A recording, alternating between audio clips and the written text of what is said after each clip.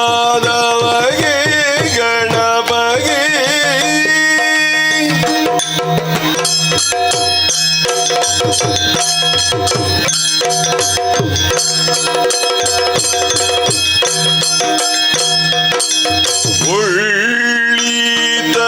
ಉಳ್ಳಿತದವನು ತೆಂಗಿನ ಕಾಯಿ ಕಡಲೆಯು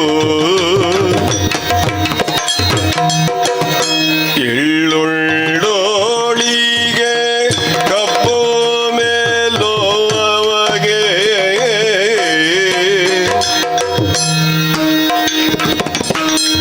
ಬೆಳ್ಳಿಯ ಹೋರಿಗೆ ಗೆಜ್ಜೆಗಳ ಕಟ್ಟಿ ಕುಣಿಯುವ ಡೊಳ್ಳಿನ ಗಣಪಗಾರತಿ ಎತ್ತಿರೆ ಆರತಿ ಬೆಳಗಿರೆ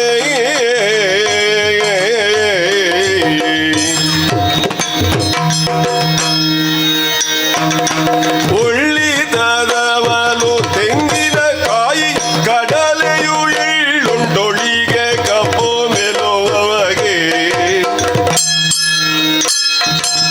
ಬೆಳ್ಳಿಯ ಹುರಿಗೆಜ್ಜೆಗಳ ಕಟ್ಟಿ ಕುಣಿಯುವ ಡೊಳ್ಳಿನ ಗಣಪಗಾರತಿ ಎತ್ತಿರೆ ಆರತಿ ಬೆಳಗಿರೆ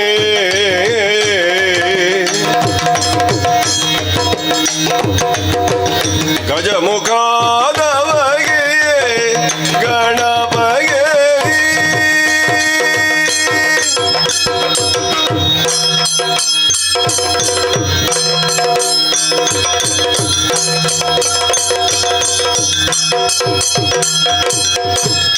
ದೇವತೆಗಳ ಕೈಯ ಕಪ್ಪವ ಕೊಂಬಗೆ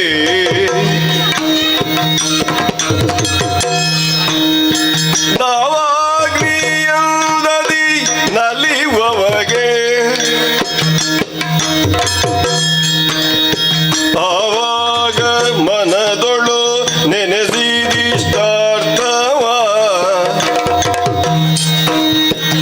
ಇವ ಗಣೇಶ ಗಾರತಿ ಎತ್ತೇರೆ ಆರತಿ ಬೆಳಗಿರೆ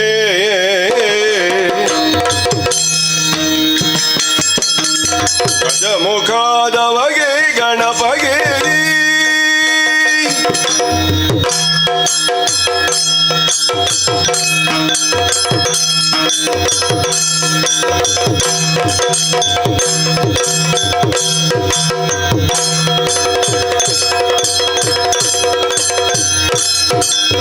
ಕರದೊಳು ಪರಶು ಭಾಷಾಂಕುಶಧಾರಿಗೆ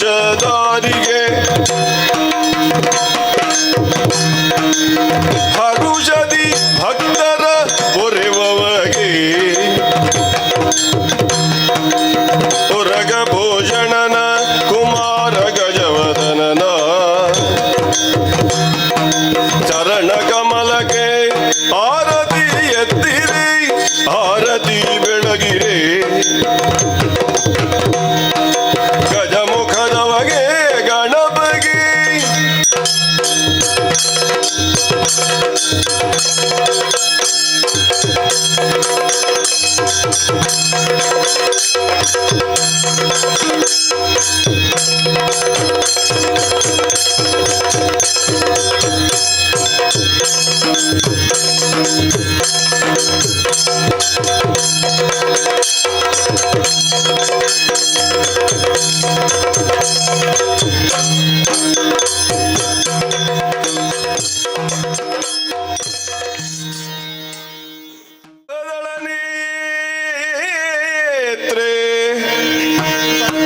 ಶ್ರೀ ದುರ್ಗಾಂಬಿಕೆಯ ಬಲಗೊಂಡು ಭಕ್ತಿಯೋ ಅಂಬಿಕಾ ಸುತ ವಿಘ್ನರಾಜನ ಪಿರಿದು ಸಂಸ್ತುತಿಸಿ ಅಂಬುನಿಧಿಯಾತ್ಮಜೆಗೆ ಕೈ ಮುಗಿದು ಭುಜಾಸನ ವಾಣಿಯರ ಪಾದ ಅಂಬುಜಗೆ ಬೊಡ ಮಾಡುತ್ತ ವರ್ಣಿಪೇಣಿ ಕಥಾಮೃತವ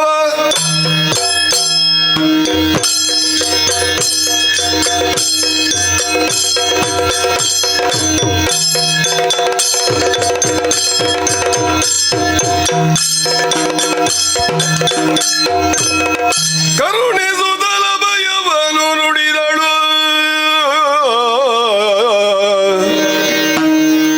ಕರುಣಿಸುತ್ತಲ ಭಯವನು ನುಡಿದಳು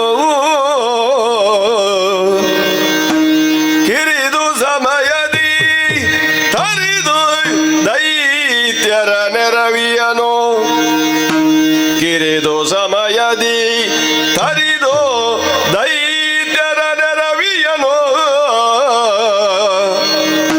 ಪೊರೆಯುವೆನು ನಿಮ್ಮನು ಮರೆಯ ಮಾತಲ್ಲ ಮರೆಸಿ ನಿಜವನು ತುಹಿನಗಿರಿಯೊಳಗಿರುತ್ತ ನೋಡುವುದೆನ್ನ ಲೀಲೆಯ ಮರೆಸಿ ನಿಜವನು ತುಹಿನಗಿರಿಯೊಳಗಿರುತ್ತ ನೋಡುವುದೆನ್ನ ಲೀಲೆಯ ಹರುಷದೊಳಗೆಲ್ದೆನುತ ತ್ರಿದಶರಿಗರುಗಿ ಶ್ರೀದೇವಿಯೇ ಅಳುವ ಸುಮನಸರಿಂಗೆ ಧೈರ್ಯವ ತಿಳುಗಿ ಬಳಿಕ ಶಕ್ತಿ ರೂಪಿಣಿಗೆ ಖಳರ ಬಳಿಗೈದುತ್ತ ಗೆಲುವಡ ಸಾಧ್ಯ ಎಂದೆನುತ ತಿಳಿದಳ ಕ್ಷಣದೊಳಗೆ ತಿಳಿದಳ ಕ್ಷಣದೊಳಗೆ ಮೋಹದ ಬಲೆಗೆ ಸಿಲುಕಿಸಿ ಧನುಜರೆಲ್ಲರ ಕೊಲ್ಲುವ ಕಾರ್ಯವು ಸುಲಭ ಎನ್ನುತ್ತಲಿ ತನ್ನ ಮನದೊಳಗೆ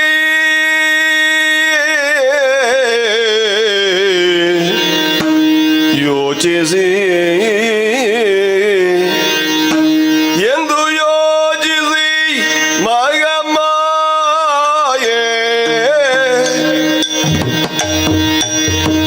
ಎಂದು ಯೋಚಿಸಿ ಯೋಚಿಸಿ ಮಗಮಾಯೆ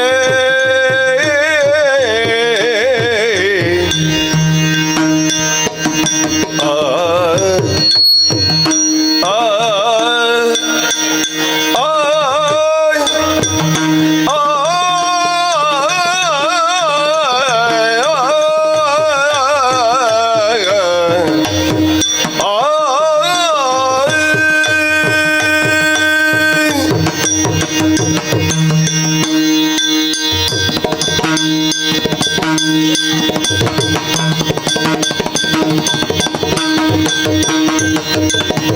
ಎಂದು ಯೋಚಿಸಿ ಮಗಮಾಯೆ ದೈತ್ಯ ವೃಂದವ ಮೋಗಿಸಿ ತರಿಯೇ ದೈತ್ಯ ವೃಂದವ ಮೋಗಿಸಿ ತರಿಯೇ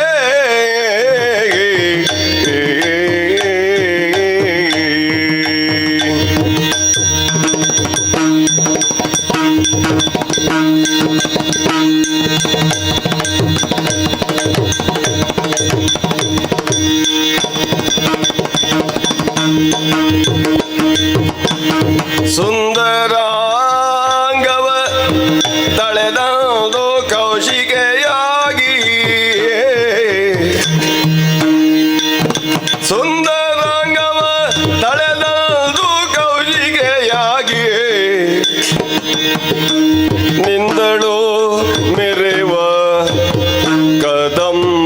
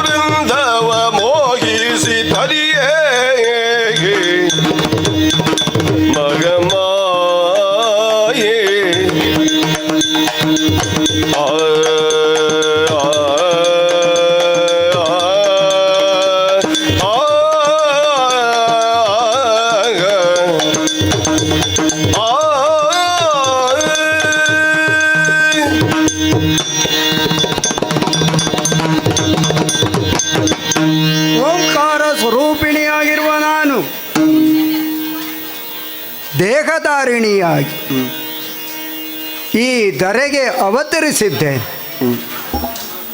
ಪ್ರಣವ ಮಂತ್ರರೂಪೆಯಾಗಿರುವಂತಹ ನಾನು ಈ ದೇಹಾಕಾರವನ್ನು ಹೊಂದಿಕೊಳ್ಳಬೇಕಿದ್ದರೆ ಕಾರಣ ಕಾಲದ ಪರಿಸ್ಥಿತಿ, ಲೋಕಧರ್ಮ ಅನ್ನುವುದು ಇರುತ್ತದೆ. ಲೋಕದಲ್ಲಿ ಹುಟ್ಟಿರುವಂತಹ ಜೀವರಾಶಿಗಳು ತಮ್ಮ ಬದುಕಿಗೆ ಅನುಗುಣವಾಗಿ ಬಾಳಬೇಕಾದುದು ಅನಿವಾರ್ಯ. ಬೌದ್ಧಿಕ ಗುಣಮಟ್ಟವನ್ನು ಹೊಂದಿದವರು ನ್ಯಾಯ ಯಾವುದು ಅನ್ಯಾಯ ಯಾವುದು ಎನ್ನುವುದರ ವಿಮರ್ಶೆ ಮಾಡುತ್ತಾ ಈ ಲೋಕದಲ್ಲಿ ಬಾಳಬೇಕಾದುದು ಕೂಡ ಅನಿವಾರ್ಯವೇ. ಲೋಕದ ವ್ಯವಸ್ಥೆಯನ್ನು ಉಳಿಸುವುದಕ್ಕಾಗಿ, ಅದನ್ನು ಸಾಕಾರಗೊಳಿಸುವುದಕ್ಕಾಗಿ ಆಧ್ಯಾತ್ಮಿಕವಾದಂತಹ ನೆಲೆಯಲ್ಲಿ ದೈವಿಕ ಶಕ್ತಿಯ ಒಂದು ನೆಲೆಗಟ್ಟು ಎನ್ನುವುದು ಇರುತ್ತದೆ. ಹಾಗಾಗಿ ಮಂತ್ರರೂಪೆಯಾಗಿರುವಂತಹ ನಾನು ಶಕ್ತಿರೂಪಿಣಿಯಾಗಿ, ಶ್ರೀದೇವಿಯಾಗಿ ಹೀಗೆ ಲೋಕದಲ್ಲಿ ಪೂಜಿತಳಾಗಿದ್ದೇನೆ. ಲೋಕದಲ್ಲಿರುವಂತಹ ಸೃಷ್ಟಿ, ಸ್ಥಿತಿ, ಲಯ ಇವು ಮೂರನ್ನೂ ನಿಯಂತ್ರಿಸುವುದಕ್ಕಾಗಿ ಹಿರಣ್ಯಗರ್ಭನು, ಹರಿಯು, ಹರನು ಇದ್ದರೂ ಕೂಡ ನ್ಯಾಯ ಅನ್ಯಾಯಗಳಲ್ಲಿ ಅನ್ಯಾಯವೇ ವಿಜೃಂಭಿಸಿದಾಗ, ತ್ರೈಮೂರ್ತಿಗಳು ಅದನ್ನು ನಿಗ್ರಹಿಸುವುದಕ್ಕೆ ಅಶಕ್ತರಾದಾಗ ಆವಾಗ ತಾನೇ ಸ್ವರೂಪವನ್ನು ಪಡೆಯಬೇಕಾದುದು ಅನಿವಾರ್ಯ. ಈ ಕಾಲಕ್ಕೆ ಮೂರು ಲೋಕದ ಸುಧರ್ಮ ಸಭೆಯ ಅಧ್ಯಕ್ಷನಾಗಿರುವಂತಹ ದೇವೇಂದ್ರನು ಕಾಲಕಾಲಕ್ಕೆ ಮಳೆಯನ್ನು ಸುರಿಸುವುದರ ಮೂಲಕ ಲೋಕದ ಆಗುಹೋಗುಗಳನ್ನು ಸುಸೂತ್ರವಾಗಿ ನಡೆಸುವಂತಹ ಹೊಣೆಗಾರಿಕೆ ಉಳ್ಳವನು ಸೋಲಲ್ಪಟ್ಟಿದ್ದಾನೆ. ಮುಂದೇನು ಮಾಡಬೇಕು ಎನ್ನುವಂಥ ದಿಕ್ಮೂಢನಾಗಿ ದಿಕ್ಕು ತೋಚದೇ ಹೋಗಿದ್ದಾನೆ. ಹಾಗಾಗಿಯೇ ನೇರವಾಗಿ ಬಂದನಲ್ಲ, ತುಷಾರಗಿರಿಯನ್ನು ಏರಿದನಲ್ಲ, ಹಿಮಗಿರಿಯ ಮೇಲೆ ಬಂದು ಭಾಗ್ಯ ಪ್ರಪಂಚವನ್ನು ಮರೆತು ಅಂತರ್ಮುಖಿಯಾಗಿ ಮುಕ್ಕೋಟಿ ದೇವತೆಗಳು ನನ್ನನ್ನು ಧ್ಯಾನಿಸಿದಾಗ ನಾನು ಪ್ರತ್ಯಕ್ಷಳಾಗಿ ಹೋದೆ. ಬಂದ ಕಷ್ಟವೇನು ಎನ್ನುವುದನ್ನು ತಿಳಿದುಕೊಂಡೆ. ಧನುಕುಮಾರಕನಾಗಿರುವಂತಹ ಶುಂಭನು ಶೋಣಿತಾಪುರವನ್ನು ಆಳುತ್ತಾ ಇರುವವನು ಸ್ವರ್ಗಕ್ಕೆ ಲಗ್ಗೆಯನ್ನಿಟ್ಟು ದೇವತೆಗಳನ್ನು ಸ್ವರ್ಗದಿಂದ ಬಡಿದೋಡಿಸಿದ್ದಾನೆ. ಹಾಗಾಗಿ ನಾವು ಏನು ಮಾಡಬೇಕೆಂದು ತೋಚದೆ ನಿನ್ನನ್ನೇ ಪ್ರತ್ಯಕ್ಷಗೊಳಿಸಿದ್ದೇವೆ. ದೌತ್ಯ ನಿಗ್ರಹ ಆಗಬೇಕು ತಾಯೇ, ಹೀಗೆಂದು ಸುರೇಂದ್ರನು ಕೇಳಿದಾಗ ಆತನಿಗೆ ಅಭಯವನ್ನು ನೀಡಿದ್ದೇನೆ. ದೈತ್ಯರನ್ನು ವಧಿಸುವುದು ಅನಿವಾರ್ಯವೇ. ಅನಿವಾರ್ಯ ಅಂದರೆ ಸ್ಪಂದಿಸಬೇಕಾದುದು ನನಗೂ ಕೂಡ ಅನಿವಾರ್ಯವೇ. ಈ ಲೋಕದಲ್ಲಿ ಮಾನವರಾದವರು ತಾವು ಒಳ್ಳೆಯದನ್ನೇ ಚಿಂತಿಸುತ್ತಾ ಒಳ್ಳೆಯದನ್ನೇ ಮಾಡುತ್ತಾ ಮಾಡುತ್ತಾ ಹೋದರೆ ಅವರಿಗೆ ಒಳ್ಳೆಯದೇ ಆಗುತ್ತದೆ. ಅಂದರೆ ಈ ಕಾಲ ಒಳ್ಳೆಯದನ್ನೇ ಮಾಡುತ್ತದೆ. ಅದೇ ಕೆಟ್ಟದನ್ನು ಚಿಂತಿಸುತ್ತಾ ಹೋದರೆ, ಕೆಟ್ಟ ನಡತೆಯಲ್ಲಿ ಸಾಗಿದರೆ ಅವನತಿಯಲ್ಲದೆ ಮತ್ತೇನು. ಶುಂಭನ ನಡತೆ ಕೆಟ್ಟ ನಡತೆಯಾಯಿತು. ತನ್ನ ಶೋಣಿತಾಪುರದ ವ್ಯಾಪ್ತಿಯಲ್ಲಿ ಬಾಳಿ ಒಳಿತನ್ನು ಸಾಧಿಸುವುದರ ಬದಲು ಸ್ವರ್ಗದ ಕಡೆಗೆ ಹೋದ ಕಾರಣದಿಂದಾಗಿ ಅವನನ್ನು ಅವನ ಸಮಸ್ತ ಬಳಗವನ್ನು ನಿಗ್ರಹಿಸುವುದು ಇಂದು ಅನಿವಾರ್ಯವೇ. ಹಾಗಾಗಿಯೇ ಅಳುವ ಸುಮನಸರಿಗೆ ಅಭಯವನ್ನು ನೀಡಿದೆ. ಅವರು ಹೇಳಿದರು, ಸ್ವರ್ಗ ಕೈತಪ್ಪಿ ಹೋಗಿದೆ, ನಾವು ಎಲ್ಲಿರುವುದು. ನಾನು ಹೇಳಿದೆ, ನನ್ನ ಪರಿಸರದಲ್ಲಿಯೇ ನೀವು ಮರೆಯಾಗಿ ಇದ್ದುಕೊಳ್ಳಿ, ದಾನವರನ್ನು ಹೇಗೆ ನಿಗ್ರಹಿಸುತ್ತೇನೆ ಎನ್ನುವಂತಹ ಲೀಲಾವಿಳಾಸವನ್ನು ನೀವು ಕಣ್ಣು ತುಂಬ ನೋಡಿ ಆನಂದವನ್ನು ಪಡಿ ಎಂದು ಅವರಿಗೆ ಅಭಯವನ್ನು ನೀಡಿದ್ದಾಯಿ. ಈಗ ಶುಂಭನನ್ನು ವಧಿಸುವುದಕ್ಕಾಗಿ ನೇರ ಶೋಣಿತಾಪುರಕ್ಕೆ ಹೋಗುವುದು ಬೇಡವೆಂದು ನನ್ನ ಮನಸ್ಸಿಗೆ ತೋಚುತ್ತಾ ಇದೆ. ಹಿಂದೊಮ್ಮೆ ಮಹಿಷನನ್ನು ವಧಿಸುವ ಕಾಲಕ್ಕೆ ನಾನು ಶೋಣಿತಾಪುರಕ್ಕೆ ಲಗ್ಗೆ ಇಟ್ಟದ್ದಿದೆ. 9 ದಿನಗಳ ಕಾಳಗದಲ್ಲಿ ಆತನನ್ನು ಕಾಲನ ಪಟ್ಟಣಕ್ಕೆ ಅಟ್ಟಿ ದೇವತೆಗಳಿಗೆ ಕ್ಷೇಮವನ್ನು ಮಾಡಿದ್ದಿದೆ. ಆದರೆ ಈ ಸಂದರ್ಭದಲ್ಲಿ ಹೋಗುವಂತಿಲ್ಲ. ಹೋದರೂ ನನ್ನ ಕಾರ್ಯ ವಿಹಿತವಾಗಲಿಕ್ಕಿಲ್ಲ. ಯಾಕೆಂದರೆ ಅಷ್ಟಸಿದ್ಧಿಯ ಬಲದಿಂದ ಪ್ರಬಲರಾಗಿರುವಂಥ ದಾನವರನ್ನು ಅವರ ಪುರದಲ್ಲಿ ನಿಗ್ರಹಿಸುವುದು ಅಷ್ಟು ಸುಲಭದ ಕೆಲಸವಲ್ಲ. ಹಾಗಾಗಿ ಅವರನ್ನು ತನ್ನತ್ತ ಬರಿಸುವ ಹಾಗಿರಬೇಕು. ಹಾಗಿದ್ದರೆ ತನಗೆ ಪ್ರಸಕ್ತವಾದಂತಹ ಸ್ಥಳ ಯಾವುದು? ಇಲ್ಲಿಯೇ ಇದೆ ತಾನೇ ಕದಂಬವನ. ಈಚಲ ಮರ ಇಲ್ಲಿ ಅಲ್ಲಿ ಇಲ್ಲಿ ಎಲ್ಲ ಕಾಣುತ್ತಾ ಇದೆ. ಅದರ ಹಾಲನ್ನು ಸೇವಿಸುವುದಕ್ಕಾಗಿ ಬರ್ತಾರೆ, ಉನ್ಮಾದಗೊಳ್ಳುತ್ತಾರೆ, ಆನಂದಿಸುತ್ತಾರೆ. ಆ ದೈತ್ಯರು ಮೃಗಬೇಟೆಗೆ ಬಂದು ಮಾಂಸವನ್ನು ತಿಂದು ಮತ್ತೆ ಈ ಹಾಲನ್ನು ಕುಡಿದು ಮತಮತ್ತರಾಗಿ ಹೋಗುವುದು ಅವರ ಪರಿಪಾಠವಾಗಿದೆ. ಹಾಗಾಗಿಯೇ ಆ ದಾನವರು ಇತ್ತ ಕಡೆಗೆ ಬಂದಾಗ ಅವರು ನನ್ನೆಡೆಗೆ ಬರಬೇಕು, ನನ್ನ ಆಟವನ್ನು ಆವಾಗ ಆರಂಭಿಸಬೇಕು. ಅದಕ್ಕಾಗಿಯೇ ನಾನು ಈ ಕದಂಬವನವನ್ನು ಆಯ್ಕೆ ಮಾಡಿದೆ. ಅಷ್ಟು ಮಾತ್ರವಲ್ಲ, ಸುಂದರವಾದಂತಹ ಹೆಸರೊಂದು ಬೇಕಲ್ಲ. ಬಂದವರು ವಿಚಾರಿಸದೆ ಸುಮ್ಮನೆ ಇದ್ದಾರೆ, ಹೇಳುವುದಕ್ಕೊಂದು ಹೆಸರು ಬೇಕಾಗುತ್ತದೆ. ಹಾಗಾಗಿಯೇ ಕೌಶಿಕೆ ಎನ್ನುವಂಥ ಅರ್ಥವತ್ತಾದಂತಹ ಹೆಸರನ್ನೂ ಇರಿಸಿಕೊಂಡದ್ದಾಯಿತು. ಅಷ್ಟು ಮಾತ್ರವಲ್ಲ, ಕೇವಲ ಸಾಮಾನ್ಯತನವೇ ಇದ್ದರೆ ಅದು ಎಲ್ಲರಿಗೂ ಕಾಣುವುದೂ ಇಲ್ಲ, ಮುಟ್ಟುವುದೂ ಇಲ್ಲ. ಏನಾದರೂ ವಿಶೇಷವಾಗಿದ್ದಾಗ ಮಾತ್ರ ಎಲ್ಲರ ಕಣ್ಣು ಅರಳುತ್ತದೆ, ದೃಷ್ಟಿ ದಿಟ್ಟಿಸಲ್ಪಡುತ್ತದೆ. ಹಾಗಾಗಿಯೇ ಹೇಗೆ ನಾನು ದಿನಕರ ಕೋಟಿ ತೇಜದಲ್ಲಿ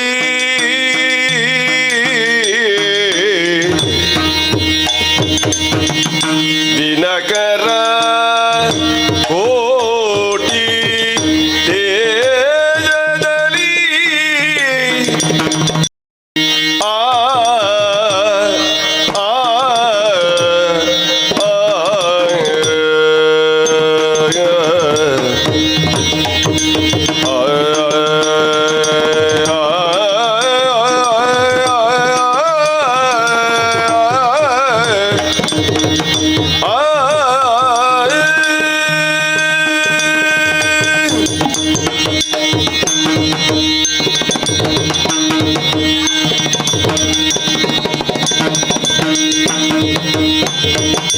ದಿನಕರ ಓಟಿ ತೇಜದಲ್ಲಿ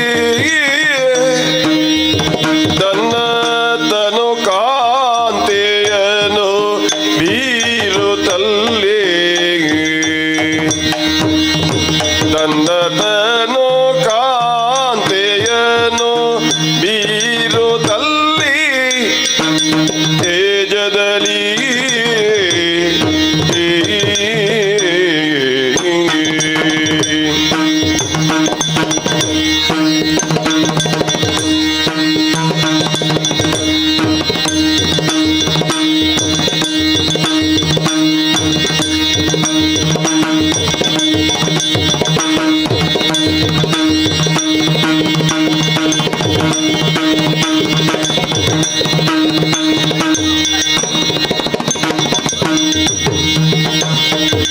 ದಿನಕರ ಕೋಟಿ ತೇಜದಲ್ಲಿ ತನ್ನ ತನು ಕಾಂತಿಯನು ಬೀರುತ್ತಲ್ಲಿ ಮನವ ಮೋಗಿಸುವ ಗಾಯನವ ಪಾಡುತ್ತಲಿ ಮನವ ಮೋಗಿಸುವ ಗಾಯನವ ಪಾಡುತ್ತಲಿ ಗಾಯನವ ಪಾಡುತ್ತಲಿ ಧನುಜರ ವಂಟಿ ಪೆನೆನು ತವಗಿಲದಿ ಧನುಜರ ವಂಟಿ ಪೆನು ತವಗಿಲದಿಗೆ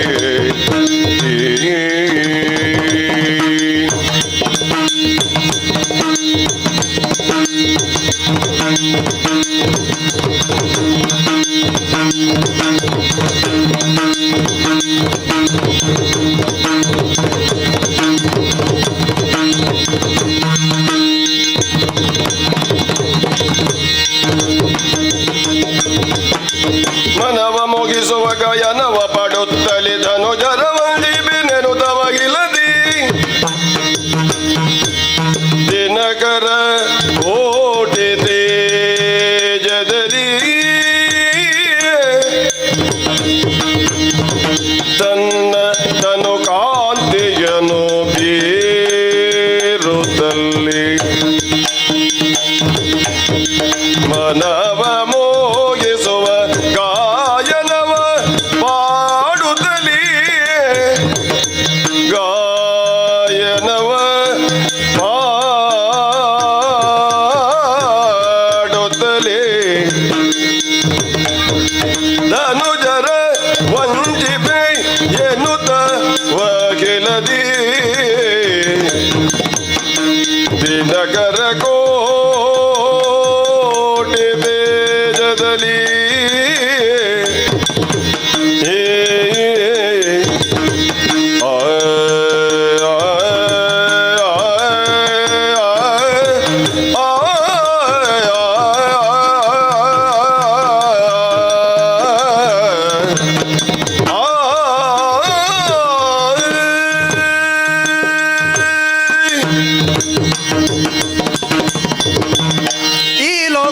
ಹುಟ್ಟಿದವರಿಗೆ ಮುಖದ ವರ್ಚಸ್ಸು ಅನ್ನುವುದಿದೆ. ದೇಹದ ಕಾಂತಿ ಬೇರೆ, ಬೆಳ್ಳಗೆಯೋ ಕಪ್ಪೋ ಅದು ಬೇರೆ ವಿಷಯ. ಆದರೆ ಬುದ್ಧಿಮತ್ತೆಯಲ್ಲಿ ವರ್ಚಸ್ಸು ಎನ್ನುವುದನ್ನು ಅಳೆಯಬೇಕಿದ್ದರೆ ಎದುರಿಗೆ ಇರುವವರು ಕೂಡ ಬುದ್ಧಿವಂತರೇ ಆಗಿರಬೇಕಾಗುತ್ತೆ. ಬರುವ ದೈತ್ಯರು ಬುದ್ಧಿವಂತರಾದರೆ ಅವರೆಷ್ಟು ಏನು ಎನ್ನುವುದನ್ನು ಅಳೆಯುವುದಕ್ಕೂ ಒಂದು ಮಾಧ್ಯಮವಾಗುತ್ತದೆ. ಹಾಗಾಗಿಯೇ ನನ್ನ ಮುಖದ ವರ್ಚಸ್ಸನ್ನು ಹೆಚ್ಚಿಸಬೇಕು. ಹೇಗೆ ಬೆಳಗಿಸುವುದು? ಲೋಕವನ್ನು ಬೆಳಗುವಾತನಿದ್ದಾನೆ ಭಾಸ್ಕರ. ದಿನಕರ ಅಂದರೂ ಅದೇ ಅರ್ಥ ತಾನೆ, ದಿವಾಕರ ಅನ್ನುವುದು ಅದೇ ಅರ್ಥ. ದಿನವನ್ನು ಬೆಳಗಿಸುವವ ಯಾವನೋ ಅವನು ದಿನಕರ. ಹಾಗಾಗಿಯೇ ದಿನಕರ ಕೋಟಿ ತೇಜದಲ್ಲಿ ತಾನು ಪ್ರಕಾಶಿಸಬೇಕು. ಸೂರ್ಯನು ಒಬ್ಬನಾದರೆ ನಾನು ಕೋಟಿ ಸೂರ್ಯನಾಗಬೇಕು. ಅಂಥ ಪ್ರಕಾಶ ಯಾಕೆ? ಕ್ರೂರ ದೃಷ್ಟಿಯುಳ್ಳಂಥ ದಾನವರ ದೃಷ್ಟಿಯನ್ನು ಕೋರೈಸುವುದಕ್ಕಾಗಿ ಆ ಕೋಟಿ ಸೂರ್ಯ ಪ್ರಕಾಶವೇ ಇರಬೇಕು. ಅಷ್ಟು ಮಾತ್ರವಲ್ಲ, ಈ ವನಪೂರ್ತಿಯಲ್ಲಿ ನನ್ನ ಮುಖದ ಪ್ರಭೆ ಬೆಳಗುತ್ತಾ ಬೆಳಗುತ್ತಾ ಇದ್ದರೆ ಸಾಕಾಗುವುದಿಲ್ಲ. ಅವರು ನನ್ನ ಹತ್ತಿರಕ್ಕೆ ಬರುವಾಗ ಘಮಘಮಿಸಬೇಕು. ಏನದು? ಅಲ್ಲಿ ಇಲ್ಲಿ ಕಾಡ ಸುಮಗಳು ಅರಳಿವೆ, ಅದರ ಪರಿಮಳವು ಇಲ್ಲಿ ಬೀಸುತ್ತಾ ಇವೆ.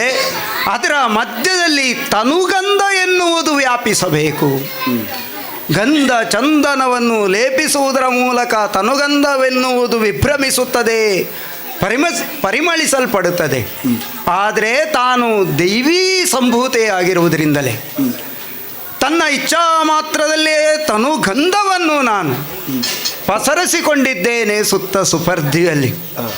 ಅಷ್ಟು ಮಾತ್ರವಲ್ಲ, ಪರಿಮಳವನ್ನು ಆಘ್ರಾಣಿಸುತ್ತಾ ಬರುವಾಗ ಅವರಿಗೆ ಕರ್ಣಾನಂದವಾಗಬೇಡವೇ?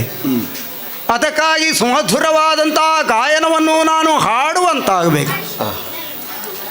ಹಾಡುವುದೆಂದರೆ ತಾಳಬದ್ಧವಾದಲ್ಲಿಗೆ ಹಾಡುವುದು ಮಿತಿಗೆ ನಿಲ್ಲುವುದಿಲ್ಲ. ಅದೊಂದು ಮಿತಿಯ ಚೌಕಟ್ಟಿಗೆ ಬರಬೇಕಿದ್ರೆ ರಾಗಾಲಾಪವೂ ಆಗಬೇಕು ತಾನೆ. 16,000ಗಳಿಗೂ ಮಿಕ್ಕಿದಂಥ ರಾಗರಾಶಿಯಲ್ಲಿ ಯಾವ ರಾಗವನ್ನು ಅದು ಕೂಡ ಆಯ್ಕೆ ಮಾಡಬೇಡವೆ. ದುರ್ಗವೋ ಹಂಸಧ್ವನಿಯೋ ಭಕ್ತಿರಸ ಹುಟ್ಟಿತು, ಅದಕ್ಕೆ ಪೂರಕವಾಗಿ ಬಳಸುವಂತಹ ಕ್ರಮ ಇದೆ. ಶಿವರಂಜನಿಯೋ ಕರುಣರಸಕ್ಕೆ ಹೇತುವಾಗುತ್ತೆ. ಭಕ್ತಿರಸಪೂರಿತವಾದಂತಹ ರಾಗದಲ್ಲಿ ತಾನು ಹಾಡಿದರೆ ಬಂದವರೆಲ್ಲ ತನ್ನ ಬಳಿಗೆ ಬಂದು ಭಜನೆ ಮಾಡಿದರೆ ತನ್ನ ಕಾರ್ಯ ನಡೆಯಲಿಕ್ಕಿಲ್ಲ. ಕರುಣರಸಪೂರಿತವಾಗಿ ಹಾಡಿದರೆ ಬಂದವರು ಹತ್ತಿರ ಅಲ್ಲಿಯೂ ಕಾರ್ಯ ಕುಶಲವಾಗಿ ನಡೆಯಲಿಕ್ಕಿಲ್ಲ. ಹಾಗಿದ್ರೆ ಏನು? ಬಂದವರ ಕಾಮ ವರ್ಧಿಸಬೇಕು, ಅವರು ಹುಚ್ಚೆದ್ದು ಕುಣಿಯುವಂತಾಗಬೇಕು. ಅದಕ್ಕಾಗಿ ಇದೆ ಅಲ್ಲ ರಾಗ. ಕಾಮವರ್ಧಿನಿ ರಾಗವನ್ನು ಬಳಸುತ್ತಾ ಹಾಡುತ್ತಾ ನಾನು ಇರಬೇಕು. ಇರುವುದೆಲ್ಲಿ? ಶಿಲೆಯ ಮೇಲೆ, ಮರದ ಮೇಲೆ ಅಲ್ಲ. ಇರುವುದಕ್ಕೂ ಒಂದು ವ್ಯವಸ್ಥೆಯನ್ನು ಓದಬೇಕು. ಅದರಲ್ಲಿ ಒಂದು ಸೂಚ್ಯವಾಗಿ ಅವರು ಗಮನಿಸುವಂಥ ವ್ಯವಸ್ಥೆಯನ್ನು ನಾನು ಮಾಡಿಕೊಳ್ಬೇಕು. ಆಕಾಶಮಂಡಲದಿಂದ ಇಳಿದಂಥ ಸರಪಳಿ ಅದು ಸಾಮಾನ್ಯವಾದುದಲ್ಲ. ಕನಕ ಸರಪಳಿಯನ್ನು ಇಳಿಸುತ್ತಾ ಕನಕದ ಉಯ್ಯಾಲೆಯನ್ನು ಬಂಧಿಸುತ್ತಾ ಅತ್ತ ಇತ್ತ ತೂಗುತ್ತಾ ಹಾಡುತ್ತಾ ನಾನಿದ್ದರೆ ಅವರು ನನ್ನ ಹತ್ರ ಬರಬೇಕು. ಹಾಗೆ ಬಂದವರನ್ನು ನಾನು ಮೋಹಿಸುವಂತಾಗಬೇಕು. ನನ್ನ ರೂಪ ಲಾವಣ್ಯವನ್ನೂ ಅವರಿಗೆ ನೋಡಿ ಅವರು ಮೋಹದ ಪಾಶಬಂಧಕ್ಕೆ ಒಳಗಾದಾಗ ಅವರನ್ನು ನಾನು ವಧಿಸಬೇಕು. ಹೀಗೆ ನನ್ನ ಮೋಹ ರೂಪ ಅವರಿಗೆ ಮೋಹಿಸುವಂತಿರಬೇಕು. ಅಂತಹ ವ್ಯವಸ್ಥೆಯನ್ನು ಮಾಡಿದ್ದಾಯಿತು. ಕನಕದ ಉಯ್ಯಾಲೆಯಲ್ಲಿ ಸನುಮತದಿಂದ ತಾನು ತೂಗುತ್ತಾ ಪಾಡುತ್ತಾ ಕಾಲವನ್ನು ಕಳೆಯುತ್ತೇನೆ. ಬಂದಾರು, ನೋಡೋಣ ನೋಡೋಣ.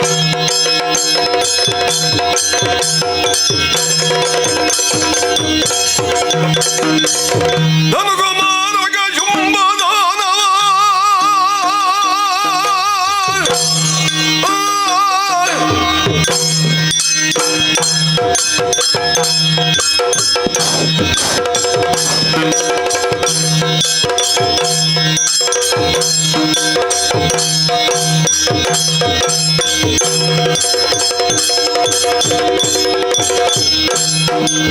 ಧನುಕುಮಾರಕ ಶುಂಭದಾನವ ಅನುಜನಾದನಿ ಶುಂಭದೈದಲ್ಲಿ ಘನಪರಾಕ್ರಮದಿಂದ ಶೋಣಿತ ಜನಪದದಲ್ಲಿ ಶೋಣಿತಾಪುರದ ರತ್ನಸಿಂಹಾಸನವನ್ನೇರಿದ್ದೇನೆ ನಾನು. ಧನುಕುಮಾರಕ ಶುಂಭ ದಾನವ. ದಾನವರಿಗೊಂದು ಪಟ್ಟ ಉಂಟು, ರಾಕ್ಷಸರು ಆಗುವುದಕ್ಕೆ ಕಶ್ಯಪ ಸಂತಾನವೇ ಆಗಿದ್ದರೂ ಕೂಡ ಈ ಹೊತ್ತಿಗಾಗುವಾಗ ಧನುಕುಮಾರಕ ಶುಂಭ ದಾನವ ಎನ್ನುವಂತಹ ಒಂದು ಹೊಸತನವನ್ನು ನಾನು ಉಳಿಸಿಕೊಂಡಿದ್ದೇನೆ. ಅಂದರೆ ಅದು ನಮ್ಮ ಸಾಧನೆ. ಆ ಸಾಧನೆಯ ಮೂಲಕವಾಗಿ ಹೊಸತನವನ್ನು ಶೋಣಿತಾಪುರದಲ್ಲಿ ಬೆಳೆಸುವುದಕ್ಕೆ ಹೊರಟವನು ನಾನು. ದಾನವರು ಒಂದು ಕಾಲದಲ್ಲಿ ಶೋಷಣೆಗೆ ಒಳಗಾದವರು, ಮತ್ತೊಬ್ಬರಿಂದ ತುಳಿತಕ್ಕೆ ಒಳಗಾದವರು, ಯಾರಿಗೂ ಬೇಡವಾಗಿದ್ದಂತಹ ಒಂದು ಜನಾಂಗ. ಅನಾಗರಿಕರಾಗಿ ಅನಕ್ಷರಸ್ಥರಾಗಿ ಎಲ್ಲೋ ಹೇಗೋ ತಲೆಮರೆಸಿಕೊಂಡು ಬದುಕುತ್ತಾ ಇದ್ದಂತಹ ಕಾಲ ಒಂದಿತ್ತು. ಆ ಸಂದರ್ಭದಲ್ಲಿ ಹುಟ್ಟಿಕೊಂಡವರು ಅನೇಕ ಮಂದಿಗಳಿದ್ದರು. ಕೆಲವರೆಲ್ಲ ಸಾಧನೆಯ ಪಥದ ಮೂಲಕವಾಗಿ ತಮ್ಮ ಬದುಕಿನಲ್ಲಿ ಏನನ್ನಾದರೂ ಸಾಧಿಸುವುದಕ್ಕೆ ಹೊರಟರು. ಇನ್ನು ನಮ್ಮಿಂದ ಏನನ್ನು ಸಾಧಿಸುವುದಕ್ಕಾಗುವುದಿಲ್ಲ ಎನ್ನುವ ಹಾಗೆ ಎಲ್ಲೋ ಗಿರಿ ಗೌವರಗಳಲ್ಲೇ ಕುಳಿತು ಜೀವನವನ್ನು ಸಾಗಿಸಿದರು. ಇನ್ನು ಕೆಲವರು ಬಾಯಿ ಇದ್ದು ಮೂಕರಾಗಿ ಜೀವನವನ್ನು ಸಾಗಿಸಿದರು. ಆದರೆ ಅದು ಯಾವುದನ್ನು ಮಾಡದೆ ಹೊಸತನವನ್ನು ಕಲ್ಪಿಸುವುದಕ್ಕೆ ಹೊರಟವನು ಶುಂಭಾಸುರ. ಸಾಧನೆ ಎನ್ನುವಂಥದ್ದು ಅದು ವೇದನೆಯಲ್ಲ, ಬದುಕಿನ ಶೋಧನೆ ಎನ್ನುವುದನ್ನು ತಿಳಿದುಕೊಂಡವನು ನಾನು. ಆದುದರಿಂದಲೇ ಜೀವನಕ್ಕೆ ಏನನ್ನಾದರೂ ಹೊಸತನವನ್ನು ಕಲ್ಪಿಸಬೇಕು, ಬದುಕಿನಲ್ಲಿ ಭದ್ರತೆಯನ್ನು ನೀಡಬೇಕು ಎನ್ನುವಂತಹ ಉದ್ದೇಶದಿಂದಲೇ ಶೋಣಿತಾಪುರವನ್ನು ಹೊಸತಾಗಿಯೇ ಕಟ್ಟಿ ಬೆಳೆಸಿದ್ದೇನೆ. ಆವಾಗ ನೋಡಿ, ಎಲ್ಲೋ ಇದ್ದವರು ಒಬ್ಬೊಬ್ಬರಾಗಿ ತಂಡವಾಗಿ ನನ್ನನ್ನು ಅನುಸರಿಸಿ ಬರುವುದಕ್ಕೆ ಹೊರಟರು. ನಾಯಕತ್ವ ಉಂಟೋ, ಸರಿಯಾದಂತಹ ದೆಸೆಯಲ್ಲಿ ಸಾಗುತ್ತದೋ, ಆವಾಗ ಎಲ್ಲವೂ ತನ್ನಿಂದ ತಾನೇ ಅಯಾಚಿತವಾಗಿ ಒದಗಿ ಬರುತ್ತದೆ. ಯಜಮಾನ ನಾನು ಅಂತ ಹೇಳುವುದು, ನಾಯಕ ನಾವು ಅಂತ ಹೇಳುವುದು. ನಾವು ಅಂತ ಎಲ್ಲಿ ಹೇಳುತ್ತಾರೋ ಅಲ್ಲಿ ಜನ ಬೆಂಬಲ ಇದ್ದೇ ಇರುತ್ತದೆ. ನಾನು ಅದನ್ನು ಹೇಳುತ್ತಾ ಬಂದವನು. ನಾವು ಒಂದಾಗಿ ನಿಲ್ಲಬೇಕು, ಆವಾಗಲೇ ನಮಗೆ ಏನನ್ನಾದರೂ ಸಾಧಿಸುವುದಕ್ಕಾಗುತ್ತದೆ ಎನ್ನುವ ಹಾಗೆ. ಆ ಸಾಧನೆಗೆ ಪೂರಕವಾಗಿ ಅನೇಕ ಮಂದಿ ರಾಕ್ಷಸರು ಬಂದು ಸೇರಿದ್ದಾರೆ. ಇಷ್ಟ ಆದ ಮೇಲೆ ಇನ್ನು ನಮಗೆ ಜನ ಬೆಂಬಲ ಉಂಟು ಅಂತ ಆದರೆ ನಾವೇನನ್ನಾದರೂ ಮಾಡಬೇಕು. ಹಾಗಾಗಿ ಕೆಳಗಿದ್ದವರು ನೋಡುವುದು ಮೇಲೆ ಒಂದು ಲೋಕ ಉಂಟು ಎನ್ನುವ ಹಾಗೆ, ದೇವಲೋಕ ಅದು ಪಾರಂಪರ್ಯವಾಗಿ ನಮಗೆ ಸಿಗಬೇಕಾದಂಥದ್ದು, ಅದನ್ನು ಪಡೆಯಬೇಕು ಎನ್ನುವಂಥ ಹಂಬಲ ನನ್ನಲ್ಲಿತ್ತು. ಆದರೆ ಅದು ಅಷ್ಟು ಸುಲಭವಾಗಿ ದಕ್ಕುವುದಲ್ಲ. ದಕ್ಕಿದರೂ ಅದನ್ನು ದಕ್ಕಿಸಿಕೊಳ್ಳುವುದಕ್ಕೆ ನಮ್ಮವರು ಬಿಡುವುದಿಲ್ಲ. ಆ ದೇವತೆಗಳು ಏನನ್ನಾದರೂ ಮೋಸ ಮಾಡಿಯಾರು, ವಂಚನೆ ಮಾಡಿಯಾರು. ಅದಕ್ಕೆ ಬೇಕಾಗಿ ಮರಣ ಭಯ ಎನ್ನುವಂಥದ್ದು ಪ್ರತಿಯೊಬ್ಬರಿಗೆ ಇರುತ್ತದೆ. ಹುಟ್ಟುವಾಗಲೇ ಮನುಷ್ಯ ಬೆನ್ನಿನಲ್ಲೇ ಮರಣವನ್ನೇ ಕಟ್ಟಿಕೊಂಡು ಬಂದವನಿದ್ದಾನೆ. ಹಾಗಾದರೆ ಮರಣವನ್ನು ಮೀರಿ ನಿಲ್ಲುವುದು ಹೇಗೆ? ಅದಕ್ಕೆ ಪೂರಕವಾಗಿ ಸರಸಿಜೋದ್ಭವನನ್ನು ತಪಸ್ಸಿನ ಮೂಲಕವಾಗಿ ಮೆಚ್ಚಿಸಿದೆ. ಧರೆಯಲ್ಲಿ ಯೋನಿಜರಿಂದ ಮರಣವೇ ಬಾರದೆ ಇದ್ದಂತಹ ವರವನ್ನು ಬೇಡಿದೆ. ಅಷ್ಟು ಸಾಕಲ್ಲ ಬದುಕಿಗೆ ಭದ್ರತೆ. ಆ ಕಾರಣದಿಂದಲಾಗಿ ಬೇಕಾದಂತಹ ವರವನ್ನು ಪಡೆದಂತಹ ನಾನು ಊರ್ವಿಯನ್ನು ಬಿಟ್ಟು ಊರ್ಧ್ವಗಾಮಿಯಾಗಿ ಅಮರಾವತಿಯ ಮೇಲೆ ಅಭಿಯೋಗವನ್ನು ಕೈಗೊಂಡು ದೇವತೆಗಳನ್ನು ದೆಸೆಗೆಟ್ಟು ಓಡಿಸಿದೆ. ಸ್ವರ್ಗ ನನ್ನ ಪಾಲಾಯಿತು. ಮರ್ತ್ಯ ಪಾತಾಳ ಮೂರು ಲೋಕವು ಹೊತ್ತಿಗಾಗುವಾಗ ಶುಂಭಾಸುರನ ಅಧೀನದಲ್ಲಿ ಉಂಟು ಅಂತಾದ್ರೆ ಇದು ಬದುಕಿನಲ್ಲಿ ಸಾಧನೆ. ಇದು ಮನುಷ್ಯ ಬದುಕಿನಲ್ಲಿ ಸಾಧಿಸಬೇಕಾದಂಥದ್ದು. ಇದು ಇಷ್ಟನ್ನು ಮಾಡಿ ತೋರಿಸಿದ್ದೇನೆ. ಆದರೆ ಒಂದು ಕಣ್ಣು ದೇವತೆಗಳ ಕುರಿತಾಗಿ ಯಾವಾಗಲೂ ನಮಗೆ ಬೇಕೇ ಬೇಕು. ನಮಗೆ ಒಂದು ನಿದರ್ಶನ ಉಂಟು. ಏನು? ಶೋಣಿತಾಪುರದಲ್ಲಿ ಇದಕ್ಕಿಂತ ಪೂರ್ವದಲ್ಲಿ ಮಹಿಷದಾನವ ಶೋಣಿತಾಪುರವನ್ನು ಕಟ್ಟಿ ಬೆಳೆಸಿದವನು. ಆದರೆ ಎಲ್ಲಿಯವರೆಗೆ ಬಂದು ನಿಂತಿತು? ಮೋಸಕ್ಕೆ, ದೇವತೆಗಳ ತಂತ್ರಕ್ಕೆ ಒಳಗಾಗಿ ಅಪ್ರತಿಮವಾದಂತಹ ಯೋಧನಾಗಿ ಮೆರೆದವ. ಬದುಕಿನಲ್ಲಿ ಏನನ್ನಾದರೂ ಸಾಧಿಸಿದವನಿದ್ದರೆ ಅದು ಮಹಿಷಾಸುರ. ಆದರೆ ಎಲ್ಲಿಯವರೆಗೆ ಬಂದು ನಿಂತಿತು ಅದು? ತನ್ನ ಪ್ರಾಣವನ್ನು ಕಳೆದುಕೊಂಡ, ದೇವತೆಗಳ ಸಂಚಿಗೆ ಒಳಗಾದ. ಆಗಾಗ ಕೂಡದು ಎನ್ನುವ ಕಾರಣಕ್ಕೆ ಬೇಕಾಗಿ ದೇವತೆಗಳು ಎಲ್ಲಿಯಾದರೂ ತಲೆಮರೆಸಿಕೊಂಡಿದ್ದಾರೆ ಹೌದು ಅಂತ ಆದರೆ ಅವರನ್ನು ಕಂಡಲ್ಲಿ ಹಿಡಿದು ಹಿಂಸಿಸಬೇಕು, ಶಿಕ್ಷಿಸಬೇಕು ಎನ್ನುವ ಹಾಗೆ ನಾನು ಆಜ್ಞೆಯನ್ನು ಕೊಟ್ಟಿದ್ದೇನೆ. ಅದಕ್ಕೆ ಬೇರೆ ಯಾರು ಅಲ್ಲ, ನಮ್ಮವರೇ ಇದ್ದಾರಲ್ಲ ಚಂಡಮುಂಡರು. ಒಂದು ಕಾಲದಲ್ಲಿ ಚಂಡಮುಂಡರ ವಿಕ್ರಮ ಏನು ಎನ್ನುವುದನ್ನು ನಾನು ಕಣ್ಣಾರೆ ಕಂಡವನು. ದೇವಲೋಕದ ಮೇಲೆ ದಾಳಿಯನ್ನು ಮಾಡುವಂತಹ ಹೊತ್ತಿಗೆ ಚಂಡಮುಂಡರ ಆಗಮನ ಆಗಿತ್ತು ಅಲ್ಲಿಗೆ. ನಮಗೂ ಅವರಿಗೂ ಘನಘೋರವಾದಂತಹ ಸಂಗ್ರಾಮ ನಡೆಯಿತು. ಮನೋವೇಗದಿಂದ ಏನನ್ನಾದರೂ ಸಾಧಿಸಿ ಸಂಚರಿಸಿ ಸಾಧಿಸಬಲ್ಲಂತಹ ಸಾಮರ್ಥ್ಯವನ್ನು ಹೊಂದಿದವರು ಚಂಡಮುಂಡರು. ಅವರ ಜೊತೆಗಿನ ಹೋರಾಟದಲ್ಲಿ ಕೈ ಸಾಗದ ಇನ್ನೇನು ಸೋಲು ನನ್ನ ಪಾಲಿಗಾಗುತ್ತದೆ ಎನ್ನುವಾಗ ಎಲ್ಲಿಂದ ಬಂದರು ಏನೋ ನಾರದರು ನಮ್ಮನ್ನು ಒಂದು ಮಾಡಿದರು, ಸಂಧಾನವನ್ನು ಮಾಡಿದರು. ಇನ್ನು ಅವರು ನಾಳೆ ಎಲ್ಲಿಯಾದರೂ ಅತೃಪ್ತವಾದಂತಹ ಹೊಗೆಯನ್ನು ಬೀರಿ ನಮ್ಮ ಮೇಲೆ ಕತ್ತಿ ಮಸೆಯಬಾರದು ಎನ್ನುವ ಹಾಗೆ ಅವರಿಗೊಂದು ಮಂತ್ರಿ ಸ್ಥಾನ ಕೊಟ್ಟದ್ದು. ರಾಜಕೀಯದಲ್ಲಿ ಅದು ಬಹಳ ಒಳ್ಳೆಯದು. ಯಾರು ರಾಜಕೀಯದಲ್ಲಿ ಅತೃಪ್ತರಿದ್ದಾರೆ ಅವರಿಗೆ ಮೊದಲು ಕರೆದು ಮಂತ್ರಿ ಸ್ಥಾನ ಕೊಡಬೇಕು, ಆವಾಗ ಅವರು ಸುಮ್ಮನೆ ಇರುತ್ತಾರೆ. ಆದುದರಿಂದಲೇ ಅವರಿಗೊಂದು ಮಂತ್ರಿ ಸ್ಥಾನವನ್ನು ಕೊಟ್ಟೆ. ಈಗ ನನ್ನ ದಾರಿ ಸುಲಭವಾಗಿ ಹೋಯಿತು. ಅವರು ಸ್ವರದಲ್ಲಿ ಎಲ್ಲಿದ್ದಾರೆ, ಸ್ವರದವರು ಎಲ್ಲಿದ್ದಾರೆ ಅವರನ್ನು ಹುಡುಕಬೇಕು ಅಂತ ಕಳುಹಿಸಿಕೊಟ್ಟೆ. ಈಗ ಬಂದು ಹೇಳಿದರು ಅವರು ಸ್ವರ ಹಿಡಿದೇ ಹೋದದ್ದು. ಹೌದು, ಸ್ವರದವರನ್ನು ಹುಡುಕುವುದಕ್ಕೆ ನಾನು ಕಳುಹಿಸಿಕೊಟ್ಟದ್ದು. ಆದರೆ ಅವರೊಂದು ಸ್ವರ ಹುಡುಕುತ್ತಾ ಹೊರಟರಂತೆ. ಕದಂಬವನ, ನಮ್ಮದೇ ಆದಂತಹ ವನದಲ್ಲಿ ಹೆಣ್ಣೊಬ್ಬಳು ಸುಮಧುರವಾದಂತಹ ಗಾಯನವನ್ನು ಪಾಡುತ್ತಾ ತನ್ನ ತನುಗಂಧದಿಂದಲೇ ತನ್ನವರನ್ನು ತನ್ನೆಡೆಗೆ ಬರಿಸಿ ತನ್ನ ಮಾಯಾಲಿ ಜಾಲವನ್ನು ಬೀರುತ್ತಾ ಇದ್ದಾಳೆ ಎನ್ನುವ ಹಾಗೆ ವರ್ತಮಾನವನ್ನು ಹೇಳಿದರು. ನನಗೆ ಅರ್ಥ ಆಗಲಿಲ್ಲ, ಇದು ಯಾಕಿರಬಹುದು, ಏನಿರಬಹುದು ಇದರ ಉದ್ದೇಶ ಎನ್ನುವ ಹಾಗೆ. ಇದು ಸ್ಪಷ್ಟ ಆಗಬೇಕು ಅಂತಾದರೆ ಆ ತರುಣಿ ಆ ಕದಂಬವನದಲ್ಲಿ ಯಾಕಿದ್ದಾಳೆ, ಅವಳ ಉದ್ದೇಶ ಏನು, ಇದು ಸ್ಪಷ್ಟ ಆಗಬೇಕು ಅಂತ ಆದರೆ ನಾನೊಂದು ನಿರ್ಧಾರಕ್ಕೆ ಬಂದಿದ್ದೇನೆ. ಏನು? ನಮ್ಮವನೇ ಇದ್ದಾನಲ್ಲ, ಕೇವಲ ಚಂಡಮುಂಡರು ಹೇಳಿದ ಮಾತ್ರಕ್ಕೆ ಅವರ ಮಾತು ಅಷ್ಟಕ್ಕೆ ಅಲ್ಲಗಳೆಯುವ ಹಾಗೂ ಇಲ್ಲ. ಅದು ದೃಢೀಕರಣಗೊಳ್ಳಬೇಕು ಅಂತ ಆದರೆ ಅವಳ ಉದ್ದೇಶ ಏನು ಎನ್ನುವಂಥದ್ದು ಸ್ಪಷ್ಟ ಆಗಬೇಕು ಅಂತಾದರೆ ನಮ್ಮ ಮಂತ್ರಿಯಾದಂತಹ ಸುಗ್ರೀವನನ್ನೇ ಕರೆದಿದ್ದೇನೆ. ಸಭೆಗೊಮ್ಮೆ ಸುಗ್ರೀವ ಬರಲಿ. ಜಿಯ ವಂದಿಸಿಕೊಂಡಿದ್ದೇನೆ. ಸುಗ್ರೀವ, ಕೇಳಯ್ಯ. ಕೇಳಯ್ಯ ಸುಗ್ರೀವ, ಪೇಳುವೆನು ಎಲೆ ಸಜೀವ. ಕೇಳಯ್ಯ ಸುಗ್ರೀವ, ಪೇಳುವೆನು ಎಲೆ ಸಜೀವ. ಕಾಲವಲ್ಲೊಂದು ವಾರ್ತೆಯನು ಕೇಳಿದೆನು ಮಿರಿವ ಕದಂಬವನದೊಳಗೆ ಉಯ್ಯಾಲೆಯಲಿ ಸದಿ ಮೆರೆವಳಂತೆ.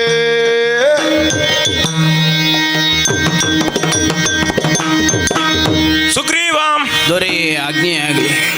ಜ್ಞಾನವೃದ್ಧನೂ ಹೌದು, ವಯೋವೃದ್ಧನೂ ಹೌದು ನೀನು. ನನ್ನ ಅಮಾತ್ಯರಲ್ಲಿ ಓರ್ವ ನೀನು. ನಿನ್ನನ್ನು ಕರೆಯಬೇಕು ಅಂತಾದರೆ ಬಲವಾದ ಕಾರಣ ಇದೆ. ಏನು? ನಮ್ಮದೇ ಆದಂತಹ ಕದಂಬವನದಲ್ಲಿ ಕನ್ಯೆಯೊಬ್ಬಳು ಅಂಬರದಿಂದಲೇ ಇಳಿಬಿಟ್ಟಂತಹ ಅನುಯೋಜ್ಯವಾದಂತಹ ಉಯ್ಯಾಲೆಯನ್ನು ಕಟ್ಟಿ ಅದರಲ್ಲಿ ತೂಗುತ್ತಾ ಇದ್ದಾಳಂತೆ. ಇದು ಚಂಡಮುಂಡರು ಹೇಳಿದಂತಹ ಮಾತು. ಅವಳು ಅಲ್ಲಿ ಯಾಕಿದ್ದಾಳೆ, ಅವಳ ಉದ್ದೇಶ ಏನು, ಇದು ಒಂದು ನನಗೆ ಸ್ಪಷ್ಟ ಆಗಲಿಲ್ಲ. ಚಂಡಮುಂಡರು ಕಂಡರು ಬಂದು ನನ್ನಲ್ಲಿ ಹೇಳಿದರು. ಅವರು ಹೇಳಿದಂತಹ ಒಂದು ಮಾತು, ಅವಳು ನಿನಗೆ ಅನುರೂಪವಾದಂತಹ ಕನ್ಯೆ ಇದ್ದಾಳೆ, ನೀನು ಅವಳನ್ನು ವರಿಸಬೇಕು ಎಂಬ ಹಾಗೆ ಹೇಳಿದ್ದಾರೆ. ಹಾಗಾಗಿ ನೀನೊಮ್ಮೆ ಅಲ್ಲಿಯವರೆಗೆ ಹೋಗಬೇಕು. ಹೋಗಿ ಅವಳ ಉದ್ದೇಶ ಏನು, ಮನದಂಗಿತ ಏನು ಎನ್ನುವುದನ್ನು ಅರ್ಥ ಮಾಡಿಕೊಂಡು ಅವಳ ಅಭಿಪ್ರಾಯ ಏನು ಎನ್ನುವುದನ್ನು ತಿಳಿದುಕೊಂಡು ನಾನು ಹೇಳಿದ್ದನ್ನು ನೀನು ಕೇಳಬೇಕು. ನಿನ್ನ ಸುಗ್ರೀವದಿಂದ ಅಂದ್ರೆ ನಿನ್ನ ಕಂಠದಿಂದ ಅವಳಿಗೆ ವಿಶದೀಕರಿಸಿ ಅವಳ ಅಭಿಪ್ರಾಯ ಏನು ಎನ್ನುವುದನ್ನು ತಿಳಿದುಕೊಂಡು ಇಲ್ಲಿಯವರೆಗೆ ಬರಬೇಕು. ಆದೀತು ತಾನೇ? ಆದೀತು ದೊರೆ, ನಿನ್ನ ಹೋಗಿ ಬಾ.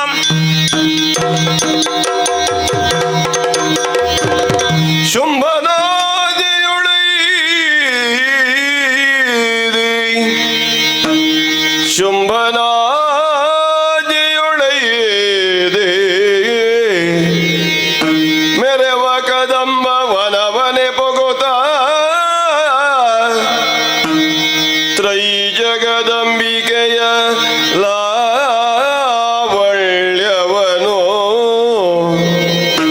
ತ್ರೈ ಜಗದಂಬಿಕೆಯ ಲಾವಣ್ಯವನು ನೆರೆ ಕಂಡು ಸುಗ್ರೀವ ತ್ರೈ ಜಗದಂಬಿಕೆಯ ಲಾವಣ್ಯವನು ನೆರೆ ಕಂಡು ಸುಗ್ರೀವ ಹಂಬಲಿಸಿದನು ಶಿವ ಶಿವ ಹಂಬಲಿಸಿದನು ಶಿವ ಶಿವ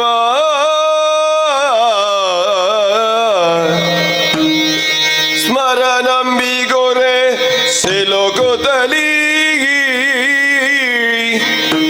ನಮ್ಮಯ ಶುಂಭ ಕೆಟ್ಟನೋ ನಮ್ಮಯ ಶುಂಭ ಕೆಟ್ಟನು ತಿಳಿದು ನೋಡಲು ಈಕೆ ಮಾನಿನಿಯೇ ಹಂಬಲಿಸಿದನು ಶಿವ ಶಿವ ಸ್ಮರನಂಬಿ ಗುರೆ ಸಿಲುಕುತ್ತಲಿ ನಮ್ಮಯ ಶುಂಭ ಕೆಟ್ಟನು ಶುಂಭನಾಜ್ಞೆಯೊಳೈದೆ ಮೆರೆವ ಕದಂಬ ವನವನೆ ಪೊಗುತ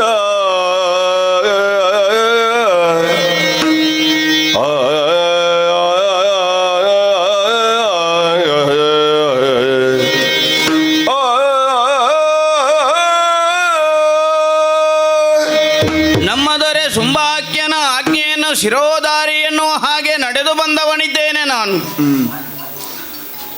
ದೂರದಲ್ಲಿ ನೋಡಿದರೆ ಇದುವೇ ಅಲ್ವೇ ಕದಂಬವನ. ಅಬ್ಬಾ, ನೋಡುವಾಗಲೇ ಏನೋ ನನ್ನನ್ನೇ ನಾನು ಮರೆಯುವ ಹಾಗಾಗುತ್ತಾ ಇದೆ. ಈ ಕದಂಬವನವನ್ನು ನಾನೇನು ನೋಡದವನು ಅಲ್ವೇ ಅಲ್ವಲ್ಲ. ಅದೆಷ್ಟೋ ಸಾರಿ ಬಂದವನು. ಆದರೆ ಈ ಹೊತ್ತು ಬರುವಾಗ ನನಗೆ ಅದೇನೋ ಒಂದು ಪ್ರಭೆ ಆವರಿಸಿದ್ದು ಕಾಣಿಸ್ತದೆ. ಅದೆಲ್ಲವೂ ಸುತ್ತಲೂ ಪಸರಿಸಿದ ಹಾಗೆ ಕಾಣುತ್ತಾ ಇದೆ. ಏನಾದರೂ ಇರಲಿ ಎನ್ನುವ ಹಾಗೆ ನಡೆದು ನಡೆದು ಮುಂದೆ ಬಂದರೆ ಏನಿದು ಪರಸ್ಪರವಾಗಿ ವೈರತ್ವವನ್ನೇ ಕಾಣುತ್ತಿರುವಂತಹ ಜೀವಿಗಳು. ಅದರಲ್ಲಿಯೂ ಹಾವು ಮುಂಗುಸಿ ಸೆಣಸಾಡುತ್ತಲೇ ಇರುವವರು ಈ ಹೊತ್ತು ಒಂದಾಗಿ ಆಟವಾಡುತ್ತಾ ಇರುವೆ. ಆಶ್ಚರ್ಯ ಆಶ್ಚರ್ಯ. ಹಬ್ಬ, ಮುಂದಕ್ಕೆ ನೋಡಿದರೆ ಇದೂ ಪರಮಾಶ್ಚರ್ಯ. ಹುಲಿಯೊಂದು ದೇನುವನ್ನು ನೆಕ್ಕುತ್ತಾ ಇದೆ. ತನ್ನ ಆಹಾರವಾಗಿ ಯಾವಾಗ ಸಿಕ್ಕಿದರೂ ಅದು ತಿನ್ನುತ್ತಿರುವಂತಹ ಹುಲಿಯೊಂದು ಇವತ್ತು ಈ ರೀತಿಯಾಗಿ ನನಗೆ ಗೋಚರಕ್ಕೆ ಕಾರಣ ಆಗುತ್ತದೆ ಅಂತಾದರೆ ಅಬ್ಬಾ, ಏನಿದು ವಿಸ್ಮಯ ಅಂತ ನಾನೂ ಕಾಣುತ್ತಾ ಇದ್ದೇನೆ. ನಡೆದು ನಡೆದು ನಾನು ಬರುತ್ತಿರುವ ಹಾಗೆ ನನಗೇ ಅರಿವಿಲ್ಲದ ಹಾಗೆ ನಾನು ಸಾಗುತ್ತೇನೆ. ಯಾಕೆ ಒಂದೊಮ್ಮೆಗೆ ಈ ಭೂಮಿಗೆ ಒಂದು ಚೂರು ಬೆಳಕು ಸೂರ್ಯನ ಕಿರಣ ಬೀಳದೇ ಇದ್ದಂತಹ ಹೊತ್ತಿದು. ಆದರೆ ನಡೆಯುವುದಕ್ಕೆ ಸರಾಗವಾಗಿ ನಾನು ನಡೆಯುವುದಕ್ಕಾಗುತ್ತದೆ. ಇಷ್ಟೊಂದು ಬೆಳಕು ಇಲ್ಲಿಂದ ಎಲ್ಲಿ ಬಂತು ಇಲ್ಲಿಗೆ? ಇದು ಇನ್ನೂ ವಿಸ್ಮಯ. ಹೀಗೆ ನಡೆದು ನಡೆದು ಬರುತ್ತಾ ಇದ್ದರೆ ಏನದು ಇಳಿಬಿಟ್ಟಿದೆ ಎಲ್ಲ ಇದು. ಆಹಾ, ಅಂಬರದಿಂದಲೇ ಇಳಿಬಿಟ್ಟಂತಹ ಕನಕದೊಯ್ಯಾಲೆಯಲ್ಲೇ ಇದು. ಹಾಗಿದ್ರೆ ಏನನ್ನು ಕಾಣುತ್ತಾ ಇದ್ದೇನೆ ನಾನು? ಆ ಕನಕದೊಯ್ಯಾಲೆಯಲ್ಲಿ ತೂಗುತ್ತಾ ಪಾಡುತ್ತಾ ಇರುವವಳಲ್ಲವೇ? ಹಾಗಿದ್ರೆ ನಮ್ಮ ಶುಂಭ ಭ್ರಮೆಗೊಂಡನೆ, ಅಥವಾ ಇಷ್ಟೆಲ್ಲವನ್ನು ಸೃಷ್ಟಿಸಿದಂತಹ ಈಕೆಯ ತನ್ನ ಪ್ರಭೆಯಿಂದಾಗಿ ಶುಂಭನನ್ನು ಭ್ರಮೆಗೊಳಿಸಿದಳು, ಇಲ್ಲಿಗೆ ಕಟ್ಟಿ ಹಾಕಿದಳು ಅಂತ ಭಾವಿಸಿದನು. ನೋಡಿದರೆ ಹೆಣ್ಣೋರ್ವಳಿದ್ದಾಳೆ, ಹಾಡುತ್ತಾ ಇದ್ದಾಳಂತೆ. ಹೋಗಿ ಕರೆದುತ್ತಾ ಅಂತ ಕೇಳಿದರೆ ನೋಡಿದರೆ ನೋಡಿದರೆ ಈಕೆ ಮಾನಿನಿ ಅಲ್ವಲ್ಲ, ಬಯಸಿದನೇ ಸುಂಬ ಈಕೆಗಾಗಿ. ಸಿಕ್ಕುವಳೆ ದಾನವಗೆ, ಸಿಕ್ಕುವಳೆ ದಾನವಗೆ, ಸಿಕ್ಕಲು ದಕ್ಕುವಳೆ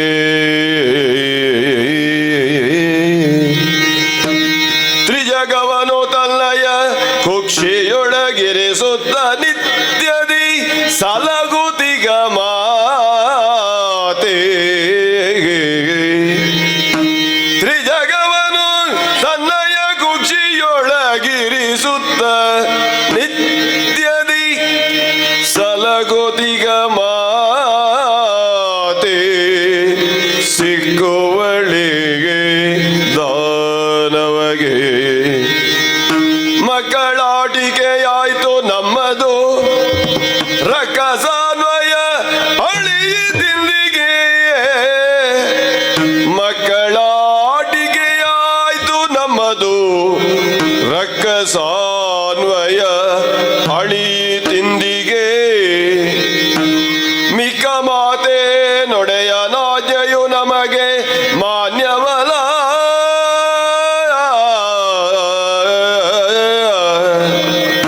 ಸಿಕ್ಕುವಳೆ ದಾನವಗೆ, ಶಿವ ಶಿವ.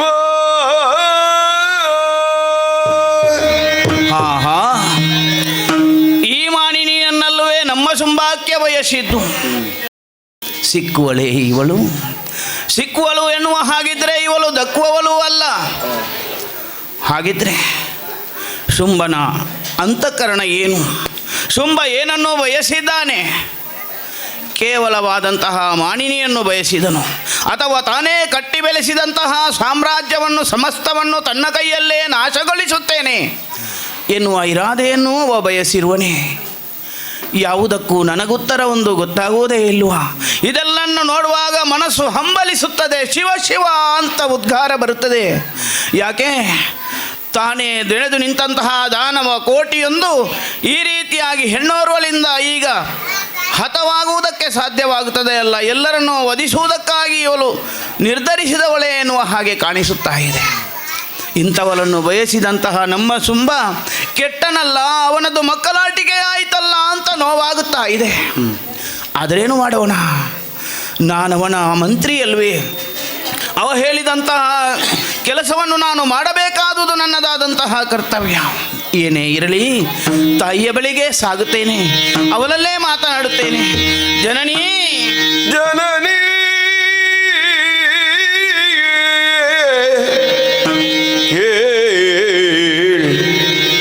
ಬಿನ್ನಗವನು ಕರುಣದೊಳಿಂದು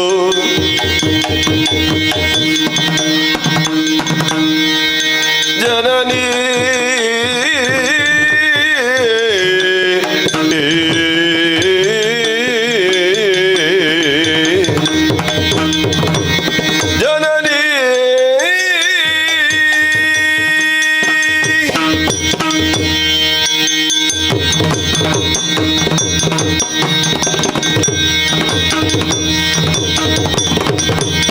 ಜನನಿಗೆ ಬಿನ್ನಗವನು ಕರುಣದೊಳಿಂದು ಬಿನ್ನಗವನು ಕರುಣದೊಳು ಇಂದು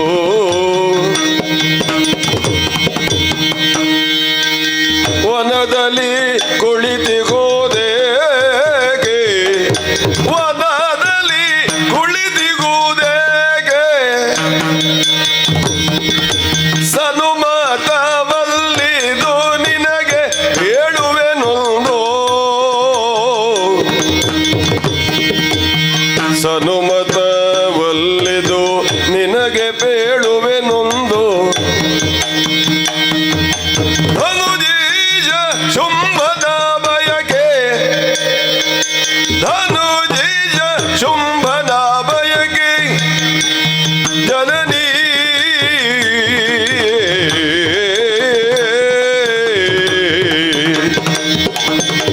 ಜನನಿ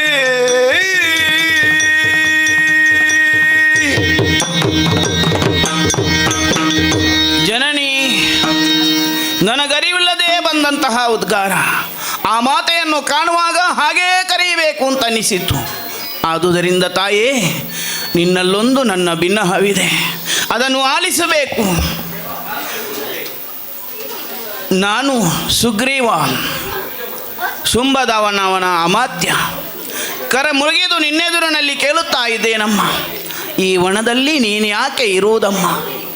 ಇಷ್ಟೊಂದು ವೈಚಿತ್ರ್ಯಗಳು ಈ ವನದಲ್ಲಿ ಯಾಕೆ ಘಟಿಸುತ್ತಾ ಇರುವೆ? ನೀನಿರುವುದರಿಂದಲಾಗಿಯೋ, ಅಥವಾ ನೀನು ಬಂದಿದ್ದನ್ನು ತಿಳಿದು ಅವುಗಳು ಈ ರೀತಿಯಾಗಿ ಮೆರೆಯುತ್ತಾ ಇರುವುದು? ತಾಯಿ, ನನ್ನನ್ನು ಶುಂಭ ಅಟ್ಟಿದವನಿದ್ದಾನೆ. ನಿನ್ನನ್ನೇ ಕಾಣಬೇಕು, ನಿನ್ನಲ್ಲಿ ಮಾತನಾಡಬೇಕು, ನಿನ್ನನ್ನೇ ಕರೆತರಬೇಕು ಎನ್ನುವ ಇಚ್ಛೆಯಿಂದ ಅವ ಕಳುಹಿಸಿದವನಿದ್ದಾನೆ. ತಾಯಿ, ಕಾಣಿನಲ್ಲಿ ನೀನು ಯಾಕಿದ್ದಿ ಅಂತ ಕೇಳುವವ ನಾನಲ್ಲ. ಆದರೂ ಬಂದವನು ಕೇಳಲೇಬೇಕು ಎನ್ನುವುದಕ್ಕಾಗಿದ್ದರೆ ಏನನ್ನಾದರೂ ಕೇಳಬೇಕಲ್ವೇ ಅಮ್ಮ? ಆದ್ದರಿಂದ ಕೇಳುತ್ತಾ ಇದ್ದೇನೆ. ನಮ್ಮ ಶುಂಭನ ಮಾತಿದು. ಅವನು 3 ಲೋಕವನ್ನು ಗೆಲ್ಲಿದವನಿದ್ದಾನೆ, 3 ಲೋಕವನ್ನು ತನ್ನ ಅಂಕೆಯಲ್ಲಿ ಇರಿಸಿಕೊಂಡವನಿದ್ದಾನೆ, ಪರಾಪರಾಕ್ರಮಿ ಇದ್ದಾನೆ. ಅಷ್ಟೇ ಅಲ್ಲ, ಸ್ಫುರದ್ರೂಪಿಯಾಗಿದ್ದಾನೆ, ಉರಗರಲ್ಲಿ ಮನ್ಮಥನನ್ನು ಮೀರಿಸುವಂಥವನಾಗಿದ್ದಾನೆ, ಬಲಾಢ್ಯನಿದ್ದಾನೆ.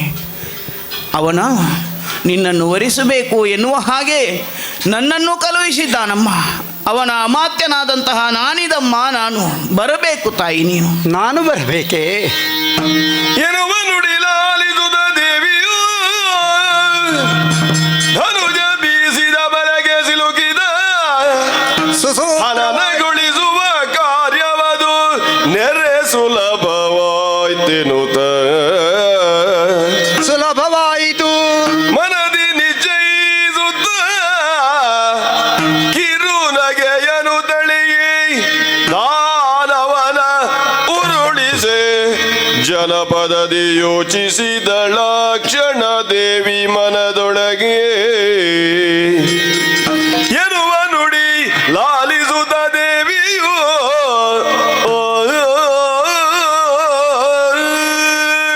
ಆಹಾ,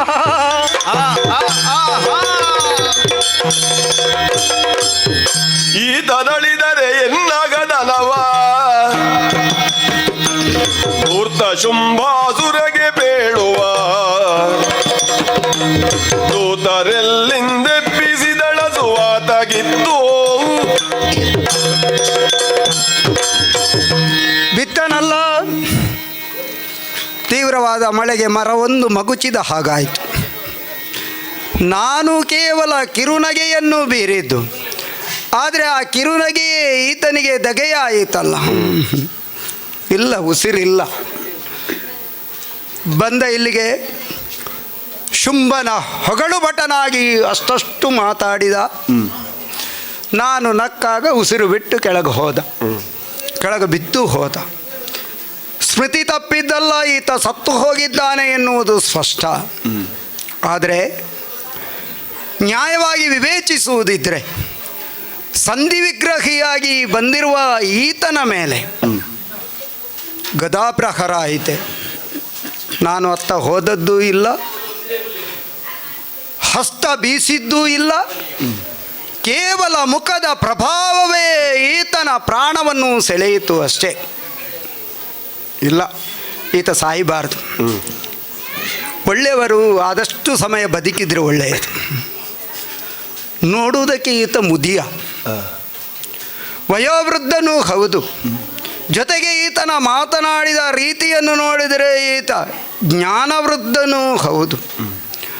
ಜ್ಞಾನಿಗಳಾದವರು ಹೆಚ್ಚು ಸಮಯ ಬದುಕಿದರೆ ಕಾಲವನ್ನು ಸುಸ್ಥಿತಿಯಲ್ಲಿ ನಡೆಸುವುದಕ್ಕಾಗುತ್ತದೆ. ಆದರೆ ಎಲ್ಲ ಕಾಲಕ್ಕೆ ಆಗುತ್ತದೆ ಎಂದು ಹೇಳುವುದಕ್ಕಾಗುವುದಿಲ್ಲ.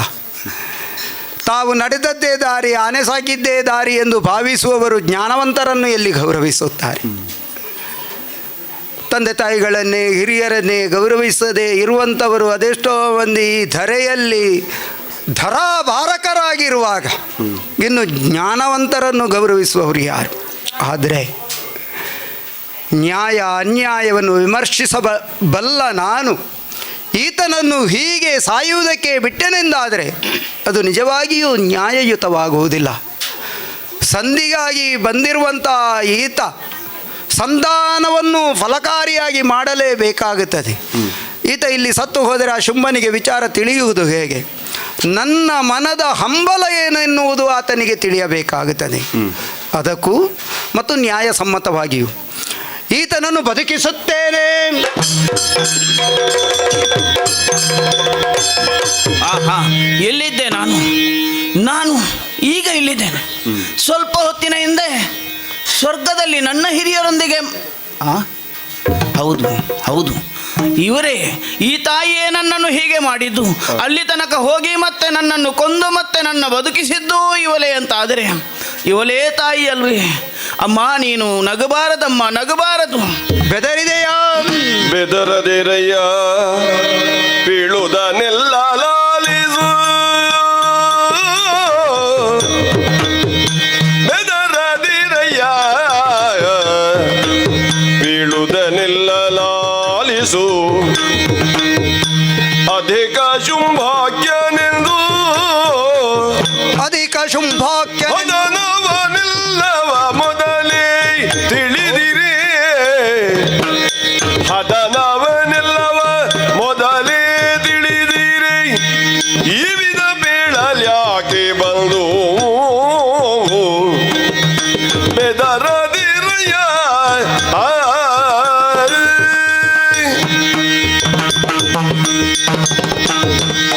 ಬೆದರಿದೆಯ ಶುಂಭನ ಅಮಾತ್ಯ?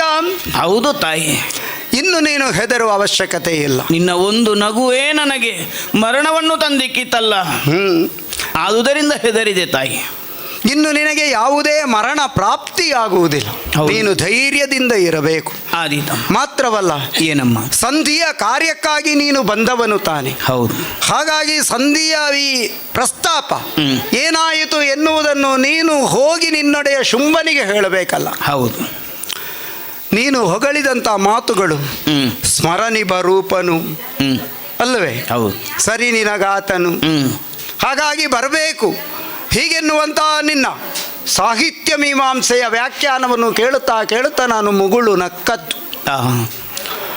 ಯಾಕೆಂದರೆ ಶುಂಭ ಏನು, ಅವ ಹೇಗೆ ಬೆಳೆದಿದ್ದಾನೆ, ಈ ಕಾಲಕ್ಕೆ ಅವನು ಏನೇನು ಮಾಡುತ್ತಾ ಇದ್ದಾನೆ, ಎಲ್ಲದರ ಬಗ್ಗೆ ಲಕ್ಷ್ಯವನ್ನು ಇಟ್ಟವಳು ನಾನು. ಆ ಕಾರಣದಿಂದಾಗಿ ಶುಂಭನ ಬಗ್ಗೆ ನೀನು ಮತ್ತೆ ಮತ್ತೆ ಯಾಕೆ ಹದನವನ್ನು ಹೇಳುತ್ತಾ ಇರುವೆ ಹೀಗೆಂದು ಮನಸ್ಸಿನಲ್ಲಿ ನಕ್ಕವಳು ಮುಖದ ಛಾಯೆಯಲ್ಲಿ ನಿನಗೆ ಕಾಣಿಸಿಕೊಂಡೆ. ಅಂತೂ ಶುಂಭೆಯನ್ನು ನನ್ನನ್ನು ವರಿಸುವುದೇ. ಹೌದಂತ. ವರಿಸುವ ಸಾಮರ್ಥ್ಯ ಉಂಟೆ ಅವನಿಗೆ? ಸಾಮರ್ಥ್ಯ ಉಂಟು. ಹಾಗೆಂದು ಇಲ್ಲಿರುವ ಎಲ್ಲವನ್ನು ಪರಸ್ಪರ ವೈರತ್ವದಿಂದ ಇರುವುದೆಲ್ಲವನ್ನು ನೀನು ಒಂದಾಗಿಸಿದೆಯಂತೆ. ನೀನು ಹೇಳಿದ ಹಾಗೆಯೇ ಶುಂಭನು ದಾನವನ ರೂಪಿಯಾಗಿರ್ತಾನೆ. ದಾನವತ್ವ ಅವನಲ್ಲಿ ಉಂಟು ಅಂತಾದರೆ ತಾಯಿ ನೀನು ಬಂದರೆ ಅವನು ಸರಿಯಾಗಲಿಕ್ಕಿಲ್ವೇ? ವೈರದಿಂದ ಎಲ್ಲವನ್ನು ಜಯಿಸುವುದಕ್ಕಾಗುವುದಿಲ್ಲ. ಹೌದು. ಸ್ನೇಹಪರತೆ ಇರಬೇಕು ಎನ್ನುವಂಥ ಸಂದೇಶವನ್ನೇ ಈ ಪರಿಸರದಲ್ಲಿ ಸೃಷ್ಟಿಸಿಕೊಂಡವಳು ನಾನಿದ್ದೇನೆ. ಹೌದು. ಹಾಗಾಗಿ ಹಿಂದೆ ಕಾಣದಂಥ ವಿಸ್ಮಯವನ್ನು ನೀನಿಂದು ಕಂಡೆ. ಹೌದಮ್ಮ. ಇದೋ ಶುಂಭ ವರಿಸುವುದಕ್ಕೆ ಅಭ್ಯಂತರ ಇಲ್ಲ, ಆದರೆ ನೀನು ಹೇಳಿದಂಥ ರೀತಿಯಲ್ಲಿ ವರಿಸುವುದಕ್ಕಾಗುವುದಿಲ್ಲ. ಬರಬೇಕು, ಶುಂಭನನ್ನು ವರಿಸಬೇಕು, ಅದಕ್ಕೆ ಸಾಧ್ಯವೇ ಇಲ್ಲ.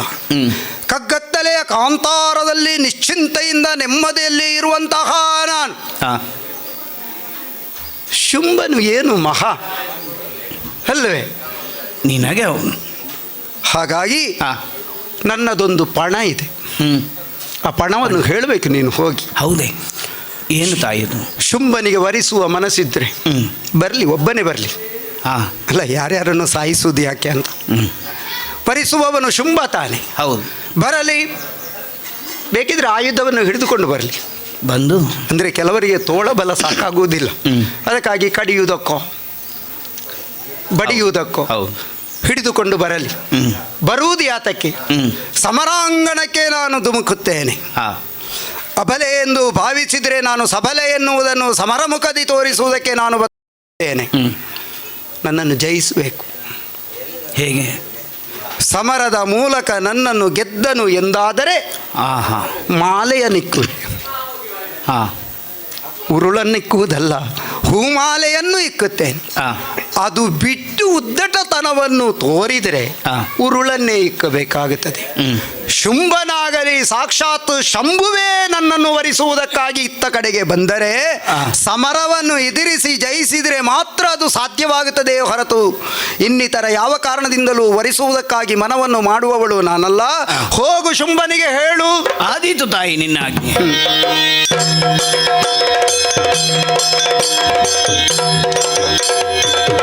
ಚಂಡ ಮುಂಡರ ತಲೆಯ ಜಂಡ ನಾಡಿದ ವಾರ್ತೆ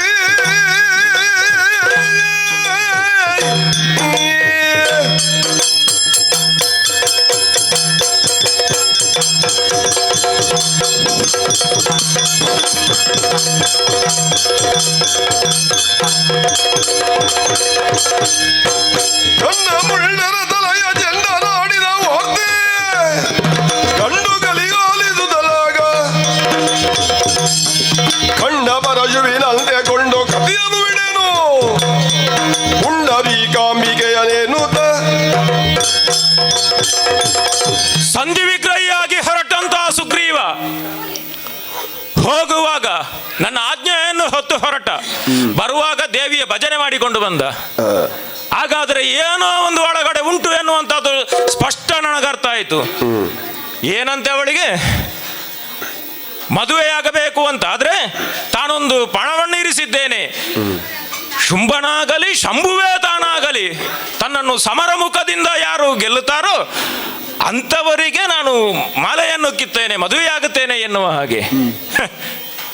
ಎಲ್ಲ ಸೊಕ್ಕೆ ಮೂರು ಲೋಕವನ್ನು ಗೆದ್ದಂತ ಶುಂಭಾಸುರನ ಮುಂದೆ ಹೆಣ್ಣೊಬ್ಬಳು ಪಂಥಾಹ್ವಾನವನ್ನು ಮಾಡುತ್ತಾಳೆ ಹೌದು ಅಂತ ಆದ್ರೆ ಏನಿದರ ಅರ್ಥ? ಆದುದರಿಂದಲೇ ಯಾವ ವಿಚಾರವನ್ನು ನನ್ನ ಮುಂದೆ ಹರುವುದಕ್ಕೆ ಬೇಕಾಗಿ ಬಂದರೋ ಹರುಯಿದರು ಅಂತ ಚಂಡಮುಂಡರನ್ನು ನಾನು ಯುದ್ಧಕ್ಕಾಗಿ ಕಳುಹಿಸಿಕೊಟ್ಟರೆ ಚಂಡಮುಂಡರನ್ನು ಕೊಂದಳೆ. ಚಂಡಮುಂಡರ ಶಿರವನ್ನು ಚಂಡನಾಡಿದಳೆ. ಹಬ್ಬಬ್ಬಬ್ಬಬ್ಬಬ್ಬಬ್ಬ. ಹಾಗಾದರೆ ಬ್ರಹ್ಮಚರ್ಯವನ್ನೇ ತನ್ನ ಬದುಕಿನಲ್ಲಿ ಪರಮಧ್ಯಾಯವನ್ನಾಗಿರಿಸಿಕೊಂಡಂತ ವೇಗದ ಮೂಲಕವಾಗಿ ಪ್ರಪಂಚವನ್ನೇ ಸುತ್ತಬಲ್ಲಂತ ಚಂಡಮುಂಡರಿಗೆ ಇಂತಹ ಸ್ಥಿತಿ ಬಂತು ಹೌದು ಅಂತಾದ್ರೆ ನೋಡೋಣ. ಹಾಗಾಗಿ ಕಳುಹಿಸಿಕೊಟ್ಟದ್ದು ಧೂಮ್ರಲೋಚನನನ್ನು. ಧೂಮ್ರಾಕ್ಷನನ್ನು ಹುಂಕಾರ ಮಾತ್ರದಿಂದಲೇ ಕೊಂದು ತಾನು ಧೂಮಾವತಿಯಾಗುತ್ತಾಳೆ ಹೌದು ಅಂತಾದ್ರೆ ಒಳ್ಳೆಯದಿದು, ಒಳ್ಳೆ ಪರೀಕ್ಷೆ ಇದು. ಇದು ರತ್ನ ಪರೀಕ್ಷಕನಿಗೊಬ್ಬನಿಗೆ ಚಿನ್ನದ ಹೊಳಪು ಗೊತ್ತಾದ ಹಾಗೆ. ಬಡಿದಷ್ಟು ಇದರಲ್ಲಿ ಮತ್ತಷ್ಟು ಹೊಳಪು ಉಂಟು ಅಂತಾದ್ರೆ ಏನಿದು ಎನ್ನುವಂಥದ್ದು ನನಗೂ ಒಮ್ಮೆ ನೋಡಬೇಕು. ಕಾಮ ಜನಕನನ್ನು ಕಡೆಗಣಿಸಿದವನು ನಾನು, ಕಾಮ ಧ್ವಂಸಿಗೂ ಹೆದರದೇ ಇದ್ದವನು ನಾನು. ಇವತ್ತು ನನ್ನನ್ನು ಕಾಮ ವಂಚಿಸುತ್ತಾನೆ ಹೌದು ಅಂತ ಆದ್ರೆ ಒಂದೋ ನನ್ನೊಳಗಿದ್ದಂತಹ ಕಾಮ ಅದು ಹೊರಗಡಲ್ಪಡಬೇಕು. ಆ ಮೂಲಕವಾಗಿ ಶುಂಭನ ಎತ್ತರ ಬಿತ್ತರಗಳೇನು ಎನ್ನುವುದನ್ನು ಅವಳಿಗೆ ತೋರಿಸಿಕೊಳ್ಳಬೇಕು. ಭೂಗರ್ಭದೊಳಗಿದ್ದಂತಹ ಲಾವಾರಸ ಅದು ಕುದಿಯುತ್ತಾ ಅದು ಒಳಗಡೆ ಇದ್ದೆ ಅಂತ ಹೌದು ಅಂತ ಆದ್ರೆ ಒಂದಲ್ಲ ಒಂದು ದಿನ ಅದು ಸ್ಫೋಟಗೊಂಡು ಪರ್ವತಗಳು ವಿಚಿತ್ರವಾದಂತಹ ಸ್ಥಿತಿ ನಿರ್ಮಾಣ ಆಗುತ್ತದೆ. ಅದಕ್ಕಿಂತ ಮೊದಲು ಅದಕ್ಕೆಂದು ಶಾಂತಿಯನ್ನು ಉಪಶಮನವನ್ನು ಮಾಡಬೇಕು. ಆ ಕಾರಣಕ್ಕೆ ಬೇಕಾಗಿ ತಡ ಮಾಡುವುದಿಲ್ಲ. ರಾಷ್ಟ್ರದ ವಿಭುವಾಗಿ ನಾಯಕನಾಗಿ ಕೈಯಲ್ಲಿ ಕೈದುವನ್ನು ಹಿಡಿದುಕೊಂಡು ನಾನೇ ಸಾಗುತ್ತೇನೆ.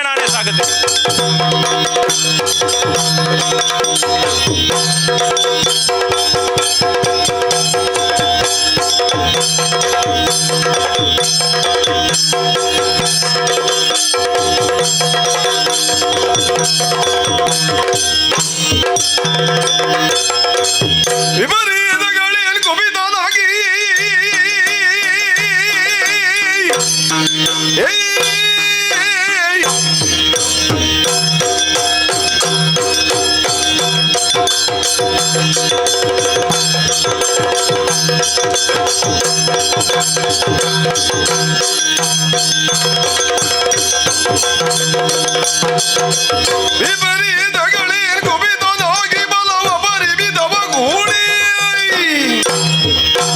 ಸುಪರಾಗ್ರಮಿ ಐದಬುದೆಲ್ಲಿಗೆ ಬಲು ಕೃಪೆಯಿಂದರು ಹೇನಗೆ. ಪ್ರಭು ಶುಂಭಾಕ್ಯ ರಕ್ತ ಬೀಜ ಪಾದ ಯುಗ್ಮಗಳಿಗೆ ವಂದಿಸಿಕೊಂಡಿದ್ದೇನೆ. ಎದ್ದೇಳು. ಕೈಯಲ್ಲಿ ಕರವಾಳ, ಯುದ್ಧ ವಸ್ತ್ರಗಳು, ಯುದ್ಧೋನ್ಮಾದದಿಂದ ಹೊರಟು ನಿಂತಹ ಪರಿ ಸಕಲ ಧನುಸೇನೆಯನ್ನು ಕೂಡಿಕೊಂಡಿದ್ದೀಯ. ನಾನೇ ಹೊರಟು ಹೋಗುತ್ತೇನೆ ಎನ್ನುವಂತಹ ನಿನ್ನ ಆತುರದ ನಿರ್ಧಾರ ಏನು ದೊರೆ? ಯಾಕೆ ಹೀಗೆ? ರಕ್ತಬೀಜ ತಿಳಿಯದು ಇನ ಜಲದಿ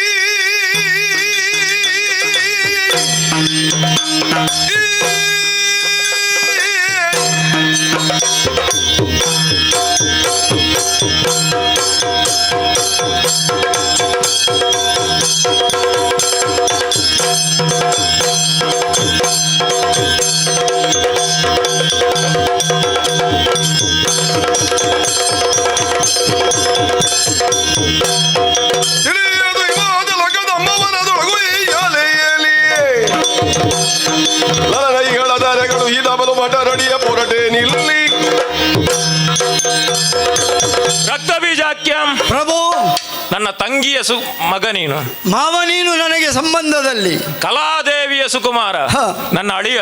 ಹ, ಧನುಜ ಸೇನೆಯನ್ನು ಗೂಡಿಕೊಂಡು ಹೊರಟ ಸಂದರ್ಭದಲ್ಲಿ ಹ. ನನ್ನ ದಾರಿಗಡ್ಡವಾಗಿ ನಿಂತು ಹ. ಏನು ಪ್ರಭು ಎನ್ನುವ ಹಾಗೆ ಕೇಳುತ್ತಾ ಇದೆಯಾ? ದಾರಿಗೆ ಅಡ್ಡ ಬಂದದ್ದಲ್ಲ ಪ್ರಭು, ಯಾಕೆ ಹೀಗೆ ಎನ್ನುವಂತಹ ಒಂದು ಸಂಶಯ. ರಕ್ತಬೀಜ ದೊರೆ, 3 ಲೋಕವನ್ನು ಗೆದ್ದವನು ಈ ಹೊತ್ತಿಗಾಗುವಾಗ ಶುಂಭಾಸುರ. ಹ. ನಿನಗೆ ಗೊತ್ತಿಲ್ಲದೆ ಇದ್ದಂತಹ ವಿಚಾರ ಏನೂ ಅಲ್ಲ. ಅಲ್ವೇ ಅಲ್ಲ. ಆದರೆ ಹ. ದೇವತೆಗಳು ನಮ್ಮದಾದಂತಹ ಕಾರ್ಯವ್ಯಾಪ್ತಿಯನ್ನು ಕಂಡು ಹ, ಎಲ್ಲಿಯಾದರೂ ತಂತ್ರಗಾರಿಕೆಯನ್ನು ಮಾಡಿ ಹ.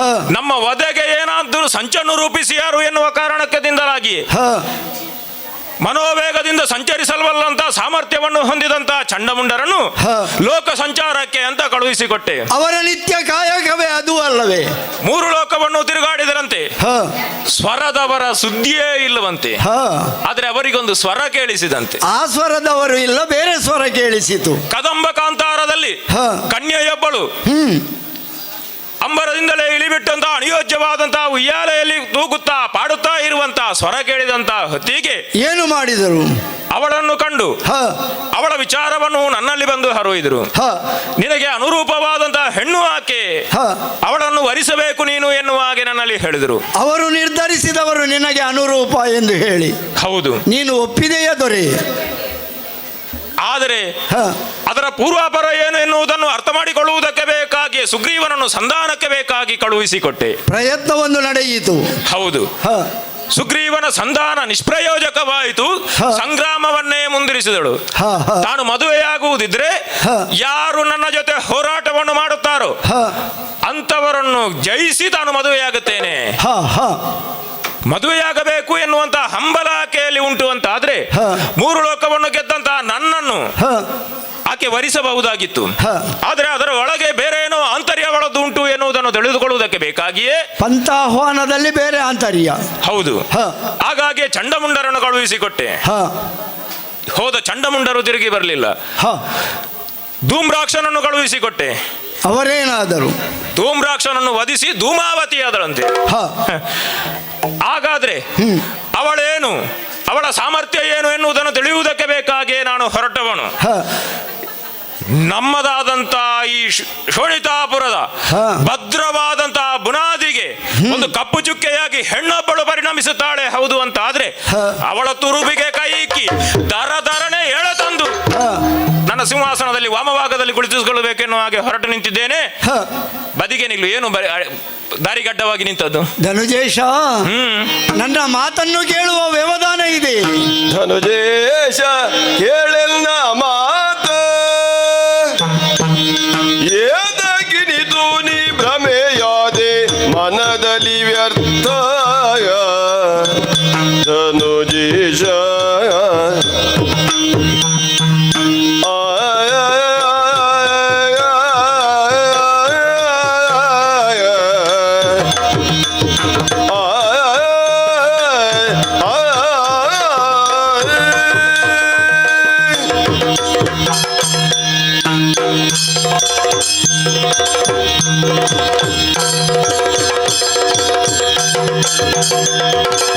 ಧನುಜೇಶ ಕೇಳೆನ್ನ ಮಾತ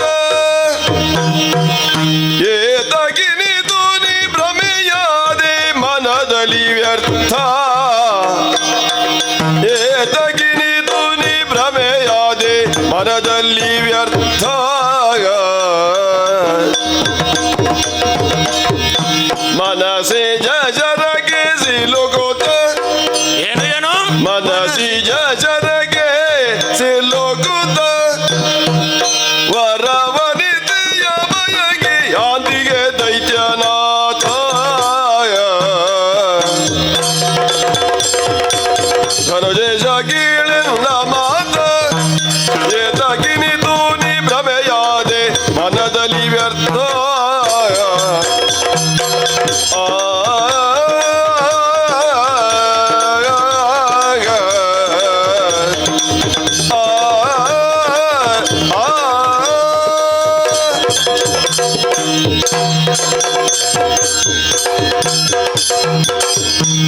ಧನುಜೇಶ, ರಕ್ತ ಬೀಜ.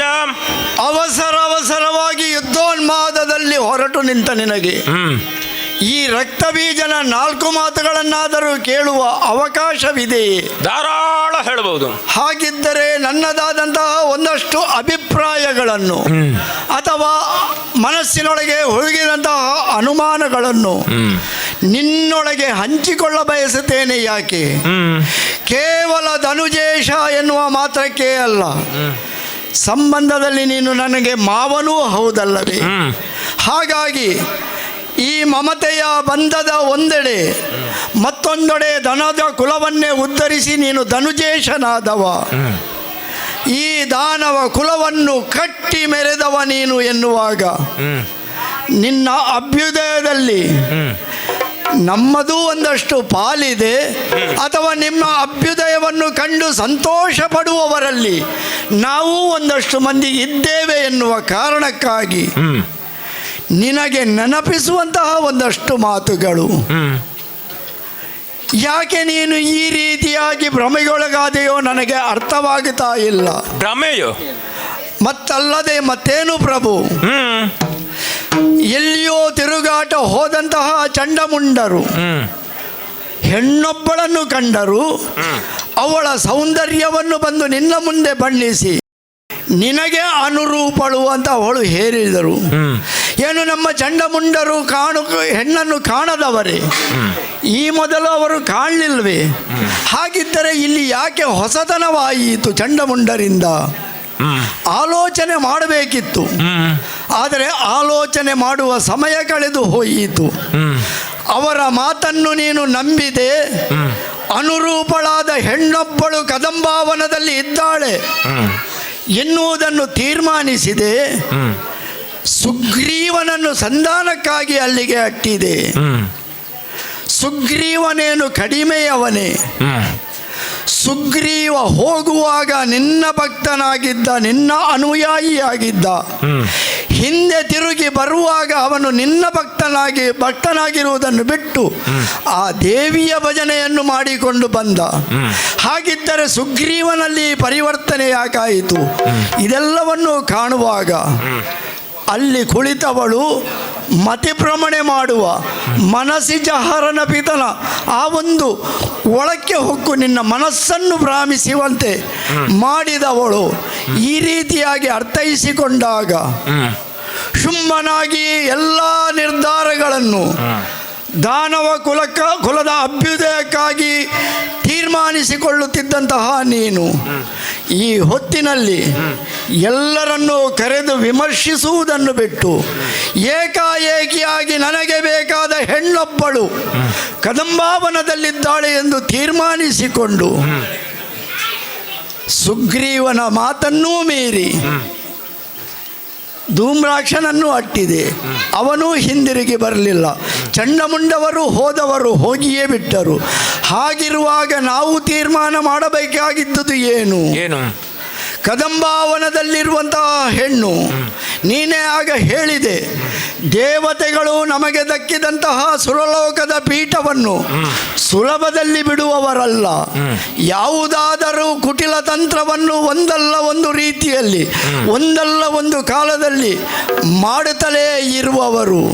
ಹಾಗಿದ್ದರೆ ದೇವತೆಗಳ ಕುಟಿಲತನ ಒಂದು ಇದೆ ಎಂದಾದರೆ ಇದನ್ನು ನಾವು ಅದಕ್ಕೆ ವ್ಯಾಖ್ಯಾನಿಸಿಕೊಂಡು ಯಾವುದನ್ನು ಮತ್ತೊಮ್ಮೆ ತೀರ್ಮಾನಿಸಬೇಕಾದಂತಹ ನೀನು ಅಂತ ನಾನು ಯಾಕೆ ಒತ್ತಿ ಹೇಳುತ್ತಾ ಇದ್ದೇನೆ? ದಾನವ ಕುಲದ ಪ್ರಭುವಾಗಿ ಮೆರೆದಾಗ ಶುಂಭಾಖ್ಯನಾಗಿ ನೀನು 14 ಲೋಕಗಳನ್ನು ಗೆದ್ದವ. ಅಂತಹ ಸಮರ್ಥವಾದಂತಹ ಒಂದು ನಾಯಕ ನೀನು. ನಾಯಕತ್ವವನ್ನು ನಮ್ಮವರೆಲ್ಲರಿಗೂ ಕೊಡುವಂತಹ ಸಂದರ್ಭದಲ್ಲಿ ನಿನ್ನ ನಾಯಕತ್ವವನ್ನು ಒಪ್ಪಿದವರು ನಾವೆಲ್ಲರೂ ಏನು ಕಡಿಮೆ ಶಕ್ತಿಗಳೇ? ಹಾಗಿದ್ದರೆ ಅಂತಹ ಘಟಾನುಘಟಿಗಳೇ ನಿನ್ನ ನಾಯಕತ್ವವನ್ನು ಒಪ್ಪಿಕೊಂಡವರಿದ್ದಾರೆ ಎನ್ನುವಾಗ ಯಾಕೆ ಹೀಗೆ ನೀನು ಮಾಡಿದೆ ಎನ್ನುವುದು ಅರ್ಥ ಆಗುವುದಿಲ್ಲ. ಪುರದ ಹೊರಗೆ ಒಂದು ಹೆಣ್ಣೊಬ್ಬಳು ಇದ್ದಾಳೆ ಎನ್ನುವ ಒಂದೇ ಒಂದು ಕಾರಣವನ್ನಿಟ್ಟುಕೊಂಡು ನೀನು ಅಲ್ಲಿಗೆ ಹೊರಟದ್ದೇ ಪ್ರಭು. ರಕ್ತಬೀಜ ಪ್ರಭು, ಧನುಜ ಸೇನೆಯನ್ನು ಕೂಡಿಕೊಂಡು ಹೊರಟ ಸಂದರ್ಭದಲ್ಲಿ ದಾರಿಗೆ ಅಡ್ಡವಾಗಿ ನಿಂತೆ. ನನ್ನ 4 ಮಾತುಗಳನ್ನು ಹೇಳಬೇಕು ಕೇಳಬೇಕು ಅಂತ ಹೇಳ್ತಾ ಇದ್ದಿ. ಯಾವುದನ್ನೋ ನೀನು ಸಂಗ್ರಹಿಸಿಕೊಂಡು ಬಹುಶಃ ಕದಂಬ ಕಾಂತಾರದಲ್ಲಿದ್ದಂತಹ ಕನ್ಯೆಯೊಬ್ಬಳ ಕುರಿತಾದಂತಹ ವಿಚಾರವನ್ನು ಸಂಗ್ರಹಿಸಿಕೊಂಡು ಅದನ್ನು ನನಗೆ ವಿಸ್ತರಿಸುವುದಕ್ಕೆ ಬೇಕಾಗಿ ವಿಶದೀಕರಿಸುವುದಕ್ಕೆ ಬೇಕಾಗಿ ನನ್ನ ಮುಂದೆ ನಿಂತಿದ್ದಿ ಎನ್ನುವುದರಲ್ಲಿ ಅನುಮಾನವೇ ಇಲ್ಲ. ನಿನ್ನ ಮಾತಿನಿಂದ ನನಗದು ಸ್ಪಷ್ಟ ಆಗುತ್ತದೆ. ಅಷ್ಟಾದರೂ ಅರ್ಥ ಆಯಿತಲ್ಲವೇ? ನೀವು ಹುಟ್ಟುವುದಕ್ಕಿಂತ ಪೂರ್ವದಲ್ಲಿ ನೀನೇ ಹೇಳಿದ ಹಾಗೆ ಧನುಜ ಸೇನೆಯನ್ನು ಧನುಜ ಪರಿವಾರವನ್ನು ಕಟ್ಟಿ ಬೆಳೆಸಿದವನು ನಾನು. ನೀವೆಲ್ಲ ಬಂಗಾರದ ಸೌಟು ಬಾಯಿಯಲ್ಲಿ ಹಾಕಿಕೊಂಡು ಹುಟ್ಟಿದವರು. ಅದೊಂದು ಸೌಭಾಗ್ಯ ನಮ್ಮದು. ನಿಮ್ಮ ಕಾಲಕ್ಕೆ ಇಂಥದ್ದೆಲ್ಲ ಇರಲಿಲ್ಲ, ನಮ್ಮ ಕಾಲಕ್ಕೆ ಇಂಥದ್ದು ಇರಲಿಲ್ಲ. ನಾವೆಲ್ಲ ಬಹಳ ಕಷ್ಟಪಟ್ಟು ಕಲ್ಲು ಹೊತ್ತು ಮಣ್ಣು ಹೊತ್ತು ಈ ಪುರವನ್ನು ಕಟ್ಟಿದವರು. ಇಂಥ ಸಂಕಷ್ಟಗಳ ಯಾವ ಸರಮಾಳೆಯೂ ನೀವು ಎದುರಿಸಿದವರಲ್ಲ. ಹಾಗಾಗಿ ಇಂದು ಸುಖದ ಸುಪ್ಪತ್ತಿಗೆಯಲ್ಲಿ ಪವಡಿಸುವಂತಹ ನಿಮಗೆ ಒಂದು ಸುದೀರ್ಘವಾದಂತಹ ಬದುಕನ್ನು ಕಲ್ಪಿಸಿಕೊಟ್ಟವನು ನಾನು. ಈಗ ಅವಳ ಕುರಿತಾಗಿ ಏನನ್ನು ಸಂಗ್ರಹಿಸಿ ಬಂದು ನನ್ನ ಮುಂದೆ ಹೇಳುವುದಕ್ಕೆ ಹೊರಟಾಗುಂಟು. ಕದಂಬ ಕಾಂತಾರದಲ್ಲಿದ್ದವಳು ಸಾಮಾನ್ಯದವಳಲ್ಲ ಎನ್ನುವಂಥದ್ದು ನಿನ್ನ ಮಾತಿನಿಂದ ನನಗೆ ಸ್ಪಷ್ಟ ಆಯಿತು. ಏನು ವಿಶಿಷ್ಟವನ್ನು ಕಂಡೆವಳಲ್ಲಿ? ಅವಳು ಬರಿದೆ ಹೆಣ್ಣೆ. ಏನು ಕಂಡೆ? ತರುಣಿ ಎಲ್ಲವಳಾದಿ ಮಾಯೆ ಆದಿ ಮಾಯೆ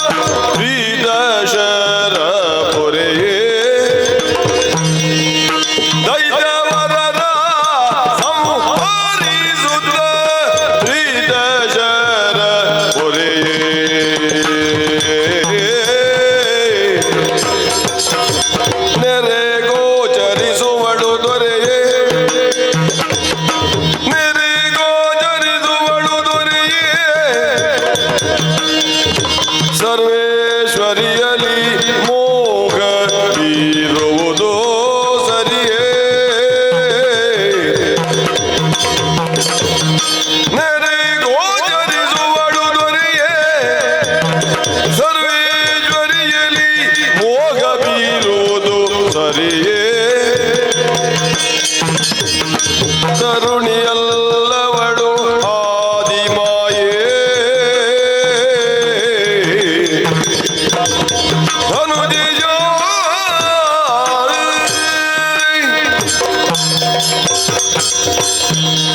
ಪ್ರಭು, ರಕ್ತಬೀಜ ಕದಂಬ ಕಾಂತಾರದಲ್ಲೊಬ್ಬಳು ಬಂದು ಕುಳಿತಿದ್ದಾಳೆ ಎಂದ ಮಾತ್ರಕ್ಕೆ ನಾನಲ್ಲ ನೀನೇ ಆಲೋಚನೆ ಮಾಡಬೇಕಿತ್ತು. ಏನನ್ನು? ಆ ಕದಂಬ ಕಾಂತಾರವೆನ್ನುವುದು ಸಾಮಾನ್ಯವಾದ ಕಾಡೆ. ಸೂರ್ಯ ರಶ್ಮಿಯು ಒಂದಿನಿತು ಬೀರದ ಹಗಲು ಹೊತ್ತಿನಲ್ಲಿಯೂ ರಾತ್ರಿಯ ಹಾಗೆ ಗಾಢ ಅಂಧಕಾರ ಕವಿದಿರುವಂತಹ ಕಾಡಿನ ಮಧ್ಯದಲ್ಲಿ ರಾತ್ರಿ ಬಿಡು ಹಗಲು ಕೂಡ ನಮ್ಮವರು ಹೋಗಲು ಹೆದರಿಕೆ ಹುಟ್ಟಿಸುವಂತಹ ಭಯ ಹುಟ್ಟಿಸುವಂತಹ ಪ್ರದೇಶವದು. ಅಂತಹ ಪ್ರದೇಶದಲ್ಲಿ ಏಕಾಏಕಿ ಹೆಣ್ಣೊಬ್ಬಳು ಬಂದು ಕುಳಿತಿದ್ದಾಳೆ. ಬಹಳ ಕಾಡು ಪ್ರಾಣಿಗಳು, ಭಯಂಕರವಾದಂತಹ ಕಾಡು ಪ್ರಾಣಿಗಳ ಮಧ್ಯೆ ಆ ವಾತಾವರಣವನ್ನೇ ಬದಲಿಸಿ ಪರಸ್ಪರ ವೈರುಧ್ಯವಿರುವಂತಹ ಪ್ರಾಣಿಗಳು ಪರಸ್ಪರ ಪ್ರೀತಿ ಸ್ನೇಹದಿಂದ ಇರುವಂತೆ ಮಾಡುವ ವಾತಾವರಣವನ್ನು ಸೃಷ್ಟಿಸಿ ಸೂರ್ಯರಶ್ಮಿಯು ಸೋಂಕದ ಕಾಡಿನ ಮಧ್ಯದಲ್ಲಿ ತನ್ನ ಪ್ರಭಾವಲಯವನ್ನೇ ಚಿಪ್ಪಿಸಿ ಅದನ್ನೇ ಬೆಳಕಾಗಿಸಿ ಅಪೂರ್ವ ಪ್ರಭೆಯಿಂದ ಆ ಹೆಣ್ಣು ಕಂಗೊಳಿಸುತ್ತಾ ಇದ್ದಾಳೆ ಎನ್ನುವುದು ಸುಗ್ರೀವಾದಿ ಹೇಳಿದ ಮಾತು. ಅಂತಹ ಸುಗ್ರೀವ ಕಂಡು ಹೇಳಿದ ಮಾತುಗಳನ್ನು ಸರಿಯಾಗಿ ನಾವು ವಿಮರ್ಶಿಸಿದರೆ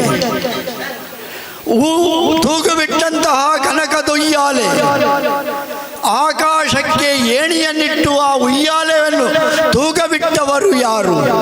ನಮ್ಮ ಕಲ್ಪನೆಗೂ ಮೀರದ ವಿಷಯ ಅದು. ಆದಿರಹಿತ ಅನಂತವಾದಂತಹ ಆಕಾಶದಿಂದಲೇ ಉಯ್ಯಾಲೆಯನ್ನು ತೂಗುಬಿಟ್ಟು ಆ ಉಯ್ಯಾಲೆಯಲ್ಲಿ ತೂಗುತ್ತಾ ಇದ್ದಾಳೆ, ಸ್ವಚ್ಛಂದವಾಗಿ ಹಾಡುತ್ತಾ ಇದ್ದಾಳೆ, ತನ್ನ ತನುಗಂಧವನ್ನೆಲ್ಲ ಪಸರಿಸಿ ಆ ಮೂಲಕ ಎಲ್ಲರನ್ನೂ ತನ್ನೆಡೆಗೆ ಸೆಳೆಯುತ್ತಾ ಇದ್ದಾಳೆ ಎನ್ನುವಾಗ ಅವಳು ಬೀರಿದ ತನುಗಂಧ, ಅವಳು ಬಿಟ್ಟಂತಹ ಪ್ರಭಾವಲಯ ಎಲ್ಲರನ್ನೂ ಸೆಳೆಯುತ್ತಾ ಇದೆ ಎಂದಾದರೆ ಬೆಂಕಿಯ ಆಕರ್ಷಣೆಗೆ ಒಳಪಟ್ಟಂತಹ ಪತಂಗಗಳು ಆ ಬೆಂಕಿಯ ಮೇಲರಗಿ ತಾವೇ ಸುಟ್ಟು ಹೋಗುವ ತೆರದಿ ನಮ್ಮೆಲ್ಲರನ್ನೂ ಸುಟ್ಟು ಬೂದಿ ಮಾಡುಗಲೋಸುಗವೇ ಆ ಹೆಣ್ಣು ಅಲ್ಲಿ ಬಂದು ಯಾಕೆ ಕುಳಿತಿರಬಾರದು ಎನ್ನುವ ಆಲೋಚನೆ ಯಾಕೆ ಹೊಳೆಯಲಿಲ್ಲ ನಮಗೆ? ಆಗಲೇ ಹೇಳಿದೆ, ತ್ರಿದಶರನ್ನು ಪೊರೆಯಲೋಸುಗ ತ್ರಿಮೂರ್ತಿಗಳು ಇದ್ದಾರೆ. ತ್ರಿಮೂರ್ತಿಗಳಿಗೂ ಆಗದಂತಹ ಶಕ್ತಿಯಾಗಿ ಆದಿಮಾಯಿಯೊಬ್ಬಳಿದ್ದಾಳೆ. ಮಹಿಷನ ಆ ಒಂದು ಪ್ರಕರಣದಲ್ಲಿ ಇದನ್ನು ನಾವು ಕೇಳಿದವರು, ಕಂಡವರಲ್ಲದಿದ್ದರೂ ಕೇಳಿದಂತಹ ಕತೆ. ನೀನೇ ಹೇಳಿದೆ, ನಾವು ಹುಟ್ಟುವ ಮೊದಲೇ ಕಷ್ಟಪಟ್ಟು ಆ ಕಷ್ಟವೆಷ್ಟು ಎನ್ನುವುದನ್ನು ನಿನ್ನ ಬಾಯಿಯಿಂದ ಅದೆಷ್ಟೋ ಬಾರಿ ನಾವು ಕೇಳಿದವರು. ಅಂತಹ ಕಷ್ಟವನ್ನೆಲ್ಲವನ್ನು ಸಹಿಸಿ ಶ್ರಮದಿಂದ ಪರಿಶ್ರಮದಿಂದ ಅದೆಷ್ಟೋ ಸಹಸ್ರ ವರ್ಷಗಳ ಕಾಲ ತಪಸ್ಸನ್ನಾಚರಿಸಿ ಆ ಒಂದು ವರಬಲವನ್ನು ಪಡೆದು ಈ ರೀತಿಯ ನಾಯಕತ್ವವನ್ನು ಸೃಷ್ಟಿಸಿದ ನಿನಗೆ ತ್ರಿದಶರೇ ಮಾಯಾ ಭ್ರಮೆಯನ್ನು ಪೊರೆಯಲು ಸುಗ ಈ ರೀತಿಯಾಗಿ ಆ ಹೆಣ್ಣನ್ನು ಸೃಷ್ಟಿಸಿ ಕಳುಹಿಸಿದ್ದಾರೆ ಎಂದು ನಾವು ಭಾವಿಸಿದರೆ ನಮ್ಮ ಅವನತಿಯನ್ನು ನಾವೇ ಆಹ್ವಾನಿಸಿಕೊಂಡ ಹಾಗಲ್ಲವೇ? ಹಾಗಿದ್ದರೆ ನಮ್ಮ ಅವನತಿ ಅಲ್ಲಿದ್ದ ಕೈ ಬೀಸಿ ಕರೆಯುತ್ತದೆ ಎನ್ನುವುದಿದ್ದರೆ ಅದನ್ನು ವಿಮರ್ಶೆ ಮಾಡದೆ, ಅದನ್ನು ಯಾವುದನ್ನು ಗಣನೆಗೆ ತೆಗೆದುಕೊಳ್ಳದೆ ಹೊರಟು ನಿಂತೆಯಲ್ಲ ಪ್ರಭು. ನಮ್ಮವರಿದ್ದವರೇನು ಸಾಮಾನ್ಯರೇ ರಕ್ತ ಬೀಜ ಪ್ರಭು. ಈಗ ಹೇಳುತ್ತಾ ಇದ್ದೀನಿ, ನೀನು ತರುಣಿ ಅಲ್ಲವಳು ಆದಿಮಾಯೆ. ಅದೆಂಥದ್ದು ಮಾಯೆ ಅಂದ್ರೆ? ಈ ಮಾಯೆ ಅಂದ್ರೆ ಎಂಥದ್ದು ನಿನಗೆ ಅರಿಯದೆ ಪ್ರಭು. ಅಲ್ಲ, ಅದು ಹೆಣ್ಣೋ ಗಂಡು? ಈ ಮಾಯೆ ಅಂದ್ರೆ ಹೆಣ್ಣೋ ಗಂಡು? ಅದನ್ನು ಯಾವ ರೂಪದಲ್ಲಿ ಕಾಣುವುದಕ್ಕಾಗುತ್ತದೆ ನಮಗೆ? ಈಗ ಅವ್ಯಕ್ತವಾದಂತಹ ಒಂದು ಸ್ವರೂಪಕ್ಕೆ ನಾವು ಮಾಯೆ ಅಂತ ಕರೆಯುವುದು. ಅದು ವ್ಯಕ್ತವಾಗುವುದಿಲ್ಲ, ಅವ್ಯಕ್ತವಾದದ್ದಕ್ಕೆ ನಾವು ಮಾಯೆ ಅಂತ ಕರೆಯುವುದು. ಈ ಮಾಯೆ ಎನ್ನುವಂಥದ್ದು ಅದು ವ್ಯಕ್ತವಾಗಿ ಈಗ ನೀನು ಹೇಳುತ್ತಾ ಇದ್ದೆ ಅವಳು ಆದಿಮಾಯೆ ಅಂತ. ಆಗ ಅದನ್ನು ನಾವು ಯಾವ ರೂಪದಿಂದ ಕಾಣಬೇಕೆನ್ನುವಂಥದ್ದೇ ಅಲ್ವಾ ಈಗ ನನಗೆ ಪ್ರಶ್ನೆ ಆಗುತ್ತಾ ಇರು. ಆದುದರಿಂದ ಹಾಗಾದ್ರೆ ಹೆಣ್ಣು ಅಲ್ಲದೆ ಇದ್ದಂತಹ ಗಂಡು ಅಲ್ಲದೆ ಇದ್ದಂತಹ ಒಂದು ಸ್ಥಿತಿಯಲ್ಲಿ ಮಾಯೆಯನ್ನು ನಾವು ಕಾಣುತ್ತೇವೆ. ಈಗ ನಮಗೆ ಗುರುಪದೇಶ ಆದದ್ದು ಹಾಗೆ. ಮಾಯೆಯನ್ನು ಭೇದಿಸದೇ ಇದ್ರೆ ನಮಗೆ ಆತ್ಮ ಸಾಕ್ಷಾತ್ಕಾರ ಆಗುವುದಿಲ್ಲ ಎನ್ನುವಂಥದ್ದು ನನಗೆ ಗುರುಪದೇಶ ಉಂಟು. ಆದುದರಿಂದ ಅದನ್ನು ಭೇದಿಸುವುದಕ್ಕೆ ಹೊರಟದ್ದು ನಾನು. ಹೆಣ್ಣು ಅಲ್ಲ ಗಂಡು ಅಲ್ಲದೆ ಇದ್ದಂಥದ್ದು, ಹಾಗಾದ್ರೆ ಅದನ್ನು ಅದು ಅಂತಲೇ ಕರೆಯಬೇಕು. ಈ ಅದು ಅಂದ್ರೆ ಎಂಥದ್ದು? ಹಾಗಾಗಿ ನಾನು ಅದನ್ನು ನನ್ನ ಪರಾಕ್ರಮದ ಮೂಲಕವಾಗಿ ಸಾಧಿಸುವುದಕ್ಕೆ ಬೇಕಾಗಿ ಹೊರಟವನು. ಆ ವಿಕ್ರಮವನ್ನೇ ಪಣವಾಗಿ ಅವಳು ಇರಿಸುವುದಕ್ಕೆ ಹೌದು ಅಂತ ಆದ್ರೆ ಮೂರು ಲೋಕವನ್ನು ಗೆದ್ದಂತ ನನ್ನ ತೋಳ ತೆಕ್ಕೆಯಲ್ಲಿ ನಿಕ್ಷೇಪಿಸಲ್ಪಟ್ಟಂತಹ ಬಲ ಏನು ಅದನ್ನು ತೋರಿಸಬೇಕು ಎನ್ನುವಾಗ, ಅವಳ ಮುಂದೆ ತೋರಿಸಬೇಕು ಎನ್ನುವಾಗ ಹೊರಟವನಿದ್ದೇನೆ. ಅದಕ್ಕಿಂತ ಪೂರ್ವದಲ್ಲಿ ಕಳುಹಿಸಿಕೊಟ್ಟವನು ಇದ್ದೇನೆ. ಏನು ಆ ವಿಕ್ರಮ ಸಾಕಾಗ್ಲಿಕ್ಕಿಲ್ವ? ಹಾಗಾದರೆ ಪೂರ್ವದಲ್ಲಿ ಕಳುಹಿಸಿಕೊಟ್ಟಂತಹ ಧೂಮ್ರಾಕ್ಷನೇ ಇನ್ನಿತರರೇ ಏನಾದರೂ ಪ್ರಭು? ಏನಾಯ್ತು? ಈಗ ಧೂಮ್ರಾಕ್ಷನೇ ನೀನು ಕಳುಹಿಸಿಕೊಟ್ಟೆ. ಧೂಮ್ರಾಕ್ಷ ಹೆಸರೇ ಸೂಚಿಸುತ್ತದೆ. ಕೇವಲ ಕಣ್ಣ ನೋಟದಿಂದಲೇ ಇದಿರಾಳಿಗಳನ್ನು ಭೂತವಾಗಿ ಮಾಡಬಲ್ಲಂತಹ ಶಕ್ತಿ ಸಾಮರ್ಥ್ಯವನ್ನು ಪಡೆದವನು. ಅದಕ್ಕಾಗಿ ಅವನು ಧೂಮ್ರ ಲೋಚನ, ಧೂಮ್ರ ಅಕ್ಷ. ಅಂತಹ ಧೂಮ್ರಾಕ್ಷನೇ ಆ ತರುಣಿಯ ಮುಂದೆ ಹೋಗಿ ನಿಂತಾಗ ಅವನ ಶಕ್ತಿಯನ್ನು ಪ್ರಯೋಗಿಸುವುದು ಬಿಡು, ಕೇವಲ ಅವಳ ಕಣ್ಣೋಟದಿಂದಲೇ ಸ್ವತಃ ಧೂಮ್ರಾಕ್ಷನೇ ಭಸ್ಮೀಭೂತವಾದ ಎನ್ನುವಾಗ ಅವಳು ಧೂಮಾವತಿಯಾದಳು. ಅವಳು ಆದಿಮಾಯೆ ಹೇಗೆ ಎನ್ನುವುದು ನಿನ್ನ ತರ್ಕ. ಆದಿಮಾಯೆ ಹೇಗೆ ಎನ್ನುವುದನ್ನು ನಾವು ಹಿಂದೆ ಕೇಳಿದಂತಹ ಕಥೆಗಳ ಪ್ರಕಾರ ನೋಡುವುದಿದ್ದರೆ, ಮಹಿಷಾಖ್ಯನ ವಧೆಗಾಗಿ ತ್ರಿಮೂರ್ತಿಗಳು ದೇವಾದಿ ದೇವತೆಗಳು ತಮ್ಮೊಳಗೆ ಅಡಗಿದ್ದಂತಹ ಚೈತನ್ಯವನ್ನು ಹೊರಗೆಡಹಿ ಅದಕ್ಕೊಂದು ಸ್ವರೂಪವನ್ನು ಕೊಟ್ಟು ಅವಳನ್ನು ದೇವಿ ಎಂದು ಕರೆದು ಆದಿಮಾಯೆ ಎಂದು ಕರೆದು ಯುದ್ಧಕ್ಕಾಗಿ ಕಳುಹಿಸಿಕೊಟ್ಟವರು. ಆ ಯುದ್ಧದ ಪರಿಣಾಮಗಳನ್ನು ಕೇಳಿಯೂ ನೋಡಿಯೂ ತಿಳಿದು ಈ ರೀತಿಯಾಗಿ ನಾವು ಪ್ರವರ್ತಿಸುತ್ತೇವೆ ಎಂದಾದರೆ ಆದಿಮಾಯೆಯ ಸ್ವರೂಪವೊಂದು ನಮ್ಮ ಕದಂಬ ಕಾಂತಾರದಲ್ಲಿಯೂ ಪ್ರಕಟವಾಗಿದೆ. ಹೋದಂತಹ ಧೂಮ್ರಲೋಚನ ಭಸ್ಮೀಭೂತನಾದ. ಹೋಗಲಿ ಬಿಡಿ, ಚಂಡಮುಂಡರೇನು ಸಾಮಾನ್ಯರೇ? ಸ್ವತಃ ಪರಾಕ್ರಮಶಾಲಿಯಾದಂತಹ ನಿನ್ನೊಡನೆ ಅದೆಷ್ಟೋ ಸಹಸ್ರ ಕಾಲ ಭುಜಕ್ಕೆ ಭುಜ ಕೊಟ್ಟು ಆಯುಧಕ್ಕೆ ಆಯುಧ ಹಿಡಿದು ಹೋರಾಟ ಮಾಡಿದರೂ ನಿನಗೂ ಸಂಯನಿಸಿಕೊಳ್ಳಲಾಗಲಿಲ್ಲ. ಒಂದು ಸಂದರ್ಭದಲ್ಲಿ ಅವರ ಕೈಯೇ ಮಿಗಿಲಾಗುತ್ತದೆ ಎನ್ನುವಾಗ ನಾರದರು ಬಂದು ಮಧ್ಯವರ್ತಿಕೆ ಮಾಡಿ ನಿಮ್ಮ ಯುದ್ಧವನ್ನು ನಿಲ್ಲಿಸಿದವರು. ಅಂತಹ ಚಂಡಮುಂಡರು ನಿನಗೇ ಕೈ ಸಾಗದವರು. ಒಂದೇ ರಥದಲ್ಲಿ ನಿಂತು ಏಕಕಾಲದಲ್ಲಿ ಯುದ್ಧ ಮಾಡಿದರೆಂದಾದರೆ ಅವರ ಅಖಂಡ ಬ್ರಹ್ಮಚರ್ಯದ ಶಕ್ತಿಯ ಮೂಲಕವಾಗಿ ಅವರನ್ನು ಎದುರಿಸಲು ಯಾರಿಂದಲೂ ಸಾಧ್ಯವಿಲ್ಲ ಎನ್ನುವ ವರಬಲವನ್ನು ಪಡೆದವರು. ಅಂತಹ ವರಬಲ ಪಡೆದ ಚಂಡಮುಂಡರ ಚಂಡನ್ನೇ ಚೆಂಡಾಡಿದಳಂತೆ, ಚಂಡಿಕೆಯಾದಳಂತೆ, ಮಹಾಚಂಡಿಯಾದಳಂತೆ. ಹಾಗಿದ್ದರೆ ಚಂಡಮುಂಡರ ಆ ಒಂದು ಶಿರ ಚೆಂಡಾಡಲ್ಪಡುತ್ತದೆ ಎನ್ನುವುದನ್ನು ನಾವು ಕಲ್ಪಿಸಿಕೊಳ್ಳಲಿಕ್ಕೂ ಸಾಧ್ಯವಿಲ್ಲ ಪ್ರಭು. ಆ ಶೂರ ವೀರರಾದಂತಹ ಚಂಡಮುಂಡರ ಶಿರವನ್ನೊಬ್ಬಳು ಹೆಣ್ಣು ತನ್ನ ಕಾಲಿನಿಂದ ಚೆಂಡಾಡುವಂತಹ ಭೀಕರ ದೃಶ್ಯ ನಾವು ಕುಳಿತುಕೊಂಡು ಆಲೋಚಿಸುವುದಾದರೂ ಹೇಗೆ? ಅವರು ನಮ್ಮವರು, ನಮ್ಮ ಪರಾಕ್ರಮಿಗಳು, ನಮ್ಮ ವೀರರು ಎನ್ನುವುದನ್ನು ಆಲೋಚಿಸಿದಾಗ ನಾವು ಕಳೆದುಕೊಂಡದ್ದು ಎಂತಹವರನ್ನು ಎಂದು ಆಲೋಚಿಸಿದ್ದಾಗ ಅಂತಹವಳು ತರುಣಿಯೇ, ಆದಿಮಾಯೆ ಎಂದು ನಾನು ಉಪಮೆ ಕೊಟ್ಟರೆ ಅದನ್ನೂ ನೀನು ಒಪ್ಪುವುದಿಲ್ಲ. ಆದಿಮಾಯೆಯ ಅನಂತ ಶಕ್ತಿಯೊಂದು ಅಲ್ಲಿ ಬಂದು ಕುಳಿತಿದೆ ಎನ್ನುವುದು ಸತ್ಯವಾದರೆ ಅದನ್ನು ವರಿಸುವ ಇಚ್ಛೆಯನ್ನು ನೀನು ಪ್ರಕಟಪಡಿಸಿದ್ದೀಯೇ ಹೌದಾದರೆ ಪಂಥಾಹ್ವಾನ ಪೌರುಷವನ್ನೇ ಇಟ್ಟಿದ್ದಾಳೆ. ಆ ಪೌರುಷವನ್ನು ನಾವು ಈಗಾಗಲೇ ಒಂದಷ್ಟು ಕಳೆದುಕೊಂಡಾಗಿ ಇದೆ, ಇನ್ನೂ ಕಳೆದುಕೊಳ್ಳಬೇಕೆನ್ನುವಂತಹ ಆಸೆಯೇ ಪ್ರಭು ನಿನಗೆ.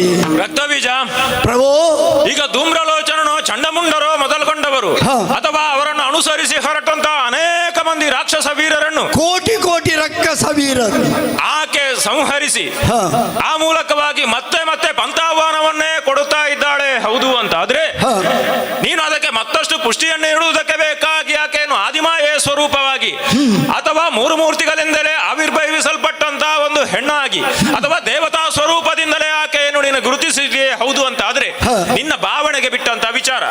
ನಾನು ಆ ಕುರಿತಾಗಿ ನಿನ್ನ ಭಾವನೆಯ ಮೇಲೆ ಸವಾರಿ ಮಾಡುವುದಕ್ಕೆ ನಾನು ಬರುವುದಿಲ್ಲ. ಈಗ ಇಷ್ಟು ಬಂದು ನನ್ನ ಮುಂದೆ ನಿಂತು ಮಾತಾಡುವುದಕ್ಕೆ ಹೊರಟೆ ಅಲ್ಲ, ಏನು ನಿನ್ನ ತೀರ್ಮಾನ ಏನು ಅಂತ ಅದನ್ನು ಕೇಳಬೇಕು. ಬಿಡು ಮನದ ಮೂರ್ಖತೆಯ, ಏನು ಬಿಡು ಮನದ ಮೂರ್ಖತೆಯ, ತ್ರೈಜಗದೊಡದಿ ಜನನಗೆ ಭಕ್ತಿಯಿಂದಲಿ ಪೊಡಮಡುತ್ತ, ತ್ರೈಜಗದೊಡದಿ ಚರಣಗೆ ಭಕ್ತಿಯಿಂದಲಿ ಪೊಡಮಡುತ್ತ ಪಡೆದವಳ ಕಾರುಣ್ಯದಲ್ಲಿ ಹೇಗೆ ಪೊಡಮಡುತ್ತ ಪಡೆದವಳ ಕಾರುಣ್ಯದಲ್ಲಿ ಧಾತ್ರಿಯಲಿ ಜಡಜ ಪೀಡನ ವರದ ತೆರದಲ್ಲಿ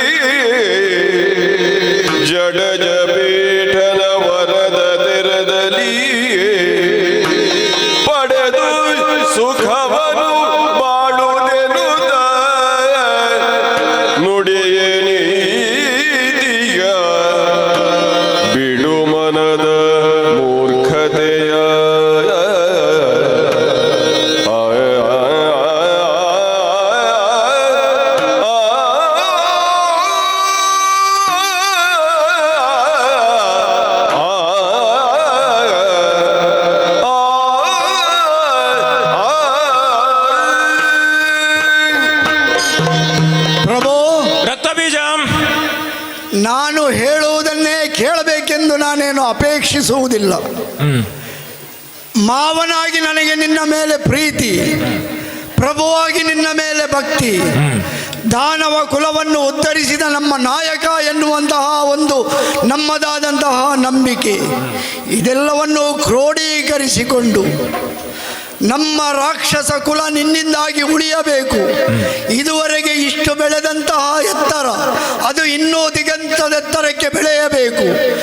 ನಮ್ಮ ಕುಲ ಶಾಶ್ವತವಾಗಿ ಯಾವುದನ್ನು ಈವರೆಗೆ ಗಳಿಸಿಕೊಂಡಿದ್ದೇಯೋ ಅದೆಲ್ಲವನ್ನು ಉಳಿಸಿಕೊಂಡು ನಿನ್ನ ನಾಯಕತ್ವದಲ್ಲಿ ನಾವೆಲ್ಲರೂ ಬೆಳೆಯಬೇಕು ಎನ್ನುವ ಕಾರಣಕ್ಕಾಗಿ ನನ್ನ ಮನದಿಂಗಿತವನ್ನು ತಿಳಿಸಿದೆ.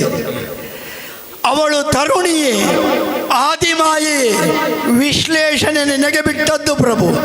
ಆದರೆ ನನ್ನ ಆಲೋಚನೆ ಏನು ಗೊತ್ತೇ, ನಾವು ಕಳುಹಿಸಿದಂತಹ ಈ ಸಂಪತ್ತು ಅಂತ ಹೇಳಿದರೆ ಬಾಹ್ಯ ನಾಟಕ್ಕೆ ತೋರುವ ಸಂಪತ್ತಲ್ಲ. ನಾವು ಏರಿದ ಎತ್ತರ ಇದುವರೆಗೆ ಯಾರೂ ಸಾಧಿಸಲಾಗದಂತಹ, ಇನ್ನು ಮುಂದೆ ಯಾರು ಸಾಧಿಸಲು ಶಕ್ಯರೋ ಅದು ಬೇರೆ ವಿಷಯ. ಆ ಎತ್ತರಕ್ಕೆ ಏರಿದಂತಹ ನನ್ನ ಪ್ರಭುವಾಗಿ ನೀನು, ನಿನ್ನ ಪದತಲದಲ್ಲಿ ನಾವೆಲ್ಲರೂ, ಈ ರಾಕ್ಷಸ ಕುಲವೆಲ್ಲವೂ ಶಾಶ್ವತವಾಗಿ ನೆಮ್ಮದಿಯಾಗಿ ಉಳಿಯಬೇಕು. ಈಗಾಗಲೇ ನಾವು ಸಾಕಷ್ಟು ನಷ್ಟವನ್ನು ಮಾಡಿಕೊಂಡಾಗಿದೆ. ಅದನ್ನು ಇನ್ನೂ ಆಲೋಚಿಸಿ ಪ್ರಯೋಜನವಿಲ್ಲ. ಮಿಂಚಿ ಹೋದ ಕಾರ್ಯಕ್ಕೆ ಚಿಂತಿಸಿ ಫಲವಿಲ್ಲವಂತೆ. ಆದರೆ ಇನ್ನು ಮುಂದೆ ಹೇಗೆ ಎನ್ನುವುದನ್ನು ನಮ್ಮೊಳಗೆ ತರ್ಕಿಸಿಕೊಳ್ಳುವ ವಿಷಯ ಇದು. ನಾನು ನನ್ನೊಳಗೆ ತರ್ಕಿಸಿಕೊಂಡದ್ದು ಹೇಗೆ ಗೊತ್ತೇ ಪ್ರಭು? ಹೇಗೆ? ಬಂದಂತಹ ಅಸಾಮಾನ್ಯಳವಳು. ಯಾಕೆ ಅಸಾಮಾನ್ಯಳು? ನಮ್ಮದಾದಂತಹ ಅಸಾಮಾನ್ಯತನ ಏನಿದೆ, ಅಥವಾ ನಾವು ಗಳಿಸಿಕೊಟ್ಟಂತಹ ವರದ ಅಸಾಮಾನ್ಯತೆ ಏನಿದೆ, ಅದೆಲ್ಲವನ್ನು ನಾವು ಪ್ರದರ್ಶಿಸಿ ಆಯಿತು. ಹಾಗಿದ್ದರೆ ನಮ್ಮ ಅಸಾಮಾನ್ಯತೆ ಅವಳ ಮುಂದೆ ಸಾಗುವುದಿಲ್ಲ ಎನ್ನುವಾಗ, ನಮಗಿಂತಲೂ ಅಸಾಮಾನ್ಯಳು ಅವಳು ಎಂದು ಭಾವಿಸಿದರೆ, ನಮಗಿಂತಲೂ ಎತ್ತರದವಳೊಬ್ಬಳು, ನಮಗಿಂತಲೂ ಚೈತನ್ಯ ಶಕ್ತಿಯುಳ್ಳವಳೊಬ್ಬಳು, ನಮ್ಮನ್ನು ಪೊರೆಯಬಲ್ಲವಳೊಬ್ಬಳು. ಯಾಕೆ ಈ ಪೊರೆಯಬಲ್ಲವಳು ಎನ್ನುವ ಮಾತನ್ನು ಹೇಳಿದೆ? ನಮ್ಮ ಸುಗ್ರೀವನನ್ನು ಕಳುಹಿಸಿದಾಗ ಕೇವಲ ನನ್ನ ನಗು ಮಾತ್ರದಿಂದ ಸುಗ್ರೀವನನ್ನು ಒಂದೊಮ್ಮೆಗೆ ಮೂರ್ಛಿತನನ್ನಾಗಿಸಿಯೋ ಅಲ್ಲ, ಸಾಯುವಂತೆ ಮಾಡಿಯೋ ಮತ್ತೆ ಅವನನ್ನು ಬದುಕಿಸಿದವಳು. ನಾವೆಲ್ಲರೂ ಶಕ್ತಿವಂತರು ಎಂದು ನಾವು ಭಾವಿಸುತ್ತೇವೆ. ಆದರೆ ನಮಗೆ ಶಕ್ತಿ ಎಷ್ಟರ ಮಟ್ಟಿಗೆ? ಇನ್ನೊಬ್ಬರನ್ನು ಕೊಲ್ಲುವಷ್ಟರ ಮಟ್ಟಿಗೆ ಮಾತ್ರ. ಸತ್ತವನನ್ನು ಬದುಕಿಸುವ ಶಕ್ತಿ ನಮಗಿಲ್ಲ.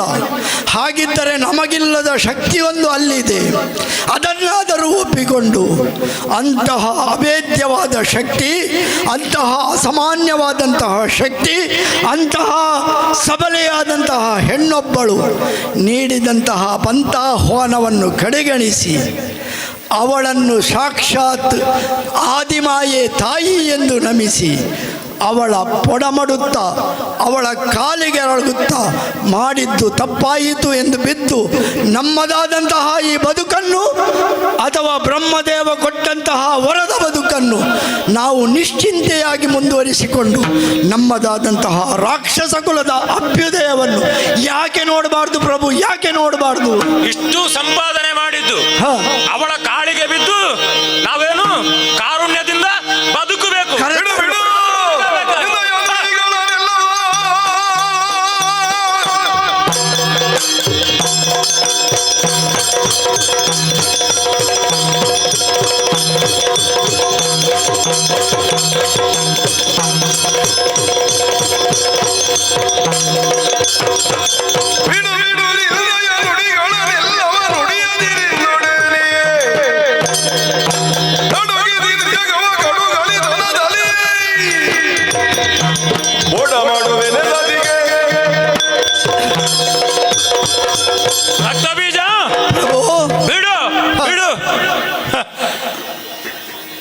ಹೆಣ್ಣೊಬ್ಬಳು ಕದಂಬ ಕಾಂತಾರದಲ್ಲಿದ್ದಾಳೆ ಎನ್ನುವುದನ್ನು ಮನಗಂಡು ಆಕೆ ನೀಡಿದ ಪಂಥಾಹ್ವಾನವನ್ನು ಸ್ವೀಕರಿಸಿ ಕಟ್ಟ ಕಡೆಗೆ ನಮ್ಮವರನ್ನೆಲ್ಲರನ್ನು ಕಳೆದುಕೊಂಡು ಈಗ ಅವಳ ಕಾಳಿಗೆರಗಿ ಬದುಕಬೇಕು.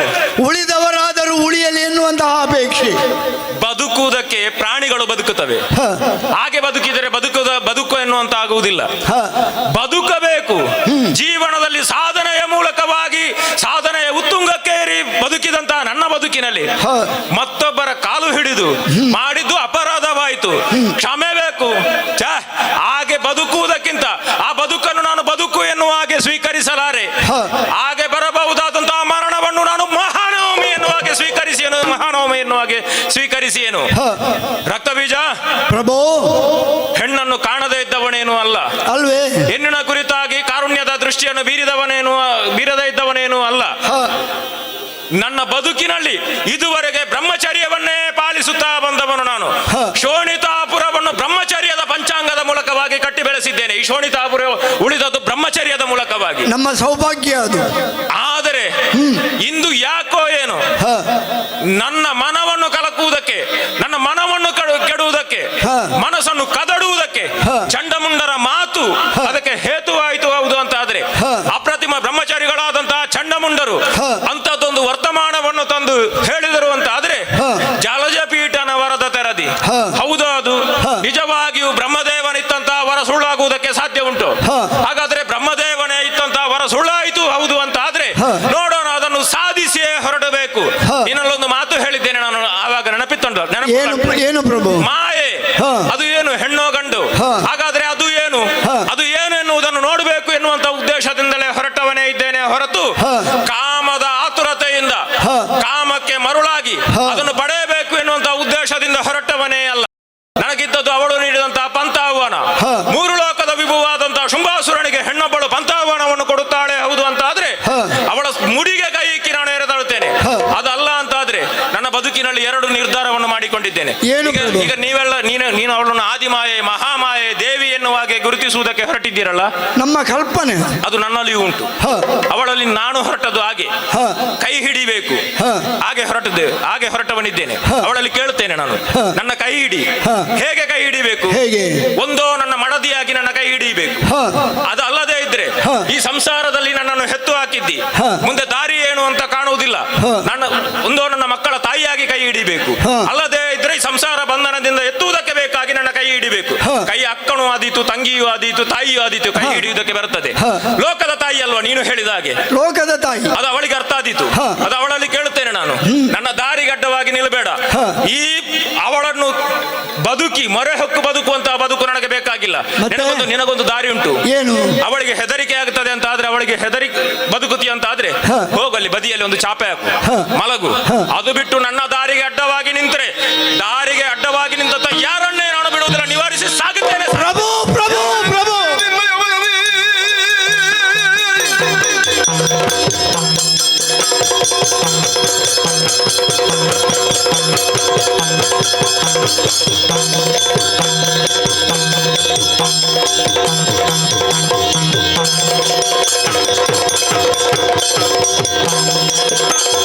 ಇಂದಿನ ನಿತ್ಯ ನಿನ್ನಯ ಮನದಲ್ಲಿ ಅನುಮಾನವಿದೆ ಏಕೆ?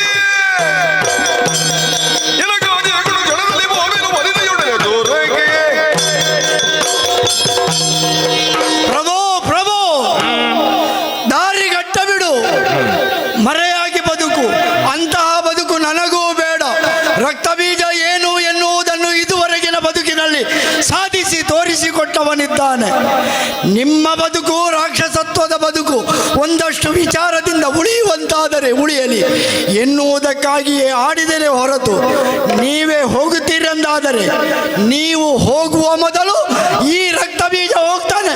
ಕೊಡಿಯಪ್ಪಣೆ. ಅದು ಬೇಕಾದ್ದು, ಹ. ಅದು ಬೇಕಾದ್ದು. ಹ. ಯಾವಾತ ತಾನು ಬದುಕಬೇಕು ಎನ್ನುವಂತ ಉದ್ದೇಶದಿಂದ ಹೊರಡುತ್ತಾನೋ, ಹ. ಯುದ್ಧಕ್ಕಾಗಿ ಹೋಗುತ್ತಾನೋ, ಅಂತವರು ಅನೇಕ ಮಂದಿಗಳು ಹೋಗಿದ್ದಾರೆ, ಹ. ತಿರುಗಿ ಬರಲಿಲ್ಲ. ಹ. ಆದ್ರೆ ತಾನು ಸಾಯುತ್ತೇನೆ ಎನ್ನುವಂತದ್ದು ಗೊತ್ತಿದ್ದು ಒಬ್ಬ ಹೋಗುತ್ತಾನೆ ಹೌದು ಅಂತ ಆದ್ರೆ, ಅದು ನಿಜವಾದಂತಹ ಯೋಧ, ಏನೇ ಆಗಲಿ ನಿಜವಾದಂತಹ ಯೋಧ ಧರ್ಮ. ಹ. ಆ ಧರ್ಮವನ್ನು ಪಾಲಿಸಬೇಕು ಈ ಮಣ್ಣಿನಲ್ಲಿ ಹುಟ್ಟಿದವರು. ಸುಮ್ಮನೆ ಇಲ್ಲದೆ ನಾವು ಮಣ್ಣಿನ ಮಕ್ಕಳು ಅಂತ ಹೇಳಿದರೆ ಆಗುವುದಿಲ್ಲ. ಹ. ಮಣ್ಣಿನಲ್ಲಿ ಹುಟ್ಟಿದವರು ನಾವು ಮಣ್ಣಿನ ಮಕ್ಕಳು ಹೌದು. ನಾವು ಸಾಯುತ್ತೇನೆ ಅಂತ ಗೊತ್ತಿದ್ರು ಹೋಗಬೇಕು ದೇಶ ರಕ್ಷಣೆಗೆ, ರಾಷ್ಟ್ರ ರಕ್ಷಣೆಗೆ. ಅವ ನಿಜವಾದಂತಹ ಯೋಧ. ಅದನ್ನು ಮಾಡು, ಹೋಗು. ನೀನು ಏನನ್ನು ಸಂಕಲ್ಪಿಸಿದ್ಯೋ ಅಥವಾ ಅವಳ ಕುರಿತಾಗಿ ನೀನು ಯಾವ ಇರಾದೆಯನ್ನು ಹೊಂದಿದ್ಯೋ ಅದಷ್ಟನ್ನು ಸಾಧಿಸು. ನನಗೆ ಬೇಕಾದುದನ್ನು ನಾನು ಸಾಧಿಸುತ್ತೇನೆ. ನಿನ್ನ ಬೆನ್ನ ಹಿಂದೆ ನಾನು ಇದ್ದೇನೆ. ಕೊಡಿಯಪ್ಪಣೆ. ನನಗೆ ಸುಂದರಿ ಕೋಟಿ ದೈತ್ಯರಲ್ಲ. ಹರಿದ ಚಂದ್ರಾಸಗಳ ಬಂದವ ಮೆರೆಯುತ್ತಿರುವ ಕದಂಬವನದಲ್ಲಿ ಕಂಡು ದೇವಿಯನು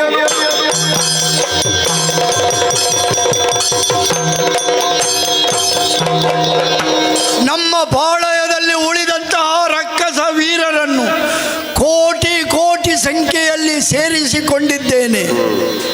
ಪ್ರಭು, ನೀವು ಹೋಗುವ ಮೊದಲು ನಾನು ಹೋಗುತ್ತೇನೆ. ತಾತ್ಪರ್ಯ ಮಾತನಾಡಿದ್ದೇನೆ. ಯಾಕೆ? ನಾನು ಹೋಗುವುದು ಎಲ್ಲಿಗೆ ಎನ್ನುವುದು ನನಗೆ ಸ್ಪಷ್ಟವಾಗಿ ಅರಿವಿದೆ. ನನ್ನ ಬದುಕಿನ ಗುರಿ ಏನು ಎನ್ನುವುದನ್ನು ಕಂಡುಕೊಂಡಾಗಿ ಇದೆ. ನಮ್ಮ ಸುಗ್ರೀವ ಹೇಳಿದ ಹಾಗೆ, ಚಂಡಮುಂಡರು ಕಂಡ ಹಾಗೆ, ಧೂಮ್ರಲೋಚನು ಹೋದ ಹಾದಿಯ ಹಾಗೆ ನನ್ನ ಬದುಕು ಏನು ಎತ್ತಣ ಎನ್ನುವುದನ್ನು ಪ್ರಭುವಿನ ಮುಂದೆ ನಿರ್ಧರಿಸಿದ್ದೇನೆ. ಪ್ರಭುವಿನ ಆ ಪದತಲದಲ್ಲಿ ಅಷ್ಟೊಂದು ಮಾತು ಯಾಕೆ ಆಡಿದೆ? ನಮ್ಮವರಾರೂ ಮಾಡದ ಸಾಧನೆಯನ್ನು ಮಾಡಿದಂತಹ ಪ್ರಭು ನಮಗೊಂದು ಬದುಕನ್ನು ಕೊಟ್ಟವ. ಆ ಬದುಕು ಮತ್ತಷ್ಟು ಉಳಿಯಲಿ ಎನ್ನುವ ಕಾರಣಕ್ಕಾಗಿ ಆ ಮಾತು ಆಗುವುದಿಲ್ಲ ಎನ್ನುವುದಾದರೆ ಎಲ್ಲರನ್ನೂ ಸೇರಿಸಿಕೊಂಡು ಹೊರಟವನಿದ್ದೇನೆ. ಹೊರಟು ಬಂದ ಜಾಗ ಇದು ಕದಂಬ ಕಾಂತಾರವಲ್ಲವೇ? ಏನು ಕಾಣುತ್ತಾ ಇದ್ದೇನೆ ನಾನು? ಏನು ಕಾಣುತ್ತಾ ಇದ್ದೇನೆ? ಕದಂಬ ಕಾಂತಾರವನ್ನು ಪ್ರವೇಶಿಸಿದ್ದೇನೆ. ನೋಡಿದನು ಕಲಿರಕ್ತ ಬೀಜನು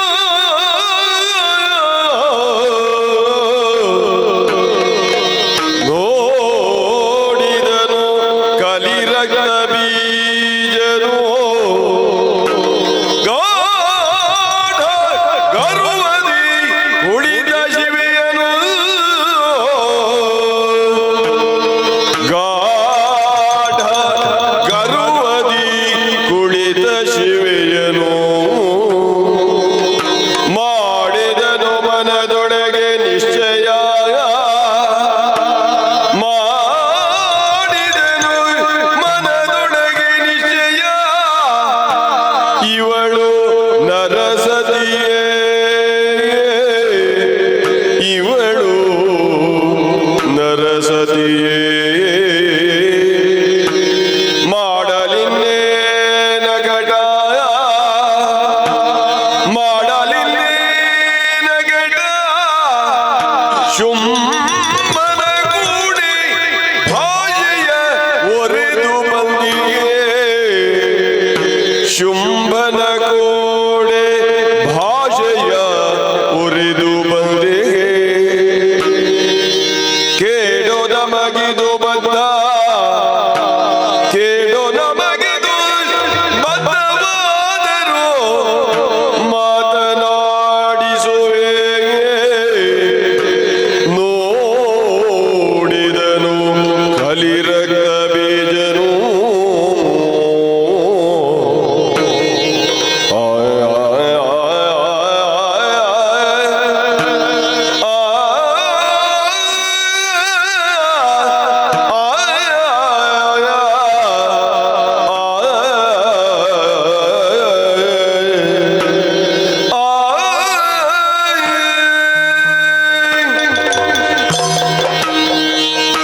ಕದಂಬ ಕಾಂತಾರವನ್ನು ಪ್ರವೇಶಿಸಿದೊಡನೆ, ಕೇವಲ ಹೆಜ್ಜೆಯೂರಿದೊಡನೆ ಅದೇನೋ ಆನಂದದುಂದಿಲವಾದಂತಹ ಅವರ್ಚನೀಯವಾದಂತಹ ಅನುಭವ.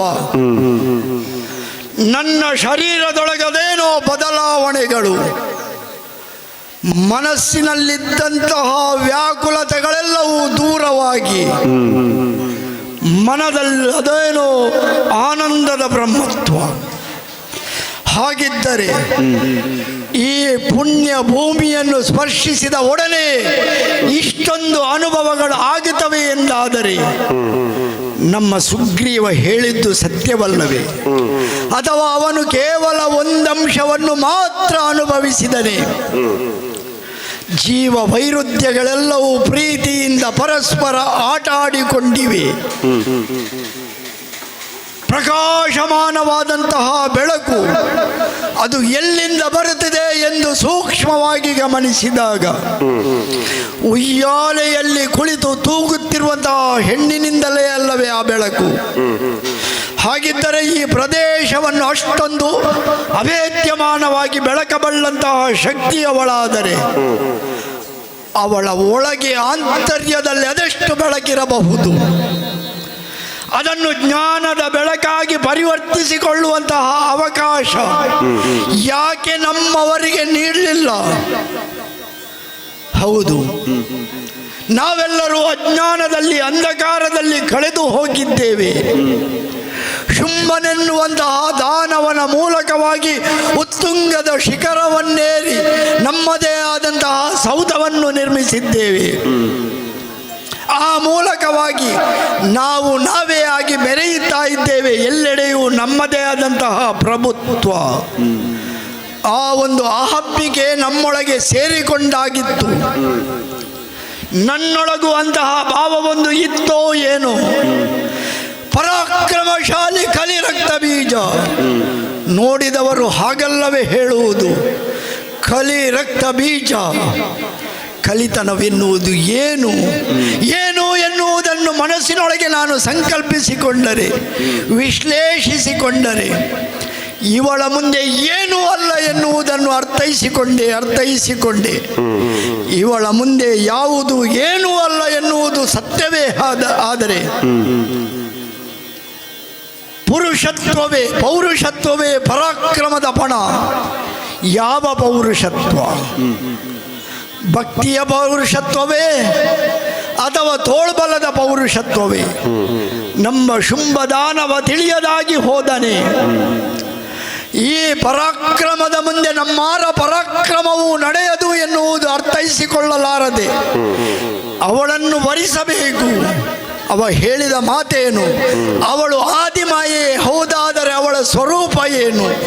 ಆ ಸ್ವರೂಪವನ್ನು ನೋಡಿ ಆದರೂ ನಾನು ಅವಳನ್ನು ಒಂದೋ ಮದುವೆಯಾಗಬೇಕು. ಇಲ್ಲದಿದ್ದರೆ ಆ ಶಕ್ತಿಯನ್ನು ತಿಳಿದುಕೊಳ್ಳಬೇಕು. ಆ ಶಕ್ತಿಯನ್ನು ತಿಳಿದುಕೊಳ್ಳುವಂತಹ ಅಂತಃಸತ್ವ ನಮ್ಮೊಳಗಿದೆ ಎನ್ನುವುದನ್ನು ನಾನು ಆಲೋಚಿಸಿಕೊಂಡರೆ ನಮ್ಮೊಳಗೆ ಯಾವುದೂ ಇಲ್ಲ. ನಾವೆಲ್ಲವೂ ಬರಿದೆ ಶೂನ್ಯ. ಏನೋ ಅವಳ ಅನುಗ್ರಹದಿಂದಲೋ ಅಥವಾ ನಮ್ಮ ಪೂರ್ವಜನ್ಮದ ಸುಕೃತದ ಪುಣ್ಯದ ಫಲವಿಂದಲೋ ಇಷ್ಟೊಂದು ಹೆಸರನ್ನು, ಖ್ಯಾತಿಯನ್ನು ಇಲ್ಲಿ ನಾವು ಪಡೆದಿದ್ದೇವೆ ಎನ್ನುವುದಿದ್ದರೆ ಆ ಖ್ಯಾತಿಯೆಲ್ಲವೂ ಇಂದು ಮಣ್ಣಾಗಿ ಹೋಗುತ್ತದೆ ಎನ್ನುವುದನ್ನು ತಿಳಿದುಕೊಂಡಾಗ ಅಯ್ಯೋ, ಶುಂಭಾಖ್ಯನ ವಿಧಿಯೇ, ಏನು ಮಾಡಲಿ ನಾನು? ಶುಂಭಾಖ್ಯನಿಗೆ ಭಾಷೆ ಕೊಟ್ಟು ಬಂದವನಿದ್ದೇನೆ. ಅವನೇ ಹೇಳಿದ ಒಂದು ಮಾತು, ವೀರತ್ವವೆನ್ನುವುದು ಈ ಮಣ್ಣಿನ ಗುಣ. ಬುದ್ಧಿಯ ಮಾತುಗಳು, ನೀತಿಯ ಮಾತುಗಳು ಇಲ್ಲಿ ಯಾವುದೂ ಸಲ್ಲುವುದಿಲ್ಲ. ಇಲ್ಲಿ ಏನಿದ್ದರೂ ವೀರತ್ವದಿಂದ ಸಾಧಿಸಬೇಕು. ಅದರಲ್ಲಿ ಎರಡೋ ಒಂದು ನಾನಳಿಯಬೇಕು, ಶುಂಭ ಉಳಿಯಬೇಕು, ಅಥವಾ ಎಲ್ಲರೂ ಅಳಿದು ಹೋಗಬೇಕು. ಈ ರೀತಿಯ ತೀರ್ಮಾನದಲ್ಲಿ ಬಂದವನಿದ್ದೇನೆ. ಬಂದಾಗಿದೆ. ಕಾಂತಾರದಲ್ಲಿ ಈ ಅನುಭವವೆಲ್ಲವನ್ನು ಮನದೊಳಗೆ ಮನನ ಮಾಡಿಕೊಂಡಾಗ ಇಲ್ಲಿಯವರೆಗೆ ಬಂದದ್ದು ಯಾಕಾಗಿ? ಶುಂಭದಾನವನಿಗಾಗಿ. ಶುಂಭದಾನವ ಮೋಹಿಸಿದಂತಹ ಹೆಣ್ಣನ್ನು ಕರೆದೊಯ್ಯುವುದಕ್ಕಾಗಿ. ಶೋಣಿತಾಪುರಕ್ಕೆ ಅವಳನ್ನು ಕರೆದೊಯ್ಯುತ್ತೇನೆಯೋ ಅಥವಾ ಅವಳು ಕರೆದಲ್ಲಿಗೆ ನಾನು ಹೋಗುತ್ತೇನೆಯೋ ಬಿದಿಗೆ ಬಿಟ್ಟ ವಿಷಯ. ಮನಸ್ಸಿನೊಳಗೆ ಸಂಕಲ್ಪವಾಗಿ ಇದೆ, ಇನ್ನು ತಡ ಮಾಡುವುದು ಸರಿಯಲ್ಲ. ಅವಳನ್ನೇ ಭಕ್ತಿಯ ಭಾವದಿಂದ ಕರೆದು ಮಾತನಾಡಿಸ್ತೇನೆ.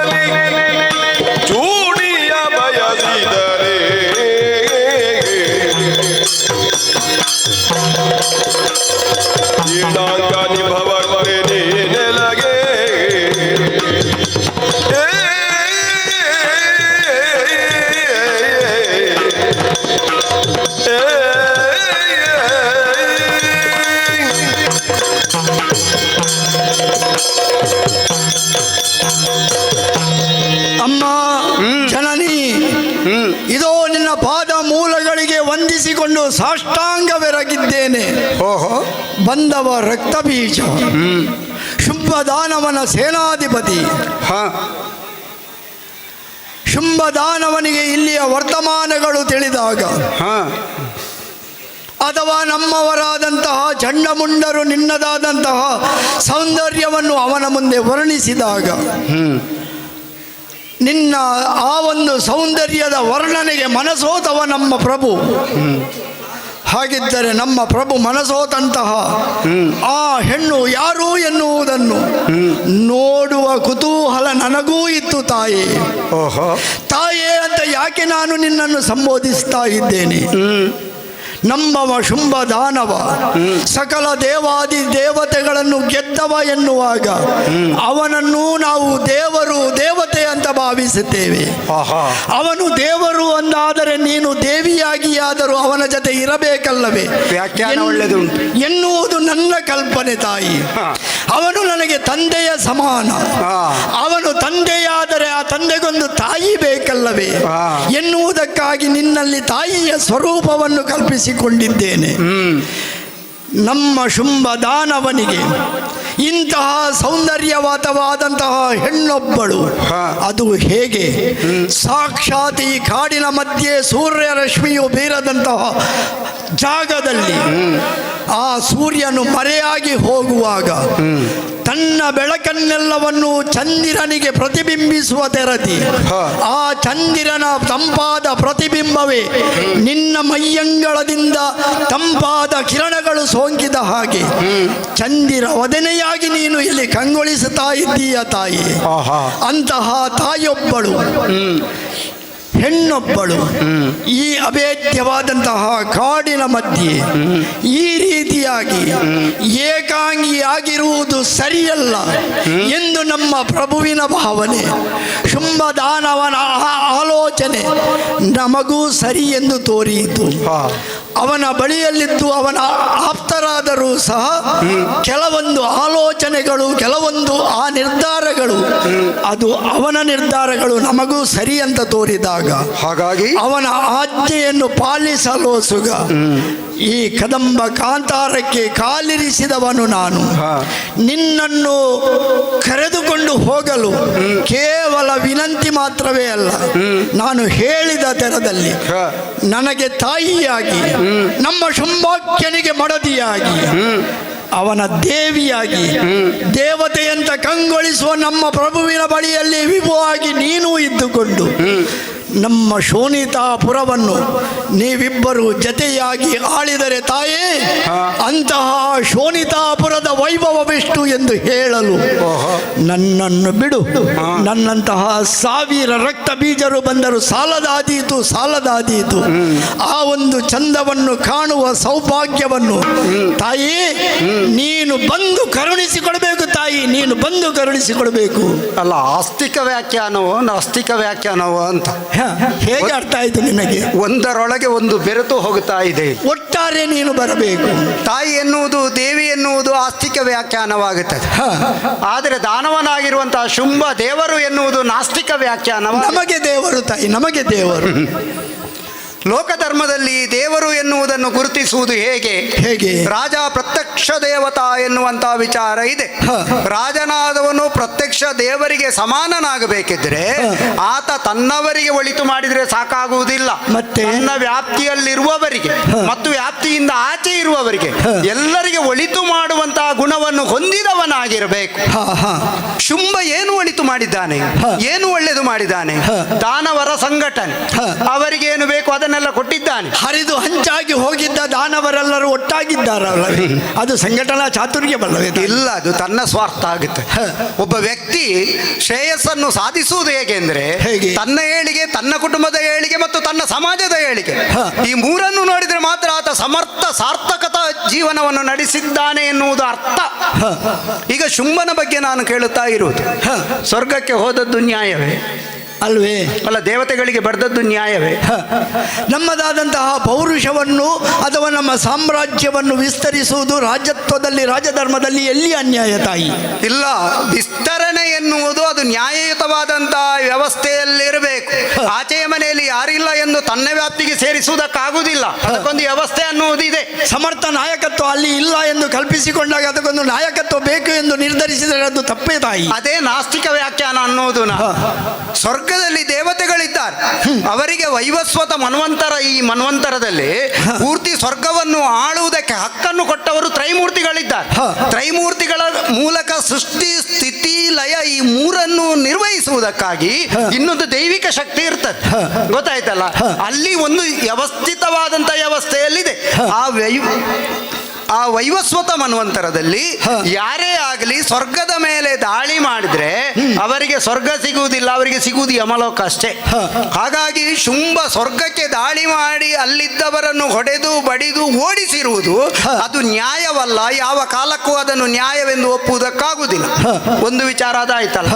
ಇನ್ನು ಚತುರ್ದಶ ಭುವನಗಳನ್ನು ಗೆದ್ದವನಲ್ಲ, ತಳ್ಳನಗೊಳಿಸುವುದಂದ್ರೆ ಸಾಮರ್ಥ್ಯ ಅಲ್ವೇ? ಅಲ್ಲ, ತಳ್ಳನಗೊಳಿಸಿದ್ದಾನೆ ಅಂದ್ರೆ ಹೆದರಿಸಿದ್ದಾನೆ ಅಂತ ಅರ್ಥ. ತಳ್ಳನಗೊಳಿಸು ನಮ್ಮ ಸ್ವಭಾವವೇ ಹಾಗೆ ತಾಯಿ. ನಮ್ಮವರೆಲ್ಲರೂ ನಾನು ಹೀಗೆ ಅಂತ ಹೇಳಿದ ಕೂಡಲೇ ನಮ್ಮವರೆಲ್ಲರೂ ಹೀಗೆ ಅಲ್ಲ ತಾಯಿ. ಎಲ್ಲರದ್ದು ಹೆದರಿಸು, ಹೊಡಿ ಬಡಿ, ಇದುವೇ ನಮ್ಮದು. ಹೌದಪ್ಪ, ಹುಲಿಯನ್ನು ಕೊಂಡೋಗಿ ಮನೆಯಲ್ಲಿ ನಾಯಿಯಾಗಿ ಕಟ್ಟುವುದಕ್ಕಾಗುತ್ತದೆ? ಆಗುತ್ತದ ಅಂತ ಹೇಳುದು.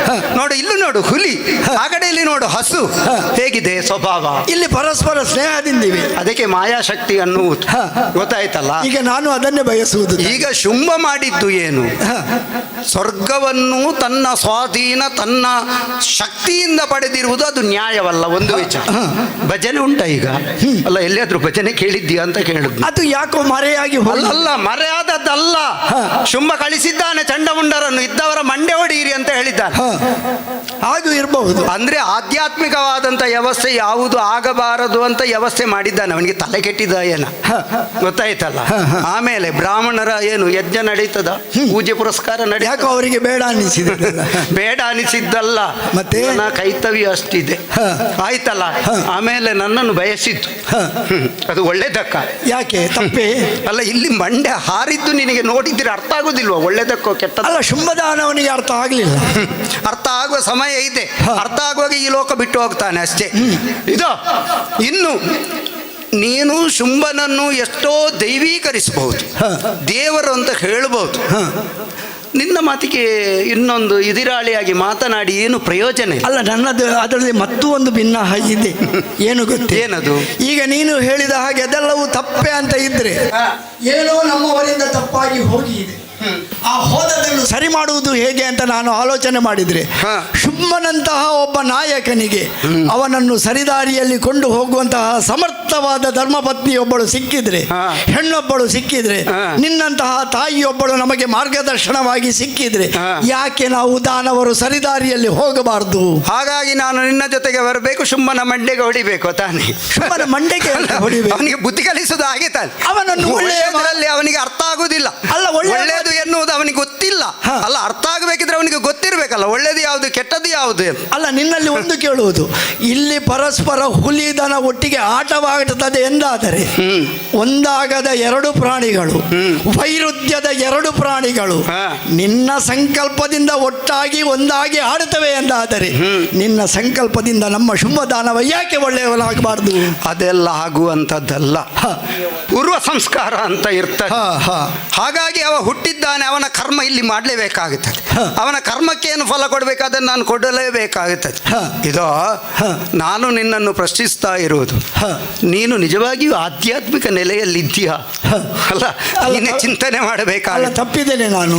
ಶುಂಭನಿಗಾಗಿ ನೀನು ಅನ್ನದ ಋಣವನ್ನು ತೀರಿಸುವುದಕ್ಕಾಗಿ ನೀನು ಸೇನಾನಿಯಾಗಿ ಇಲ್ಲಿಗೆ ಬಂದಿರಬಹುದು. ನೀನು ನಿನ್ನ ಒಡೆಯನಿಗಾಗಿ ಕರ್ತವ್ಯವನ್ನು ಮಾಡಲೇಬೇಕಾಗುತ್ತದೆ. ಆದರೆ ನಿನ್ನ ನಿಷ್ಠೆ ಮತ್ತು ನಿನ್ನ ಸ್ವಂತ ಚಿಂತನೆ ಎನ್ನುವುದು ಇರ್ತದೆ. ಆ ಚಿಂತನೆ ಹಾದಿ ತಪ್ಪುವ ಹಾಗಿರಬಾರದು. ಕರ್ತವ್ಯದ ನಿಷ್ಠೆಯೂ ಇದೆ ನನ್ನಲ್ಲಿ, ಮತ್ತು ಮತ್ತೊಂದಷ್ಟು ಪರಿವರ್ತನೆ ಆದರೆ ಆಗಲಿ ಎನ್ನುವಂತಹ ಭಾವನೆಯೂ ಇದೆ ನನ್ನಲ್ಲಿ ತಾಯಿ. ಅಲ್ಲ, ಧ್ಯೇಯ ಇರುವುದು ಶುಂಭನಿಗೆ ಅಥವಾ ನಿನಗೂ ಮಾತ್ರವೋ ಅಥವಾ ನಿನ್ನಂಥವರಿಗೆ ಮಾತ್ರವೋ? ಧ್ಯೇಯ ಎನ್ನುವುದು ನಮಗೂ ಕೂಡ ಇದೆ. ಸುಗ್ರೀವ ಬಂದಿದ್ದಲ್ಲ, ಯಾತಕ್ಕೆ ಬಂದಿರುವುದು? ಒಳ್ಳೆಯ ಮಾತಿನಿಂದ ಕರೆಯುವುದಕ್ಕಾಗಿ. ಒಳ್ಳೆಯ ಮಾತಿನಿಂದ ಕರೆಯುವುದಕ್ಕೆ ಬಂದಿದ್ದ. ಅವನಲ್ಲಿ ಒಳ್ಳೆಯ ಮಾತುಗಳಿಂದಲೇ ನನ್ನ ವಿಚಾರವನ್ನು ಹೇಳಿದ್ದೆ. ಒಂದು ಪಣ ಅನ್ನುವುದನ್ನು ಹೇಳಿದ್ದೆ ತಾನೆ. ನಿರ್ಣಯ ಅಂತ ಇದೆ. ನಿರ್ಣಯ ಹೇಗೆ? ಅದು ಹೇಗೆ? ಸಮರ ಮುಖೇನ ಜಯಿಸಿದವರನ್ನು ವರಿಸುತ್ತೇನೆ. ಬೇಕಿದ್ರೆ ಕೈಲಾಸದಿಂದ ಇಳಿದು ಶಂಭುವೆ ಬರಲಿ, ಅಭ್ಯಂತರ ಇಲ್ಲ. ನನ್ನ ಮೂಲಕ ಸಮರದಲ್ಲಿ ಜಯಿಸಲಿ. ಅಲ್ಲ, ಶುಂಭನಿಗೇನು ತಲೆಗೆಟ್ಟಿದ? ಅಲ್ಲ, ಅವನಿಗೆ ಭಾಷೆ ಅರ್ಥ ಆಗುದಿಲ್ಲ.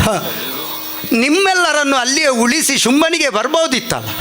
ಸಮರ ಅದು ವಿರಸದ ಸಮರವ, ಸರಸದ ಸಮರವ. ನಾನು ಸೋತರೆ ಸರಸದ ಸಮರ ಆಗಬಹುದು, ಆತ ಸತ್ರೆ ವಿರಸದ ಸಮರ ಆಗಬಹುದು. ಅದನ್ನು ಇತ್ಯರ್ಥ ಮಾಡಬಹುದು ಅಷ್ಟೇ. ಹಾಗಾಗಿ ಅವನು ಬರಲಿಲ್ಲ. ಎಲ್ಲ ಗೊತ್ತು. ಅವನು ಎಲ್ಲರ ತಲೆ ತೆಗೆಯುವುದಕ್ಕಾಗಿ ಅಲ್ಲಿ ಬದ್ಧನಾಗಿರ್ಬೇಕಷ್ಟೆ.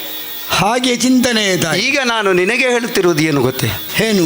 ನೀನು ಸೇನಾನಿಯೋ ಶುಂಭನ ಮಂತ್ರಿಯಾಗಿ ಬಂದಿರುವನೋ ಏನು ನನಗೆ ಗೊತ್ತಿಲ್ಲ. ಅಂತೂ ಯುದ್ಧಕ್ಕೆ ಬಂದಿತ್ತು. ಇಲ್ಲಿರುವಂತಹ ಸೇನಾ ನಿವಾಹಕ್ಕೆ ನೀನು ಅಧ್ಯಕ್ಷನಾದ ಕಾರಣದಿಂದಾಗಿ ನಿನ್ನನ್ನು ಸೇನಾನಿ ಅಂತ ಒಪ್ಪಿಕೊಳ್ಳಬಹುದು. ಪಲ್ಲಕ್ಕಿ ಸಮೇತವಾಗಿ ಬಂದಿದ್ದೇನೆ, ನಿನ್ನನ್ನು ಕರೆದೊಯ್ಯ ಬಲ್ಲೆ ಎನ್ನುವಂತಹ ವಿಶ್ವಾಸದಿಂದ.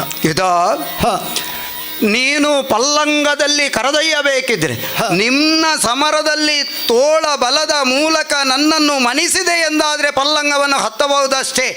ಹೀಗೆ ಬಂದು ಸಾತ್ವಿಕನಾಗಿ ಹೀಗೆ ಮಾತನಾಡುತ್ತಾ ಇದ್ದೀಯಲ್ಲ, ರಣ ಹೇಳಿಯ ನೀನು?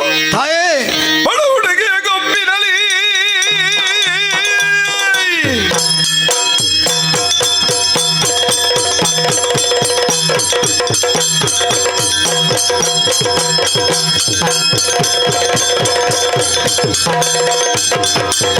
ಹುಡುಗಿಯ ಗೊಬ್ಬಿನಲಿ ದುರದೊಡಗಿದೆ ಎಲ್ಲಿನಲ್ಲಿ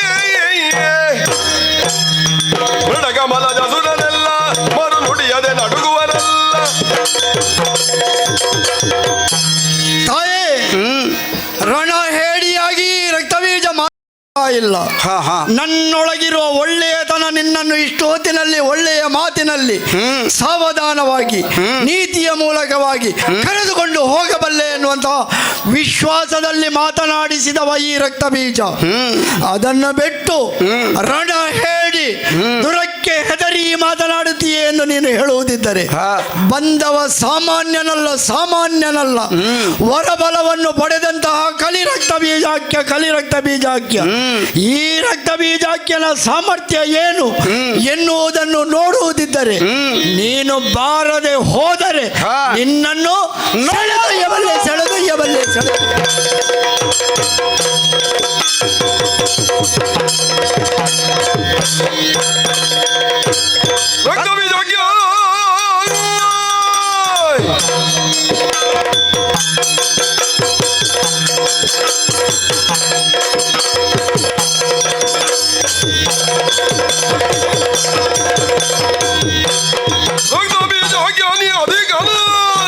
ಸಮರ್ಥನೆಂಬುದ ಬಲ್ಲೆನು ಸತ್ತವ ಬರಿದುವನೆಂದಲಿ ದೇವಿಯು ದುರ್ದಳು ಸಮರವನು. ರಕ್ತ ಬೀಜಾಕ್ಯ ತಾಯೇ, ಸಮರದಳು ನೀ ಅಧಿಕ ಕಾಣಿ. ಅದನ್ನು ನೋಡಬೇಕಾಗಿದೆ. ಅದಕ್ಕಾಗಿಯೇ ನನ್ನನ್ನು ಸೆಳೆಯುವುದಕ್ಕಾಗಿ ಮುಂದಕ್ಕೆ ಒತ್ತಿ ಬರುವಂತಹ ಸಂದರ್ಭದಲ್ಲಿ ಯಾರಿದ್ದಾರೆ ತಡೆಯುವವರು ಈ ರಕ್ತ ಬೀಜ? ಉಯ್ಯಾಲೆಯಿಂದ ಜಿಗಿದವಳಿದ್ದೇನೆ. ಕಗ್ಗತ್ತಲೆಯ ಕಾಂತಾರದಲ್ಲಿ ಕುಳಿತಿರುವಂತಹ ಹೆಣ್ಣು ಅಬಲೆ ಎಂದು ಭಾವಿಸಿದ್ಯಾ? ಸಬಲೆ ಎನ್ನುವುದನ್ನು ನೋಡೋಣ.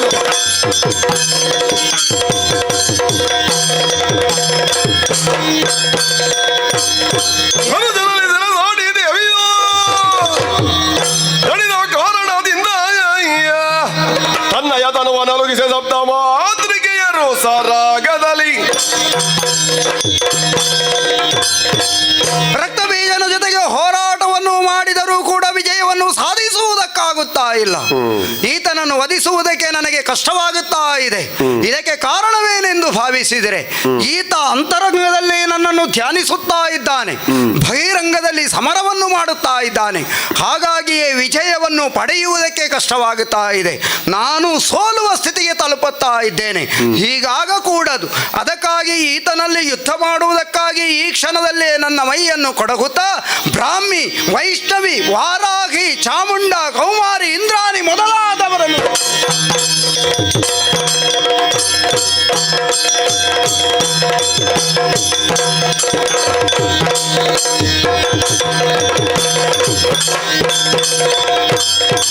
ಜನಿಸು ದೊಡ್ಡದಿಂದ್ರಾಣಿ ಅಮ್ಮಳು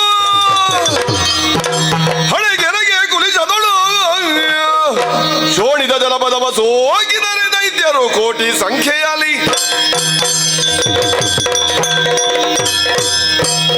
ಆಹಾ ಆ ಏನು ನೋಡುತ್ತಾ ಇದ್ದೇನೆ ನಾನು, ಏನು ನೋಡುತ್ತಾ ಇದ್ದೇನೆ.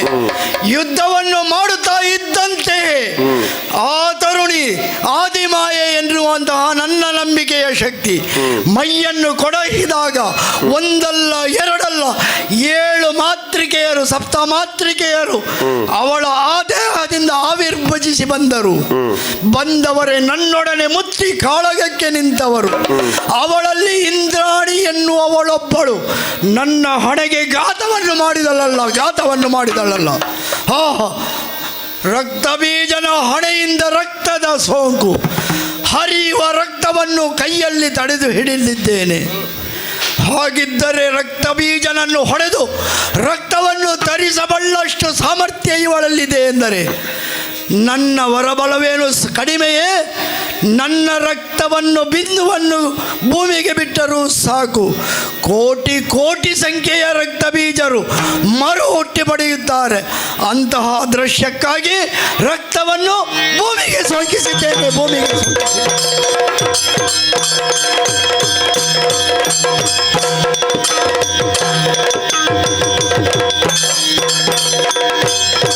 ಇದೇ ಜೋಡಿದವು ಹೋಗಿದರೆ ದೈತ್ಯರಿ ಧರಣಿ ಜನಿಸುವರ ಇದೆ ಹೀಗಾಗುತ್ತಾ ಇದೆ. ಘೋರ ಘೋರ ಮೆರೆವರ ಸಮಯ ಚಾಚಿ ಹೀರಿ ರಕ್ತವದಾನವರ ಸಂಹರಿಸಿ ವಿಧಿಯ ವರಬಲವನ್ನು ಪಡೆದಾತ ರಕ್ತ ಬೀಜಾಸುರ. ಹಾಗಾಗಿಯೇ ತನ್ನ ರಕ್ತದ ಬಿಂದುವಿನಲ್ಲಿ ಸಹಸ್ರ ರಕ್ತ ಬೀಜಾದಿಗಳನ್ನು ಸೃಷ್ಟಿಸುವಂತಹ ಯೋಗ್ಯತೆ ಇವನಿಗೆ ಇದೆ. ಅದನ್ನು ಈ ಸಂದರ್ಭದಲ್ಲಿ ತೋರಿಸಿಕೊಟ್ಟಿದ್ದಾನೆ. ಹಾಗಿರುವಾಗ ಈತನ ವಧಾಕಾಲದ ತನಕ ಈತನ ರಕ್ತವು ಭೂಮಿಗೆ ಸೋಂಕುತ್ತಾ ಅದೆಷ್ಟೋ ರಕ್ತ ಬೀಜಾಸುರರು ಹುಟ್ಟಿದರೆ ಇವನಷ್ಟೇ ಶಕ್ತಿಶಾಲಿ ಸಂಪನ್ನರು ಅವರನ್ನು ನಿಗ್ರಹಿಸುವುದಕ್ಕೆ ಮತ್ತಷ್ಟು ಕಷ್ಟವಾದೀತು. ಅದಕ್ಕಾಗಿ ಈ ಕ್ಷಣದಲ್ಲೇ ರಕ್ತೇಶ್ವರಿಯಾಗಿ ರಕ್ತವು ಭೂಮಿಗೆ ಸೋಂಕದಂತೆ ವಧಿಸುವುದಕ್ಕೆ ಮುಂದಾಗುತ್ತೆ.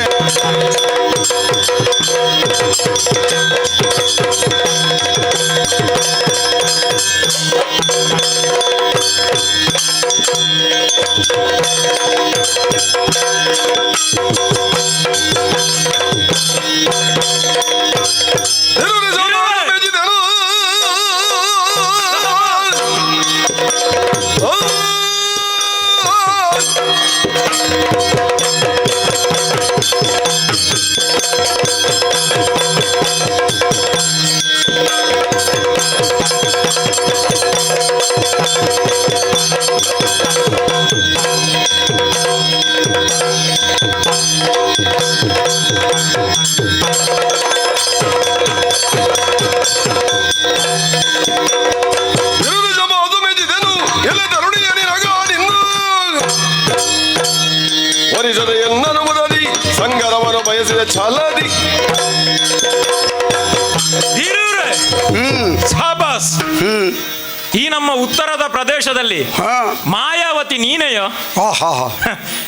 ಒಳ್ಳೆಯದೇ ಆಯ್ತು. ಇದು ಬಾರಿ ಆಳದಲ್ಲಿದೆ.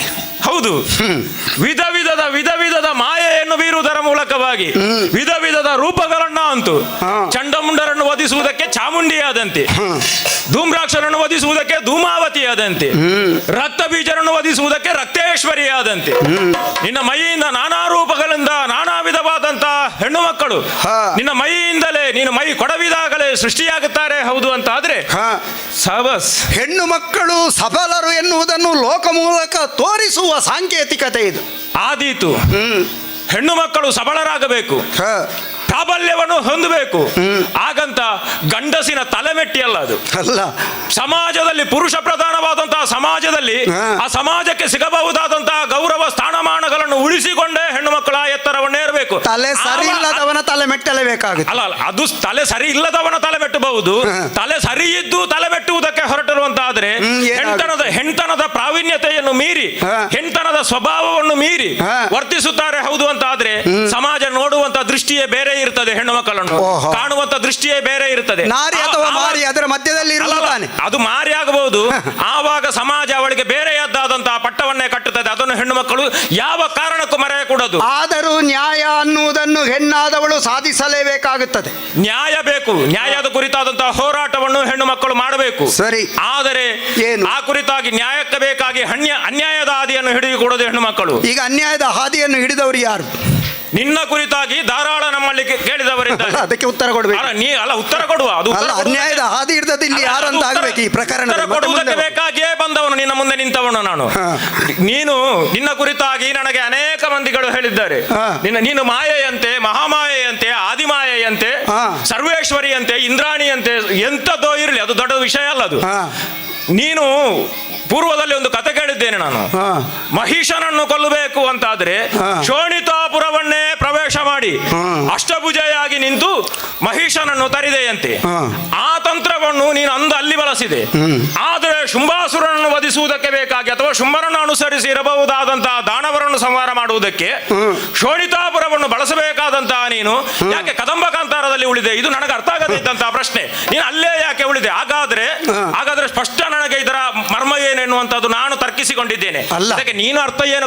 ಅಲ್ಲ, ಸ್ವರ್ಗಕ್ಕೆ ಹೋಗುವ ತನಕ ಅಧಿಕ ಪ್ರಸಂಗ ನೀನು ಮಾಡಿದ್ಯಂತೆ. ಕದಂಬ ಕಾಂತಾರದಲ್ಲಿ ಕೂತುಕೊಳ್ಳುವಂತ ಸ್ವಾತಂತ್ರ್ಯ ಅಧಿಕ ಪ್ರಸಂಗ ಅಲ್ಲ. ಸ್ವರ್ಗಕ್ಕೆ ಹೋಗುವುದಕ್ಕೆ ಅಧಿಕ ಪ್ರಸಂಗ ಅಂತ ಯಾರು ಹೇಳಿದ್ದು? ಸುರಪನ ಲೋಕವನ್ನು ಹಕ್ಕಿನಿಂದ ಪಡೆಯುವ ಹಕ್ಕು ನಿನಗೇನಿದೆ?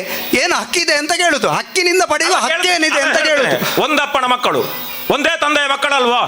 ಈಗ ಧನುವಿನ ಒಂದೇ ಹೆಂಡತಿಗೆ 13 ಮಂದಿ, ಅವ್ರು ಒಂದೇ ತಂದೆಯ ಮಕ್ಕಳು. ಒಂದೇ ತಂದೆಯ ಮಕ್ಕಳಿಗೆ ಅಣ್ಣ ತಮ್ಮಂದರಲ್ಲಿ ಪಾಲು ಇಲ್ಲ ಅಂತ ಯಾರು ಹೇಳಿದ್ದು? ಅಲ್ಲ, ಈಗ ನೀನು ಪಿತ್ರಾರ್ಜಿತಕ್ಕೆ ಹೋಗುದಾ? ಹೌದು, ಪಿತ್ರಾರ್ಜಿತ. ಅಪ್ಪನ ಮಗನಾಗಿ ಹೋದದ್ದು ನಾನು. ನಿನಗೆ ಅಪ್ಪನ ಆಸ್ತಿ ಸ್ವರ್ಗ ಅಂತ ಯಾರು ಹೇಳಿದ್ದು? ಅಲ್ಲ, ಅಪ್ಪನ ಆಸ್ತಿ ಸ್ವರ್ಗ ಅಂತ ಯಾರು ಹೇಳಿದ್ದು ಅಂತ ಆಗ್ಬೇಕು. ಪಿತ್ರಾರ್ಜಿತಿಗೆ ಹೋಗುದಾ? ಇರ್ಲಿ, ಈಗ ಅಲ್ಲಿ ಇರುವುದು ಯಾರು? ನ್ಯಾಯ ಬಿಟ್ಟು ಮಾತನಾಡ್ಲಿಕ್ಕೆ ಆಗುದಿಲ್ಲ. ನಿಲ್ಲು, ನೀನು ಅವಸರ ಮಾಡಬೇಡ. ನೀನು ಅವಸರ ಮಾಡ್ಲಿಕ್ಕಿಲ್ಲ, ಸಮಯ ಇದೆ, ಮಾತಾಡು. ಅದು ತೊಂದರೆ ಇಲ್ಲ. ನೀನು ಗಡಿಬಿಡಿ ಮಾಡಬೇಡ. ಯಾಕೆ ಗೊತ್ತುಂಟು? ಅದು ಪಿತ್ರಾರ್ಜಿತ ಅಲ್ಲದೆ ಇದ್ರು ಅವರಿಗೆ ಸಲ್ಲತಕ್ಕಂತ ಅವಿಸುಂಟು. ಯಾರಿಗೆ? ದೇವತೆಗಳಿಗೆ ಸಲ್ಲತಕ್ಕಂತ ಅವಿಸು. ಅದು ದೇವತೆಗಳಿಗೆ ಮಾತ್ರ ಯಾಕೆ ಸಲ್ಲಬೇಕು?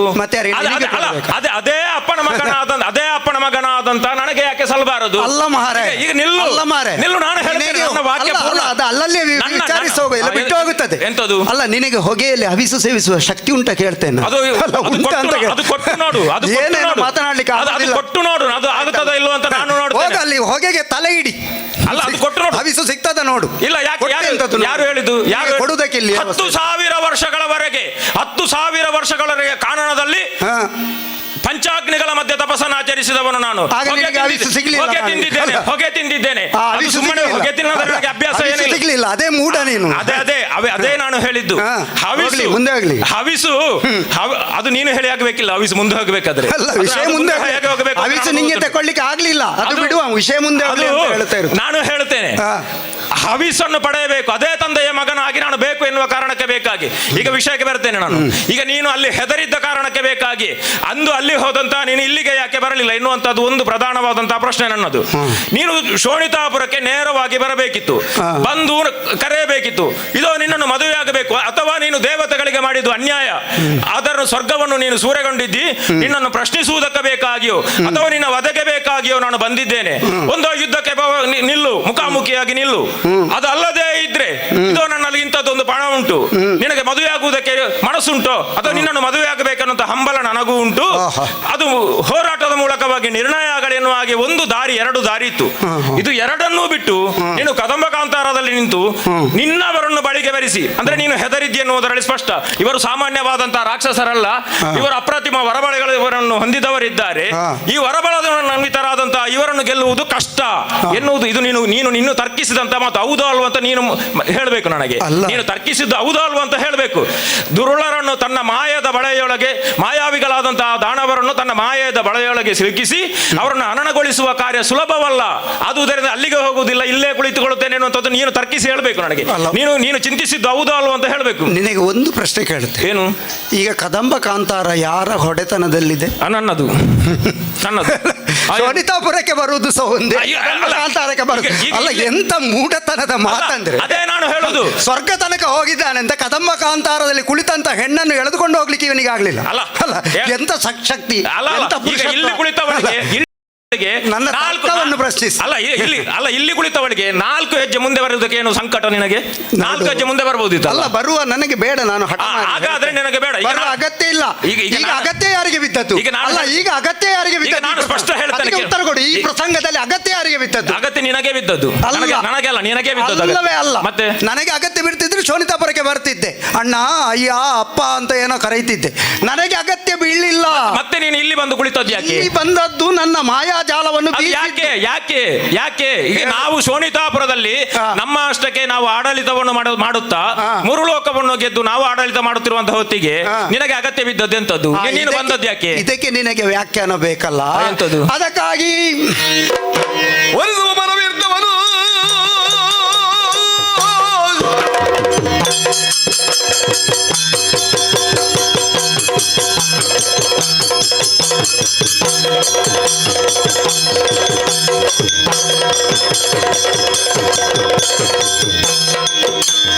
ಒಲಿಸುವ ಮನವಿರ್ತವನು ಸಂಗರಗೈದಾರದೆ ನೀನು ಬರುದೆಗಳು ಈ ದೈತ್ಯರನು ಈ ಪರಿಗೊಳಿಸಿದ ಬಗೆ ಏನು?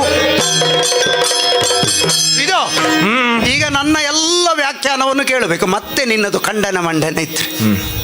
ಅದೇ ಅದು ನೀನು ಹೇಳಿ. ಅಲ್ಲ, ಮತ್ತೆ ವಾದಿಸುವುದಕ್ಕೆ ಅವಕಾಶ ಇದೆ.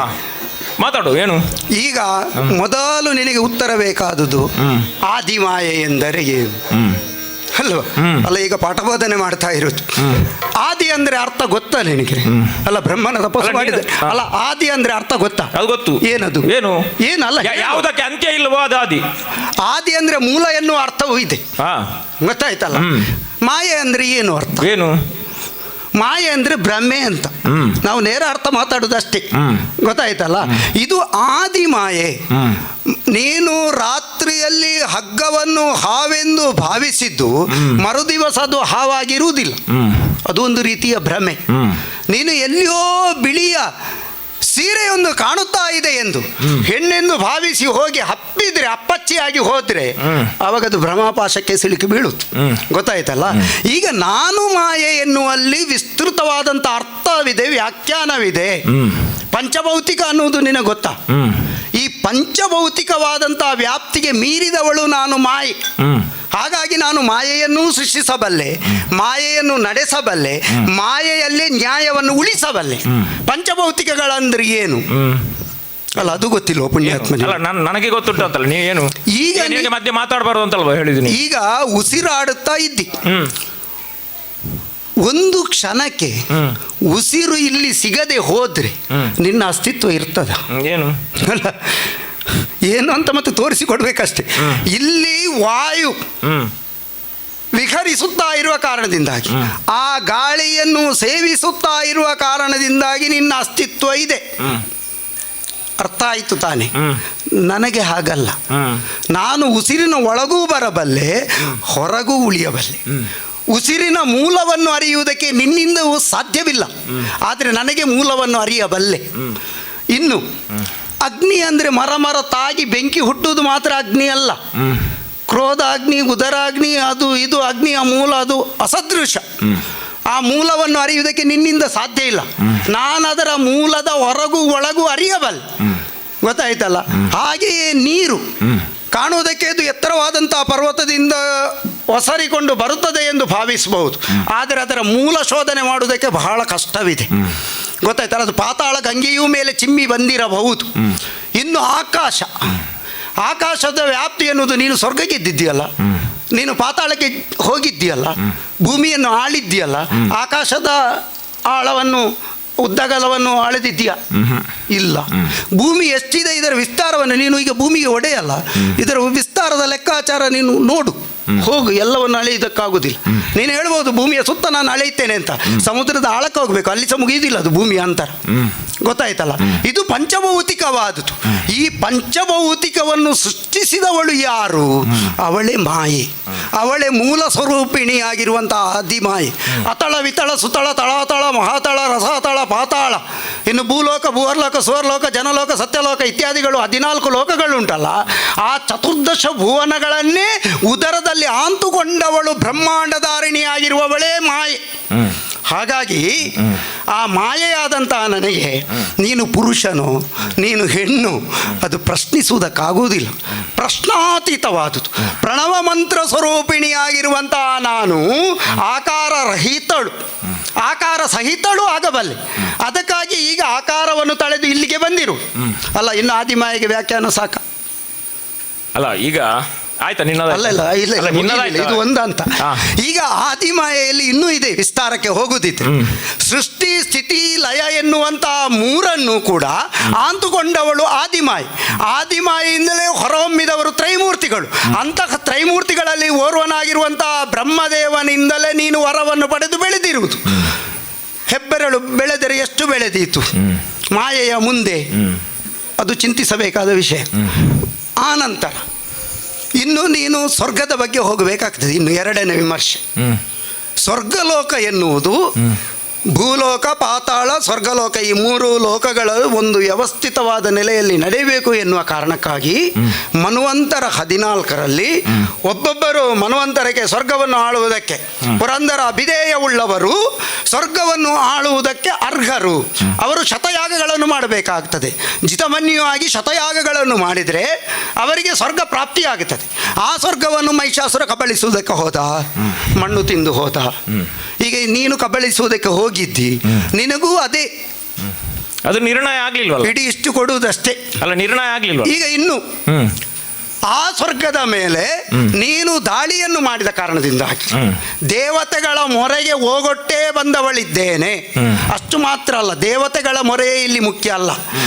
ವಿಪ್ರರನ್ನು ಪೀಡಿಸಿದ್ದಿ, ಆಮೇಲೆ ಯಾಗ ಯಜ್ಞಾದಿ ಸತ್ಕಾರ್ಯಗಳು ನಡೆಯದ ಹಾಗೆ ನೋಡಿದ್ದಿ.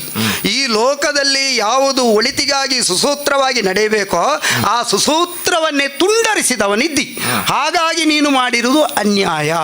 ಅಜ್ಞಾನವು ನಿನ್ನ ಮನದಲ್ಲಿ ಆವರಿಸಿದ ಕಾರಣದಿಂದಾಗಿ ಈ ಅನ್ಯಾಯವನ್ನು ಮಾಡಿದ್ದಿ.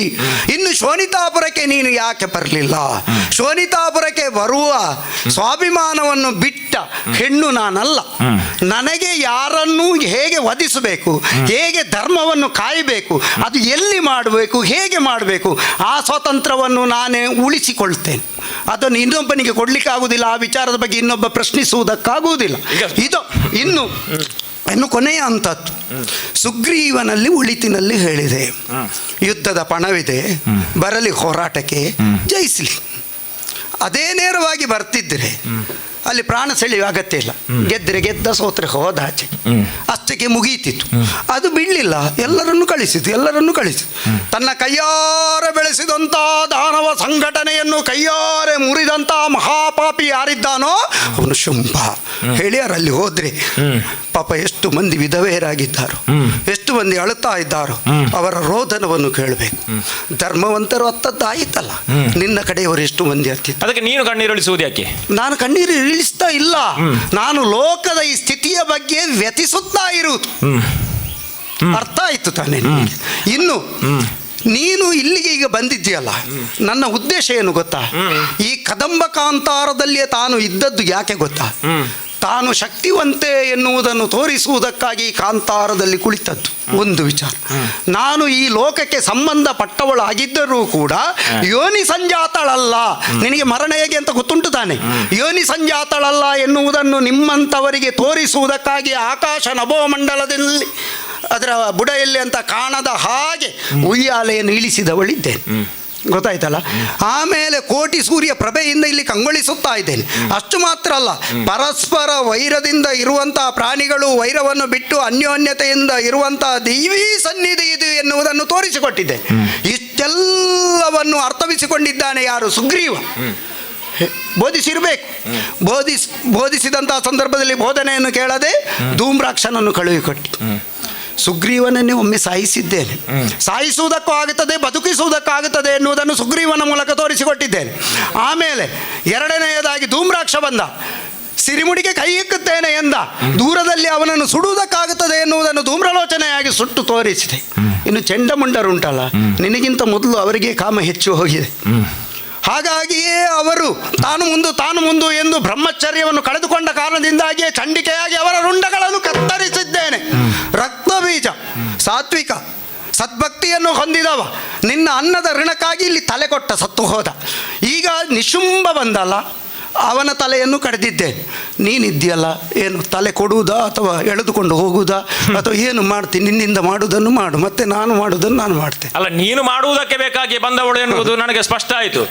ಆದರೆ ನನ್ನ ವಿಚಾರ ಈಗಲೂ ಸ್ಪಷ್ಟ ಅಲ್ಲ. ಅದು ಯಾಕೆ ಗೊತ್ತುಂಟು? ಏನು? ನನ್ನ ವಿಚಾರ ಇರುವುದೇ ಸ್ಪಷ್ಟ. ನಾ ಈ ಕದಂಬವನದವರೆಗೆ ಬಂದಂತ ನಿನಗೆ 4 ಹೆಜ್ಜೆ ನಡೆದುಕೊಂಡು ಶೋಣಿತಾಪುರಕ್ಕೆ ಬರಬಹುದಾಗಿತ್ತು. ಆ ಪ್ರಮೇಯವನ್ನು ನೀನು ಬಿಟ್ಟುಕೊಟ್ಟಿದ್ದಿ. ಒಳ್ಳೆಯದೇ ಆಯ್ತು, ಬಿಡು. ನಿನ್ನನ್ನು ಅಲ್ಲಿ ಇದ್ದು ನಾನು ಬಿಡುವವನಲ್ಲ. ಈಗ ನಮ್ಮವರು ಇಲ್ಲಿಂದ ಕಳುಹಿಸಲ್ಪಟ್ಟು ನಿನ್ನ ಬಳಿಗೆ ಬಂದು ನೀನು ಅವರನ್ನು ಕೊಂದೆ.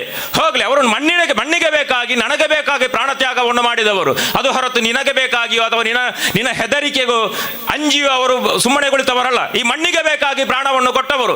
ಆ ಕುರಿತಾಗಿ ನನಗೆ ಅವರ ಕುರಿತಾಗಿ ಅನುಕಂಪ ಉಂಟು. ಅವರ ಕುಟುಂಬದವರಿಗೆ ಸಂತಾನಕ್ಕೆ ಬೇಕಾದುದನ್ನು ನಾನು ಮಾಡಿ ಇಟ್ಟೆನು. ಅದು ದೊಡ್ಡ ವಿಷಯ ಅಲ್ಲ. ಈಗ ನನಗೆ ಇರುವುದು ಏನು ಗೊತ್ತು? ನಿನ್ನನ್ನು ಆದಿಮಾಯೆಯ ರೂಪದಿಂದ ಅಥವಾ ಒಬ್ಬ ಶಕ್ತಿ ಸ್ವರೂಪಿಣಿಯಾಗಿ ನಿನ್ನನ್ನು ಕಂಡರು ಪ್ರಪಂಚ ನನ್ನಲ್ಲಿ ಹೇಳಿದ್ದವರು ಇದ್ದಾರೆ. ಈಗ ಕಣ್ಣಿಗೆ ಕಾಣುವಂತ ನನಗೆ ಮೂಲ ಪ್ರಕೃತಿಯ ಬಗ್ಗೆ ನೀನು ಪಾಠ ಮಾಡುವುದಕ್ಕೆ ಹೊರಟೆ. ಆದಿ ಅಂದರೆ ಏನೆನ್ನುವಂಥದ್ದು. ಈ ಮೂಲವನ್ನು ಒಂದು ಮೂಲ ಪ್ರಕೃತಿ, ಒಂದು ಪ್ರಕೃತಿ ಎನ್ನುವಾಗ ಪ್ರಪಂಚ ಕಂಡಂತಹ ಸತ್ಯ. ಮೂಲ ಪ್ರಕೃತಿಯಲ್ಲೇ ವಿಲೀನಾಳಾದವಳು ನಾನು. ಅದು ಮೂಲ ಅಂದ್ರೆ ಪ್ರಕೃತಿ. ಮೂಲ ಅಂದ್ರೆ ಎಂತದ್ದು? ಪಂಚಭೌತಿಕ ಅಂದ್ರೆ ಅಲ್ಲ, ಮೂಲ ಅಂದ್ರೆ ಅದು ಕಣ್ಣಿಗೆ ಕಾಣಸಿಗುವಂತದ್ದಲ್ಲ. ಕಣ್ಣಿಗೆ ಕಾಣಸಿಗುತ್ತದೆ ಯಾವುದುಂಟು, ಇದು ವಿಕೃತಿ. ಇದು ಪ್ರಕೃತಿ ಅಲ್ಲ, ಇದು ವಿಕೃತಿ. ಇದಕ್ಕೆ ನಾಶ ಉಂಟು. ಯಾವುದುಂಟು ಅದೆಲ್ಲ ವಿಕೃತಿಯೇ. ಹೌದು, ನಾಶ ಉಂಟು. ಇದಕ್ಕೆ ವಿಕೃತಿ. ಹಾಗಾದ್ರೆ ನೀನು ವಿಕೃತಿ ಅಂತ ಹೇಳ್ತಾ ಇದ್ದೀಯ. ಹೌದು, ಹುಟ್ಟಿದಂತಹ ಪ್ರತಿಯೊಂದು ನೀನು ವಿಕೃತಿ. ಯಾಕೆ? ನನ್ನ ಕಣ್ಣಿಗೆ ನೀನು ಕಾಣಸಿಗುವುದಿಲ್ವೋ? ನೀನು ಕಾಣಸಿಗುತ್ತಿ, ನಿನಗೂ ನಾಶ ಉಂಟು. ನೀನು ವಿಕೃತಿಯೇ. ಆದುದರಿಂದ ನಾನು ಹೇಳಿದ್ದು, ನಿನಗೆ ನಾಶ ಇರುವುದರಿಂದ ನನಗೆ ನೀನು ಆದೀತು. ಈಗ ಕಣ್ಣಿಗೆ ಕಾಣಸಿಗದೇ ಇದ್ದಂತಹ ಯಾವ ಒಂದು ಸ್ವರೂಪ ಉಂಟು ಅದನ್ನು ಬೇಕಾದ್ರೆ ನಾವು ಮಾಯೆ ಅಂತ ಗುರುತಿಸುವ. ಅದನ್ನು ಜಗಜ್ಜನನಿ, ಅದನ್ನು ಸ್ವರೂಪದಿಂದ ಕಾಣುವ. ಕಣ್ಣಿಗೆ ಕಾಣಸಿಗುವಂತಹ ಒಂದು ಸ್ವರೂಪವನ್ನು ನಾವು ವಿಕೃತಿ ಅಂತಲೇ ಕಾಣುವುದು. ಅದು ನಾಶ ಹೊಂದುತ್ತದೆ. ನಿನಗೂ ನಾಶ ಉಂಟು. ಆ ಕಾರಣಕ್ಕೆ ಬೇಕಾಗಿ ಹೇಳಿದ್ದು. ನೀನು ನನಗಾದೀತು, ನನ್ನನ್ನು ವರಿಸಬೇಕು ಎನ್ನುವ ಕಾರಣಕ್ಕೆ ಬೇಕಾಗಿಯೇ ನಾನು ಇಲ್ಲಿವರೆಗೆ ಬಂದದ್ದು. ನಿನ್ನ ಪಂಥಾಹ್ವಾನವನ್ನು ನಾನು ಸ್ವೀಕಾರ ಮಾಡಿದ್ದೇನೆ. ಈಗ ಅದನ್ನು ಎಲ್ಲವನ್ನೂ ಬಿಟ್ಟು ನನ್ನ ಮುಂದೆ ಮಾರ್ಮಲೆತ್ತು ನಿಂತು ಕಾದುವುದಕ್ಕೆ ನೀನು ಮುಂದಾಗಿ ನಿಂತಿದ್ದೀ. ಹೌದು ಅಂತ ಆದ್ರೆ ನಿನಗೆ ಬೇಕಾದುದು ಮದುವೆ ಆಗುವುದಕ್ಕಲ್ಲ. ನಿನಗೆ ಮದುವೆ ಆಗಬೇಕು ಎನ್ನುವಂತಹ ಮನಸ್ಸಿಲ್ಲ. ಬದಲಾಗಿ ನೀನು ನಮ್ಮವರನ್ನು ನಾಶ ಮಾಡಬೇಕೆನ್ನುವಂತಹದ್ದೇ ನಿನ್ನ ಉದ್ದೇಶ. ತಲೆ ಕಡಿದು ಆ ಮೂಲಕವಾಗಿ ನೀನು ದೇವತೆಗಳಿಗೆ ಕೊಟ್ಟಂತಹ ಮಾತು ಏನುಂಟು ಅದನ್ನು ಉಳಿಸಿಕೊಳ್ಳಬೇಕು ಎನ್ನುವಂತ ಎಲ್ಲವನ್ನು ವಿವರಿಸಿ ಆಯ್ತಲ್ಲ. ಸ್ವರ್ಗಕ್ಕೆ ಈಗ ಅದೇ ಹೌದು. ಈಗ ನಿನಗೆ ದೇವತೆಗಳನ್ನೇ ಕೊಲ್ಲಬೇಕು ಎನ್ನುವಂತಹ ಮನಸ್ಸುಂಟು. ಹೌದು ಅಂತ ಆದ್ರೆ ದೇವತೆಗಳನ್ನು ಅಲ್ಲ, ಈಗ ದಾನವರನ್ನು ಕೊಲ್ಲಬೇಕು ಎನ್ನುವಂತಹ ಮನಸ್ಸುಂಟು ಅಂತ ಆದ್ರೆ ದೇವತೆಗಳನ್ನು ಉದ್ಧರಿಸಬೇಕು ಎನ್ನುವಂತಹ ಮನಸ್ಸುಂಟು ನಿನಗೆ. ಹೌದು ಅಂತಾದ್ರೆ ನಾವು ಯಾಕೆ ಉದ್ಧಾರ ಆಗಬಾರದು? ಈಗ ನಮ್ಮನ್ನು ಯಾಕೆ ತಿದ್ದಬಾರದು? ಈಗ ಲೋಕದ ತಾಯಿ ಅಲ್ವಾ ನೀನು? ಲೋಕದ ತಾಯಿ ಹೌದಲ್ವಾ ನೀನು? ಲೋಕದ ತಾಯಿ ಹೌದಲ್ವಾ? ಹೌದಾ? ಈಗ ನಿನಗೆ ಉದ್ಧಾರದ ಹಾದಿ ನಾನು ಹೇಳ್ತೇನೆ. ನೀನು ಲೋಕದ ತಾಯಿ ಅವಕಾಶ ಉಂಟು. ನೀನು ಲೋಕದ ತಾಯಿ ಹೌದಲ್ಲ? ಪ್ರಪಂಚದಲ್ಲಿ ಮಕ್ಕಳು ಕೆಟ್ಟ ಹಾದಿಯನ್ನು ಹಿಡಿದರು ಅಂತ ಆದ್ರೆ ಅವರನ್ನು ಸರಿದಾರಿಗೆ ತರಬಹುದಾದಂತಹ ಹೊಣೆಗಾರಿಕೆ ನಿನ್ನಲ್ಲಿ ಉಂಟಲ್ಲ. ಈಗ ಸಾಮಾನ್ಯವಾಗಿ ಕುಡುಕರಿದ್ರೆ ಸಾಮಾನ್ಯವಾದಂತಹ ಹೆಣ್ಣು ಕೈ ಹಿಡಿದವಳು ಎಂತ ಕುಡುಕ ಗಂಡನನ್ನಾದ್ರೂ ಸರಿ ಮಾಡ್ತಾಳೆ. ಹೌದಲ್ಲ? ಈಗ ನೀನು ಲೋಕದ ತಾಯಿ, ಸರಿ ಮಾಡು. ನಾವು ದಾನವರು ತಪ್ಪು ಹಾದಿಯನ್ನು ಹಿಡಿದಿದ್ದೇವೆ, ಲೋಕದಲ್ಲಿ ತಪ್ಪಿ ನಡೆದಿದ್ದೇವೆ, ನಮ್ಮನ್ನು ಸರಿ ಮಾಡು. ಲೋಕದ ತಾಯಿ ಅಲ್ವಾ, ನಿನಗೆ ಸರಿ ಮಾಡುವುದಕ್ಕಾಗೋದಿಲ್ಲ. ನೀನು ಯಾಕೆ ಕೈಯಲ್ಲಿ ಕೈದು ಹಿಡಿದದ್ದು? ಅಲ್ಲ, ನೀನೀಗ ಸರಿ ಆಗುತ್ತೀಯ, ಸರಿ ಮಾಡು. ಅಲ್ಲ, ಸರಿ ಆಗೋದಿದ್ರೆ ಸ್ವರ್ಗವನ್ನು ದೇವೇಂದ್ರನಿಗೆ ಕೊಡು. ಇಲ್ಲೆಲ್ಲ ಭಜನೆ ಮತ್ತೆ ಆರಂಭಿಸಬೇಕು. ಅದು ಭಜನೆ ಮಾಡಬೇಕಾದ್ರೆ ಭಜನೆ ಮತ್ತೆ ಆರಂಭ. ಅದು ಬರುವಾಗ ವಿಪ್ರರನ್ನು ಮತ್ತೆ ಅವರು ಯಾಗ ಯಜ್ಞಾದಿಗಳನ್ನು ಮಾಡುವುದಕ್ಕೆ ಅವಕಾಶ ಮಾಡಿಕೊಡು. ಬರುವಾಗ ಮತ್ತೆ ನನ್ನಲ್ಲಿ ಮಾತು ಕೆಟ್ಟು 4 ದಿನ ಮತ್ತೆ ಸ್ವರ್ಗಕ್ಕೆ ಲಗ್ಗೆ ಮಾಡಬಾರ್ದು. ಅಲ್ಲ, ಅದು ಬರುವಾಗ ನಾನು ಹೇಳಿಯೇ ಬಂದದ್ದು. ಇದಕ್ಕೆ ಯಾವ ಪತ್ರ? ಅದು ನಾನು ಬರುವಾಗ ನಮ್ಮವರಲ್ಲಿ ಹೇಳಿಯೇ ಬಂದದ್ದು. ಉಳಿದವರಲ್ಲಿ ಅಲ್ಲ, ನೀನು ಹೇಳಿದ್ದೇನೆ. ಒಂದು ದೇವಿಗೆ ಒಂದು ದೇವಾಲಯ ಕಟ್ಟಿ ನಾನು ಅವರನ್ನು ಕರೆದುಕೊಂಡು ಬರುತ್ತೇನೆ. ಬೇಕಾದಂತಹ ಪುರೋಹಿತರನ್ನು ಇರಿಸಿ ನೀನು ಬರುವುದೇ ಹೌದು ಅಂತಾದ್ರೆ, ನೀನು ಇಲ್ಲಿಂದ ಹೋರಾಟ ಇಲ್ಲದೆ ನೇರವಾಗಿ ಬರುತ್ತೇ ಹೌದು ಅಂತಾದ್ರೆ ನಿನಗೊಂದು ದೇವಸ್ಥಾನ ಕಟ್ಟಿಸುತ್ತೇನೆ. ನಿನ್ನ ಗರ್ಭಗುಡಿಯಲ್ಲಿ ಇರಿಸಿ ಪೂಜೆ ಮಾಡುತ್ತೇನೆ. ನಾನು ಬದಲಾಗುತ್ತೇನೆ ಇಲ್ವ ಅಂತ ನೋಡು. ಬಾ, ಇಳಿದು ಬಾ. ದುಷ್ಟರಾದವರಿಗೂ ಕೂಡ ಅಜ್ಞಾನವನ್ನು ಕಳೆದು ಸುಜ್ಞಾನವನ್ನು ಪಡೆದು ಒಳಿತಿನ ಹಾದಿಗೆ ಹೋದರೆ ಅವರಿಗೆ ಸಿಗುವುದು ಸಾಯುಜ್ಯ. ಸತ್ಸಂಗತ್ವೇ ನಿಸ್ಸಂಗತ್ವಂ, ನಿಸ್ಸಂಗತ್ವೇ ನಿರ್ಮೋಹತ್ವಂ, ನಿರ್ಮೋಹತ್ವೇ ನಿಶ್ಚಲ ತತ್ವಂ, ನಿಶ್ಚಲ ತತ್ವೇ ಜೀವನ್ಮುಕ್ತಿ. ನಿನಗೆ ಅದೇ ಅದೇ ಅದೇ.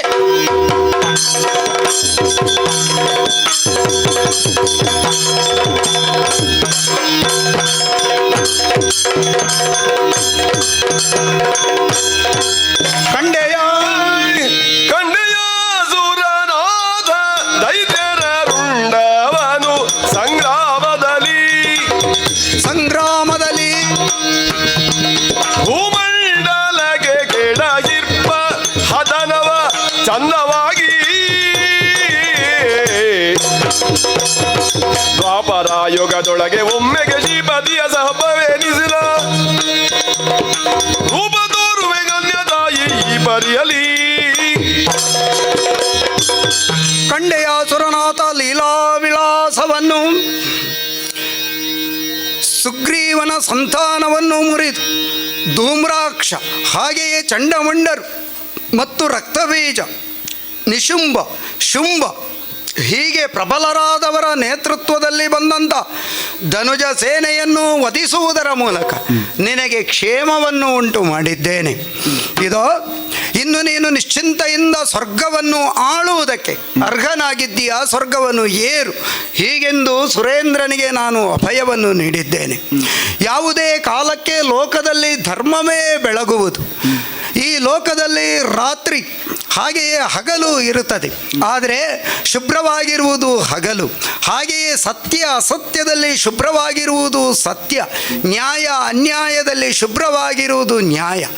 ಇದರ ಸತ್ಯವನ್ನು ಅರಿತು ಯಾರು ಒಳಿತಿನ ಹಾದಿಯಲ್ಲಿ ನಡೆಯುತ್ತಾರೋ ಅವರಿಗೆ ಯಾವಾಗಲೂ ಒಳಿತಾಗುತ್ತದೆ. ತಾವು ನಂಬಿದಂಥ ಆಧ್ಯಾತ್ಮಿಕ ಶಕ್ತಿ ಆಕಾರಹೀನವಾಗಿದ್ದರೂ ಕೂಡ ಆ ಆಧ್ಯಾತ್ಮಿಕ ಶಕ್ತಿಯೇ ಅವರನ್ನು ರಕ್ಷಿಸುತ್ತದೆ ಎನ್ನುವುದನ್ನು, ಮುಕ್ಕೋಟಿ ದೇವತೆಗಳನ್ನು ಸಮಸ್ತ ಭಕ್ತರನ್ನು ಸಂರಕ್ಷಿಸುವುದರ ಮೂಲಕ, ದೇವಿ ಮಹಾತ್ಮೆ ಎನ್ನುವಂಥ ಈ ಆಖ್ಯಾನದ ಮೂಲಕ ಎಲ್ಲರಿಗೂ ಸಂದೇಶವನ್ನು ಸಾರಿದವಳು ನಾನಿದ್ದೇನೆ. ಶುಂಭ ನಿಶುಂಭರನ್ನು ವಧಿಸುವುದಕ್ಕಾಗಿ ನಾನು ಶಾಂಭವಿಯಾದ ಕಾರಣದಿಂದಾಗಿ ಇದು ಶಾಂಭವಿ ವಿಜಯ. ಹಾಗಾಗಿ ಈ ಆಖ್ಯಾನವನ್ನು ಯಾರು ಕೇಳಿದರೂ, ಯಾರು ಕೇಳುವಂತೆ ಮಾಡಿದರು, ಯಾರು ಕೇಳುವುದಕ್ಕೆ ಮತ್ತು ಹೇಳುವುದಕ್ಕೆ ಪೂರಕರಾದರು ಅವರೆಲ್ಲರಿಗೂ ಆಯುರು ಆರೋಗ್ಯ ಭಾಗ್ಯವು ಲಭಿಸಲಿ, ಒಳಿತಾಗಲಿ. ಭದ್ರಂ ಶುಭಂ ಮಂಗಳಂ.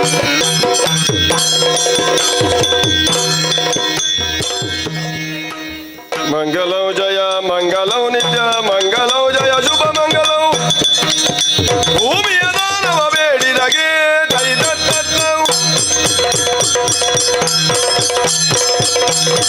ಭೂಮಿಯ ದಾನವ ಬೇಡಿದಗೆ ಆ ಮಗ ಗದ್ರಿಯರ ಗೆಲಿದವಗೆ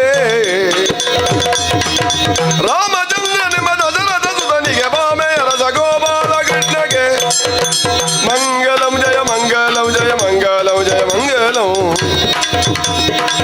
ಮಂಗಲಂ.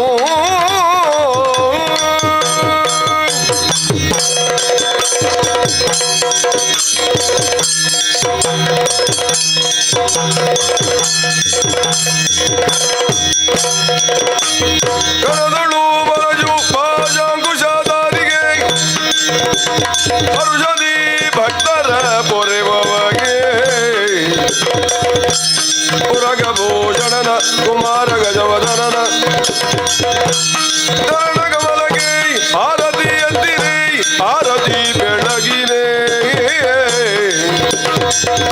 ಶ್ರೀ ಗಜಮುಖದವಗೆ ಗಣಪಗೆ